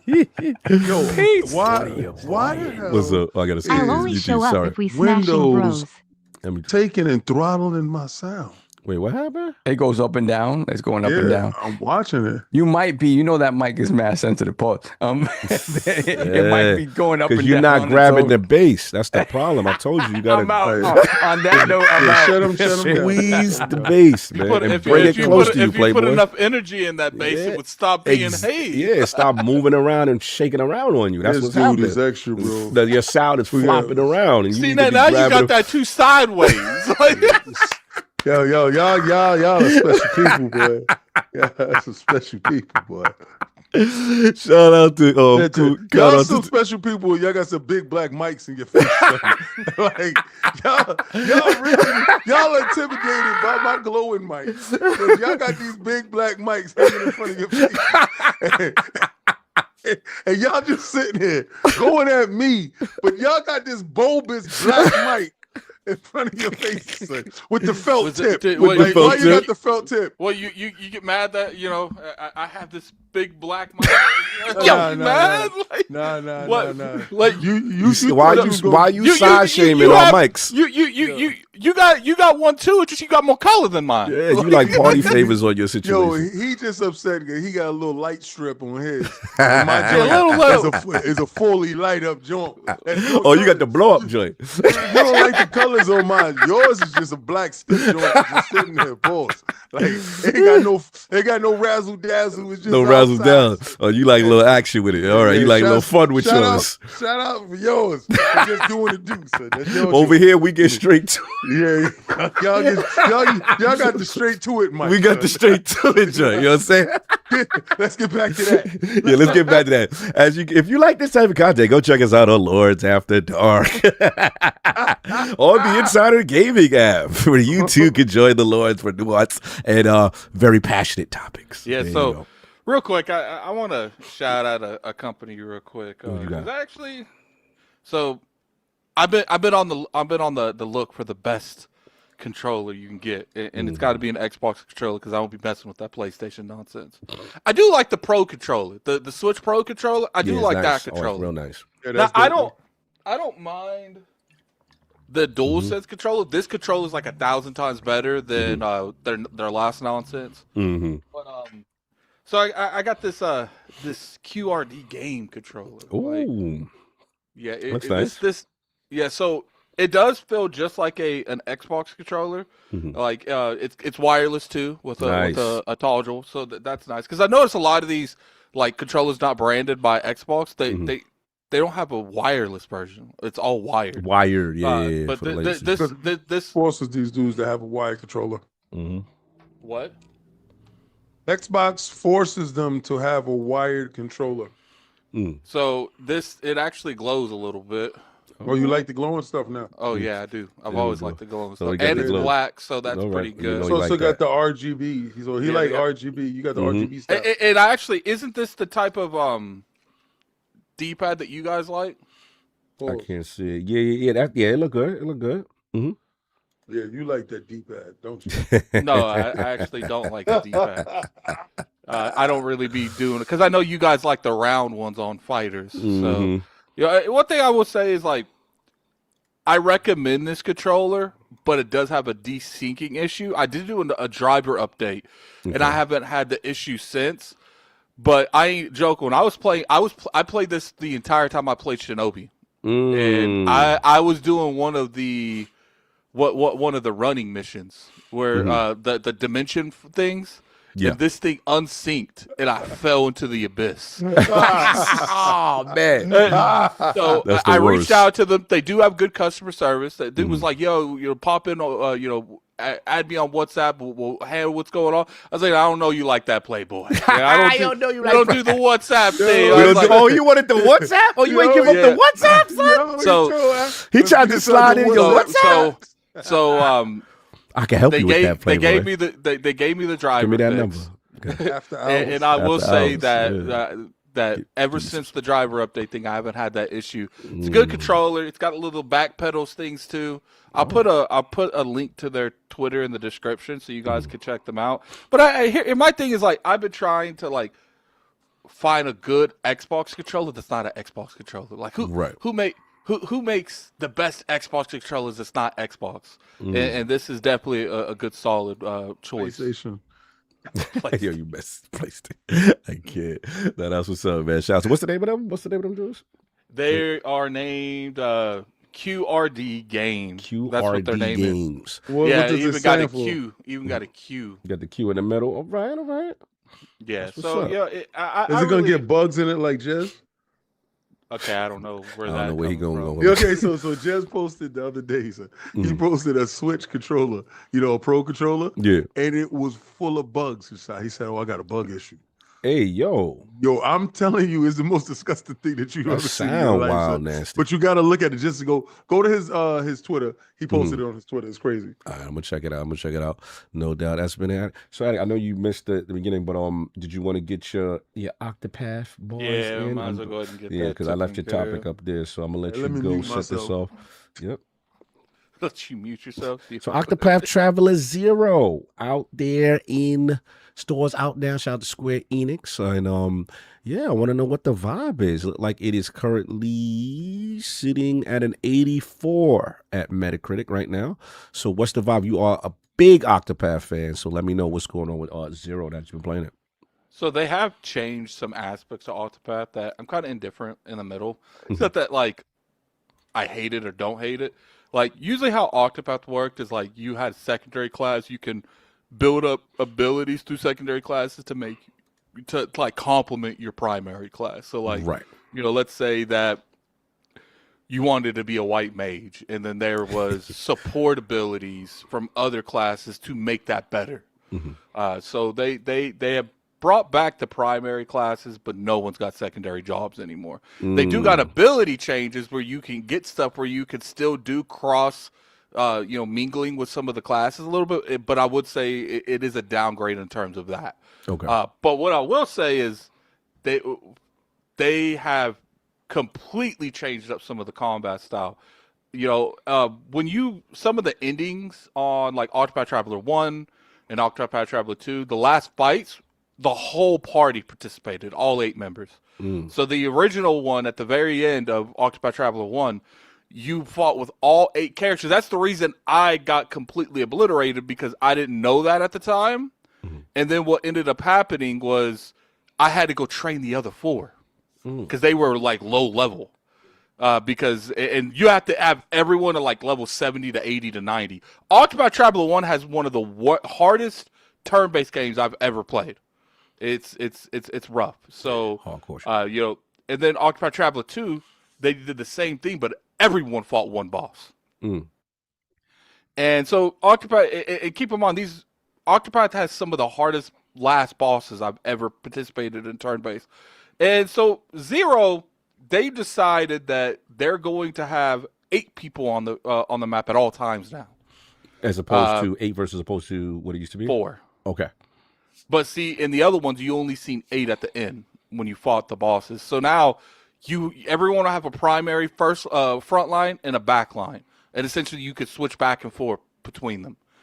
So this system's crazy because some part of it's easier, but I have noticed that they have no problem overwhelming you with your monsters because they know there's 8 people there. In the party now. So now it's like, you could switch back and forth. Now where they drew back a little bit in terms of, the way that they handle certain aspects, like a primary job and a secondary job, they have made up for kind of like Idle and Chronicles. And what's the game that Chris loves? What, Suikoden?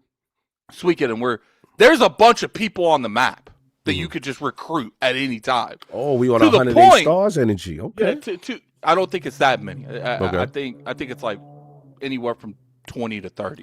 Don't quote me. I ain't came across that many. But to the point where I looked it up because I came across a character from Octopath Traveler 1 that you used. And I'm reusing that character in Octopath Traveler 0. Okay. It's the same character. This is a prequel, technically. It's before the first one. Right. So I'm like, I wonder who else you could use from Octopath Traveler 1. Every one of them. They're all in the game. Okay. You got to go find them in the map and do whatever side quest is required to recruit them, but they're all in the game. Nice. So, I really enjoy that because it's like, that's essentially reusing assets, but it's reusing assets in a way that I'm more forgiving because it's an Easter egg kind of thing. It's like you don't have to use them, but they're there if you want to use them. It kind of gives you a play-by-play of what was going on before the first game on what they were doing in the first game. Now where I stand a little bit indifferent is like when you do these, they don't really talk about these in Octopath Traveler 1 because it kind of breaks the immersion a little bit in terms of the dialogue. Now it's like, okay, Teresa, you this is your second whole ass adventure. Like, but I guess technically these characters aren't part of the main roster. They're there and you can recruit them.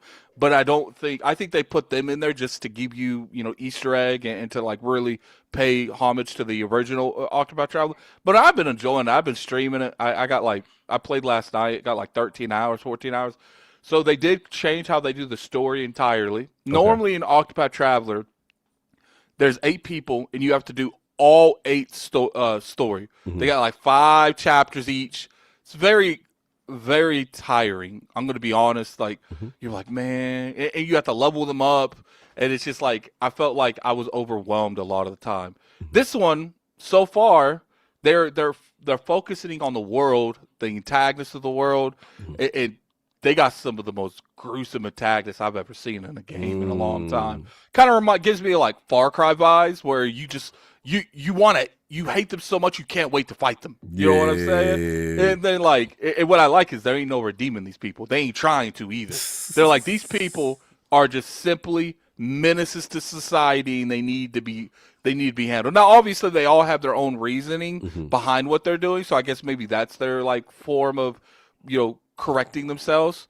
But I do feel when it comes to this particular thing is they are doing this, and I really enjoy the way they're clearly, they got a lot of stuff going on in this game. The map's huge, got a bunch of towns. I believe it's definitely the original game's map. And what's cool is like in one of the fish trading thing in Octopath Traveler 1, there was an entrance on both sides, and I'm sitting here like, I remember there was an exit on the right side of this map. Why is it not there? And if you talk to someone in Octopath Traveler 0, they say we're in the process of building a bridge. So wait, I'm confused. Where in the timeline is this? Is this before? This is before the first one. Before, so it's a prequel. Yes, it's a prequel. Got it. Okay, that's what I figured. Okay, I got you. What I liked about it is they were like, we're gonna make sure that we put something in there explaining why this isn't here. And I like that because I remember them being a bridge there, and they had an NPC in Octopath Traveler 0 that's like, we're building a bridge, but it's going to take years to finish. Got it. So, I really enjoy it, and I enjoy that they brought the old original cast back. It's been a long time since I played them, because I played Teresa, and I'm like, because that's the character I ran into, and I'm like, there's 0% chance. I had to look it up live on stream. I could have swore she was in the original game. Like, they gave her like a little bit of a story. I do think that this game, probably should improve if they make another Octopath Traveler on. I like this formula. Just have a little bit more where I feel like the characters are actually benefiting from this adventure. Because what I don't like about these type of games is if you recruiting these characters that really have no motive whatsoever to doing anything they're doing. They're like, oh yeah, I'm cool. We'll chill. You got me till next Friday. I'll ride around with you. Now, some of them do have motives to like why things are going on, but it's just like I like a little bit more of like everyone has their own motives, but it's leaking to one objective. You know what I'm saying? So yeah, I enjoy it. I really, first off, a shout out to Square Enix that they did give me a code for the game, and I've been playing a lot of it, and I think Square Enix is in their what's the word I'm looking for? The Renaissance bag, the 2D. Their Renaissance when it comes to 2D. I really do. You got Bravery Default, phenomenal games. Octopath Traveler, great games. I do. Triangle Strategy was an amazing game, and I know the sequel got canceled, and that's unfortunate. And I hope that they go back and revisit that now since they actually do this. So I think they got it, man. Like Octopath Traveler 0, I didn't know it went up to an 84. Yeah, it's doing good right now. I'm looking at it 84 on Meta. I think that's around the same that the other one had. but love these type of games. And what I didn't really play the Suikoden games. Yeah. So I'm still getting used to like having so many options to like how I want to fight. Yeah. Because that got a lot of people you could choose from. Like a lot of people they've chose. The only thing I would say is like I enjoyed the first game in terms of like they had hidden classes. Like pretty much deities that was around the map that was hidden. And if you fought them and beat them, you got their job. Now, that's probably not going to return in this because they kind of went away from like the sole focus of these games as jobs, which is debatable if that was a good move or not. I still got to see exactly if like there's a variety of different ways I could play the game now. Right. But that's going to take more playing. But part of me is okay with it because it's like now you're giving me a bunch of other people to try to see a synergy with. Right. So we'll see though. But so far so good. Really enjoyed the game. Got about 15 hours into it, and I do recommend it. I do like it's a fun game. I've really been enjoying. 80s cartoon villain says the character recruitment in Octopath reminds me of Chrono Cross, for better or worse. Lydian Master wanted to shout you out. He said, sending Addict some love. He said, I gotta know, JRPG lover to JRPG lover. It's Xbox Play Anywhere, and yet you decided to purchase it on Steam. You didn't purchase it on Steam. Are you a Steam bro now? So this is the thing. I go wherever I get the code first. Okay. And the Xbox codes wasn't available right then and there, and I'm not going to wait for it to play it on Xbox. I do think this is worthy of you buying it on Xbox or whatever. I just want if you guys enjoy these type of games, it's worth you buying it anywhere. But I would be playing it on Xbox if it was ready, but it wasn't. So It is what it is on that. No I technically have a PlayStation version too because I was waiting for it. And my Steam version kind of like messed up, and so they gave me a PlayStation version just to play like the day or two before it came out. So yeah, don't look if it's Play Anywhere, I would be playing it on Xbox, but it's not. And to be honest with you, these days I don't care where it comes from. Like so, get that code, I'm playing it. Wherever it gets me into that system faster is what I'm playing it on. Now I did ask for an Xbox code, but it wasn't available. So it's like, I'm a gamer, man, and I got zero impulse control either, which is funny. Addict for a reason. Yeah. So the moment they're like, oh, if you want to wait till this day, like now I'm good. Xbox code, but I can give you a Steam code now. I already typed Steam before I could read the message. So. I feel that, no doubt. I was about to ask you about that. Salute, and then King, any ideas? Any looking at an Octopath, or it's just too many games right now? There's too many games. Nope. I did not even finish Octopath Traveler 1, and I got that on my Switch. I thought you liked turn-based games like this. I do. I do. You know what else I like? What? My time. You know what I don't have? No time. Yeah. Look, it's a lot of games right now. But now we had to give this some love. Again, shout out to Square Enix providing the code. It looks really good. Shout out to you for breaking it down. Love the fact that it actually is on Xbox. It's on Play Anywhere. Yes, I'll get to it. Day and date, too. Day and date, yeah. Which is huge.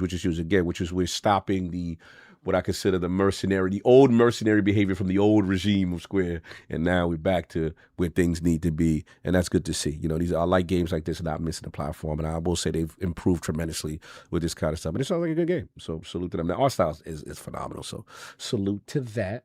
All right, I'm going to play these super chats. I believe the AI will be coming back, so I know you're about to act up. So see what we got.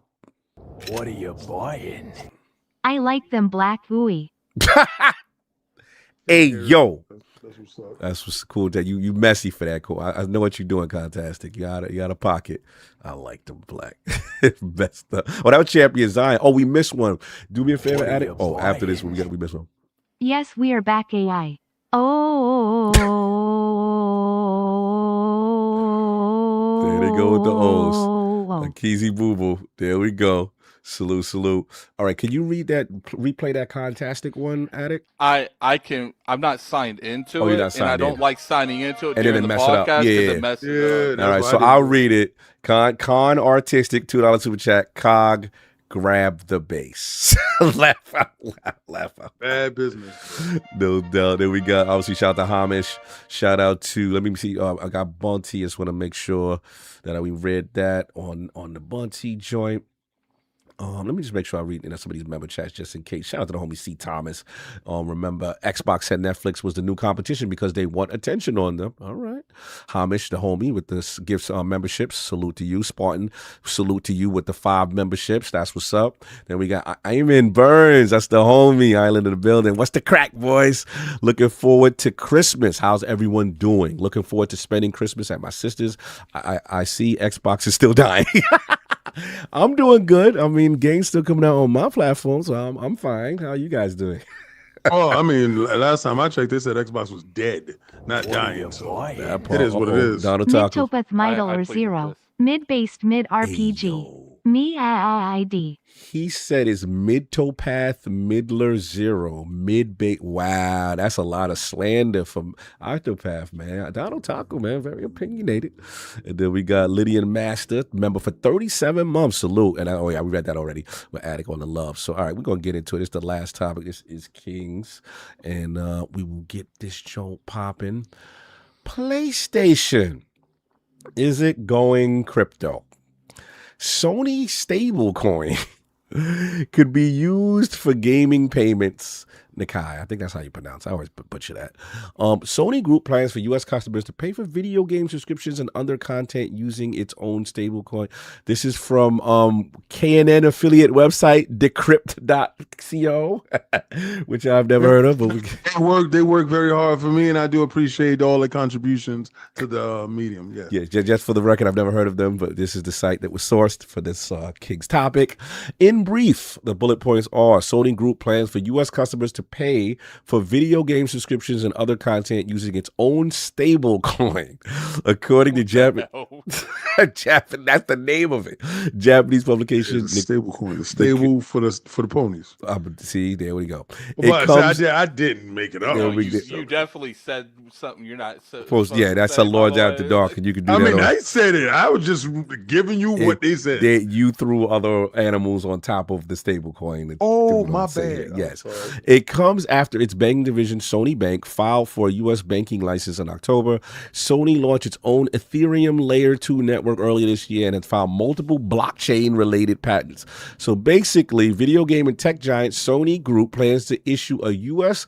dollar-denominated stable coin next year to be used to purchase games and anime with its digital ecosystem. They said that the plan is likely to only apply to the U.S. thanks to the passing of the Genius Act earlier this year. The Genius Act, a bill that paved a clear regulatory path for issuing stable coins in the country. And it basically comes after that bank division. We talk about that. And according to Nikai, Sony Bank hopes that U.S. customers will pay for subscription in its stable coin throughout its ecosystem. In doing so, it will reduce payment fees often incurred when using credit cards. Sony Bank has partnered with stablecoin firm Bastion.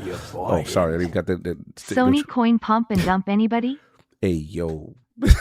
He said Sony coin pump and dump. That's what nasty word. So yeah, King, this is your topic. Sony and crypto and stable coin. I don't even think you had to say this is his topic. Everyone knows this is yes. What would you like to add to this, sir? The information to the masses. A lot of you guys don't realize exactly what's going on. So what Sony did earlier was when they went to NFTs. You remember the NFTs that they were doing? And they were trying to get you to get in-game content exclusive straight through Sony. But what they couldn't lock off was the actual currency and what they wanted you to do. So this is an extension of that NFT branch in which they're working on. They just shelved it for a second. They're coming right back to it. So this is the further push that app proceeds. Now, I know a lot of people say, well, how can Sony become an app? What will be their fallback? Well, introduce their own currency, right? So whereas a lot of you guys aren't really well-versed in Bitcoin or Ethereum and stuff like that, maybe you will be happy with Sony's stablecoin. And Sony's stablecoin will be the currency that they will use to buy and sell their games. Now, think about it this way. You go to the Sony store and you have your stable coins, and you go in and you purchase your titles through their currency project that is only in the US. I wonder why it's only in the US, but let's just stick to the facts, right? So the facts is you go and buy your stuff. Now, I know a lot of times you guys say, once you have a digital game, you can't sell it back. Well, through this stable coin, there is a blockchain transference that you actually have kind of ownership of the license that you will be able to sell that back to Sony. See, Sony is by product with this whole idea effectively getting rid of GameStop in a sense that their digital purchases will be able to be tracked through Sony, owned through Sony, and known through Sony. Now, there are manipulation concerns when they control the bank and they control the currency in which you have to purchase their games. Their games can inflate to ridiculous numbers. Right. But we know Sony. We know Sony is not about that. We know Sony is just about the customer. And they're going to put I think they're going to put their best foot forward for the customer. But I just wanted to bring it to you guys because this is the first of the big three that will have their own coin, cryptocurrency, their own currency. You will be part of the new goings on. Like you have currency, you have crypto, right? Like, and who else to do it first, but the best in the business, right? The number one, the market leader having a cryptocurrency where you can only buy and trade through their denomination. I just wanted to know, what did y'all think about it? Because I think going forward, I think this is a hit. I think this is. You think this is a hit? I think this with the NFTs and the cryptocurrency, I think they absolutely got it on smash. I think this is a new wave, and I think Sony is at the cusp of it. I just wanted to know how y'all felt about it just because my site brought it to you guys first. Yeah, that doesn't site. Mean, listen, Kotaku got it. Decrypto.com, KNN affiliate. Push Square and everyone got it, but they got it after we announced it. And I understand that, we announced stuff first. But listen, I don't care who gets the information and runs with it. Just run with the information. But what do y'all think? Are y'all excited for the crypto and the NFTs with Sony? Attic, I'll let you go first. No, Cog, you go first. You can join it. We love your insight, your input on I know, crypto. And I feel like you know more about crypto than I do, because I know zero. I have no interest in any of this. Anything named stable coin, I'm good on. I am not interested in any of this kind of stuff, but I did find it quite humorous. You know what I'm saying? That this is a payment method that, if this source is to be believed, that they look to be a part of their, banking division and them being the sole controller of something. It would be quite hilarious. But it said Decrypt's King site reached out to Sony for comment regarding the reported plans, but did not immediately receive a response. And they said that this is not the first time that Sony has flirted with crypto implementations. They said in 2021, Sony applied for a U.S. patent to create standardized digital infrastructure that will allow gamers to own and transfer NFTs. The application said these NFTs would include in-game skins, avatars, artwork, weapons, or video game skills. What is video game skills? That's crazy. Sony has yet to implement such functionality within the PlayStation ecosystem, however. So, to me, nothing I am interested in, but will be quick. It'll be interesting to track and monitor if this is something that gets off the ground. I will say the stable coin is going to run crazy jokes between fanboys. That's all I will say. I'll just leave it at that. Addict, back to you, Addict. Yeah, Carl pretty much said everything I wanted to say. And that's the problem with going last in these things sometimes. Because everyone said everything I want to say. I wanted to say a mixture between Cog and Cog, because I probably wouldn't have said nothing King said. But it was me and Cog are just like this, thinking just like what I was thinking. So. Only King defined this news story. Y'all just don't want to listen. Y'all don't want to see where the industry is going. We don't want to. We're not doing our research on where the industry is going. When I sent this to the chat, they said, "Oh snap."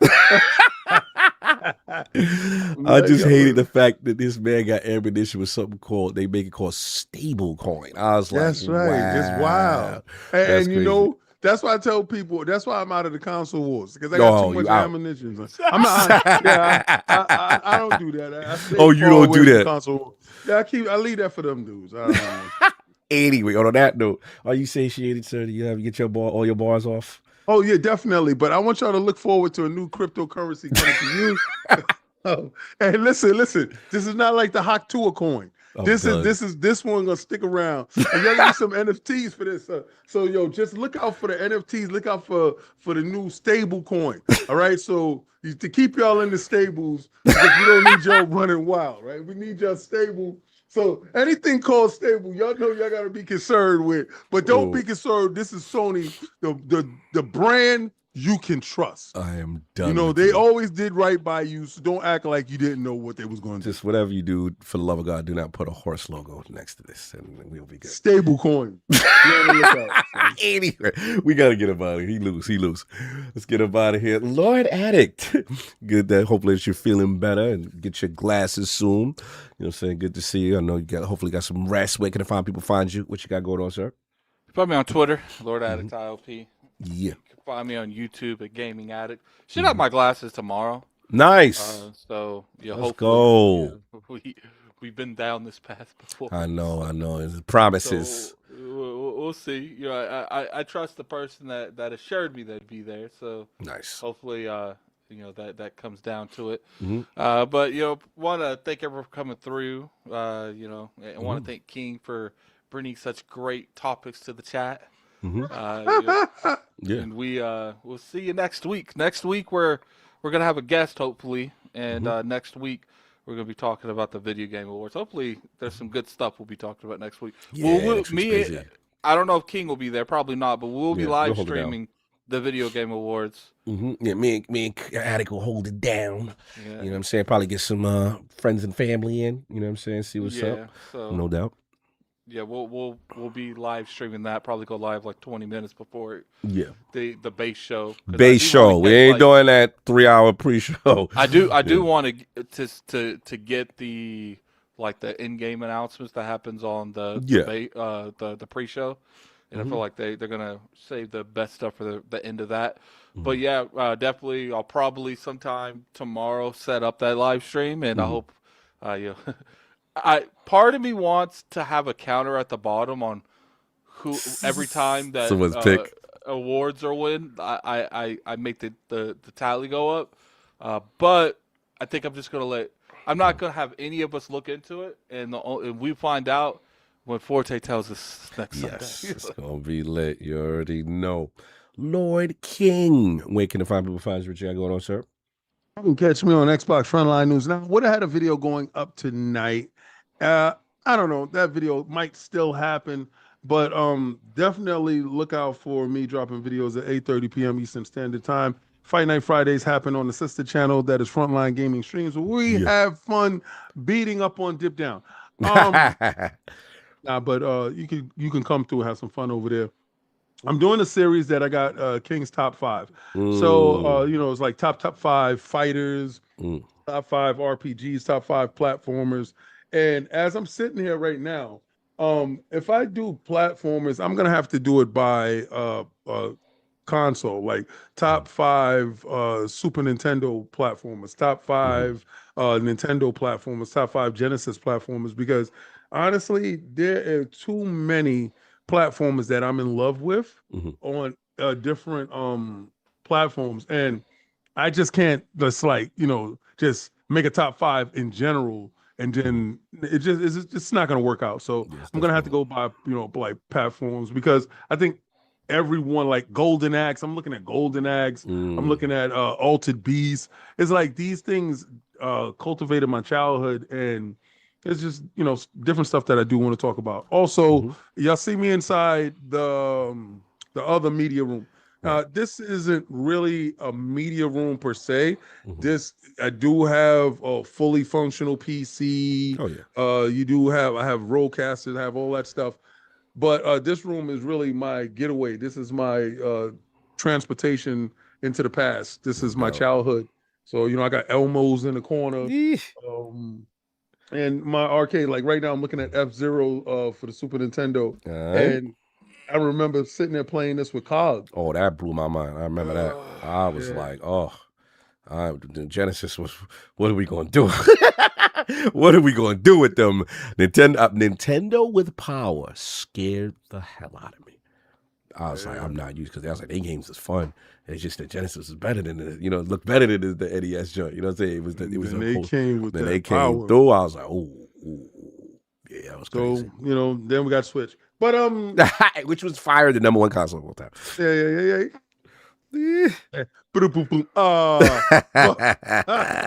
But I just want to give a shout out to Attic. Oh, Attic, I got to hit you up for a thumbnail right after this. If anybody got a problem or anybody loves the new thumbnails, Attic's doing it. Right? So we'll be getting feedback. We're gonna reassess. We'll see. I love the new thumbnails. People loved it. They said like a couple of things. They was like, yo, that thumbnail made me click this video. Right. And I subbed to this channel. So I said, give a shout out to Attic. Go check out his joint because he was the pioneer, the brainstormer when it came to switching up our thumbnails. So again, a lot of stuff that y'all see happening in the background is my man with the migraine over here. He definitely be doing his job, And listen, I don't care what y'all say. He's the hardest game player in this business, bro. This dude talking about finishing it. He's not gonna wait 1 week to finish that Octopath. I can guarantee that. But blessings, guys. Thank y'all for showing up. And go to the app. Yes. If y'all want to see why I was kicking Sovereign back in today. That was a byproduct of what happened on Lords After Dark. I had to sleep with that. I must have missed something. Yes, I'm bugging. You weren't there for that. You missed it. Yeah, it was part 2. Caffeine, based on the continuation of what happened on Lords After Dark State of PlayStation episode that happened at ILP today. So yeah, Lords After Dark, go check that out. Again, it's pinned to the top of the chat. Again, go to the Insider Gaming app, and then you go, like I said, on your Google Play Store or your Apple Store, download the app, go to the premium section, go to podcast. We were in there. It's an exclusive show, singular topic, more nuance, more passion, unfiltered. So check it out. When King cussed yesterday, it kind of caught me off guard a little bit. It was lit, man. Like I said, so what you saw earlier today on ILP was a little continuation. Yeah, unhinged is the word. And keep in mind, there's going to be more. Like, we're not sending you over there. Oh, hold on, Don. I'm talking about the super chat. I really miss when y'all would interview devs and community members about their gaming history. I know it took up a lot of time, but it was great. Yeah, we're bringing that back too. We're bringing that back. Interviews, devs and community members will be coming back. It's just a way to implement it because it's kind of like, let's be honest, from a content creator standpoint, we love it, but sometimes like some people don't want their vegetables. We've kind of pushed, like, if you're like a gaming developer or something, I feel like you deserve like coming on here and our fans pretty much waiting for them to leave so we could talk about the topics. It's better if they have their own individual video that we pre-record and then we can edit it out. I think it goes better for stuff like that. We do have we are going to ramp up on some guests next year too. Yes, that's for sure. And Don, to your point, also a lot of times what happens is sometimes we can't get the bigger interviews that we want, because remember, ILP is a live show, right? And you have to understand, when you do a live show, sometimes PR, they want to make sure dudes don't go left. So sometimes it's harder. So sometimes we realize like pre-recorded is actually better, you know what I'm saying, for some of the bigger interviews or just developers and stuff. But we still will be bringing community members back. We still will be having some devs and stuff on the live show, and we got some stuff planned at the top of the year. So it will be coming back. We're going to figure out how to do it in a way that benefits everybody. Salute. Oh, shout out to Game of Dav. That's what's up. No doubt. Anything else added before I get my balls off? Yeah, that's pretty much it. I do think I'm gonna probably jump back into more Octopath Traveler after this. Last night, I don't like it. Was streaming doesn't hurt my eyes. It's editing that hurts my eyes. Yes, and I edited like 10 shorts last night, and then man, it was like 50 minutes later. It was just a little bit. Then it started getting a lot, and I was like, I need to get knocked out. And whatever I took must have. Mom's gave you that. Oh wee. Yeah, she was like, don't be driving after I give you this. Because sometimes I'll be going to like Sheets at like 3 a.m. And like, nah, there was nothing. There was out in 10 minutes. All right. It is what it is. No doubt. But yo, again, salute to everybody that came through in the chat, hitting that like button, and people who have been supporting the app. And if y'all did subscribe, please tag the Iron Lord Podcast account, tag the Insider Gaming Play, put the picture, put the screenshot that you subscribe. It really helps us. We got some dope stuff. I'm telling you, if y'all support this app, I'm telling y'all, we got dope stuff coming. You have no idea. And again, shout out to the legendary Tom Henderson. Saw you up in the chat today. That was dope. That's all I got. Anything else before we sending them anywhere, Addict, before we hit about here? I guess I'm gonna stream. All right, no doubt. So everybody enjoy your Sunday. We are out of here. Peace.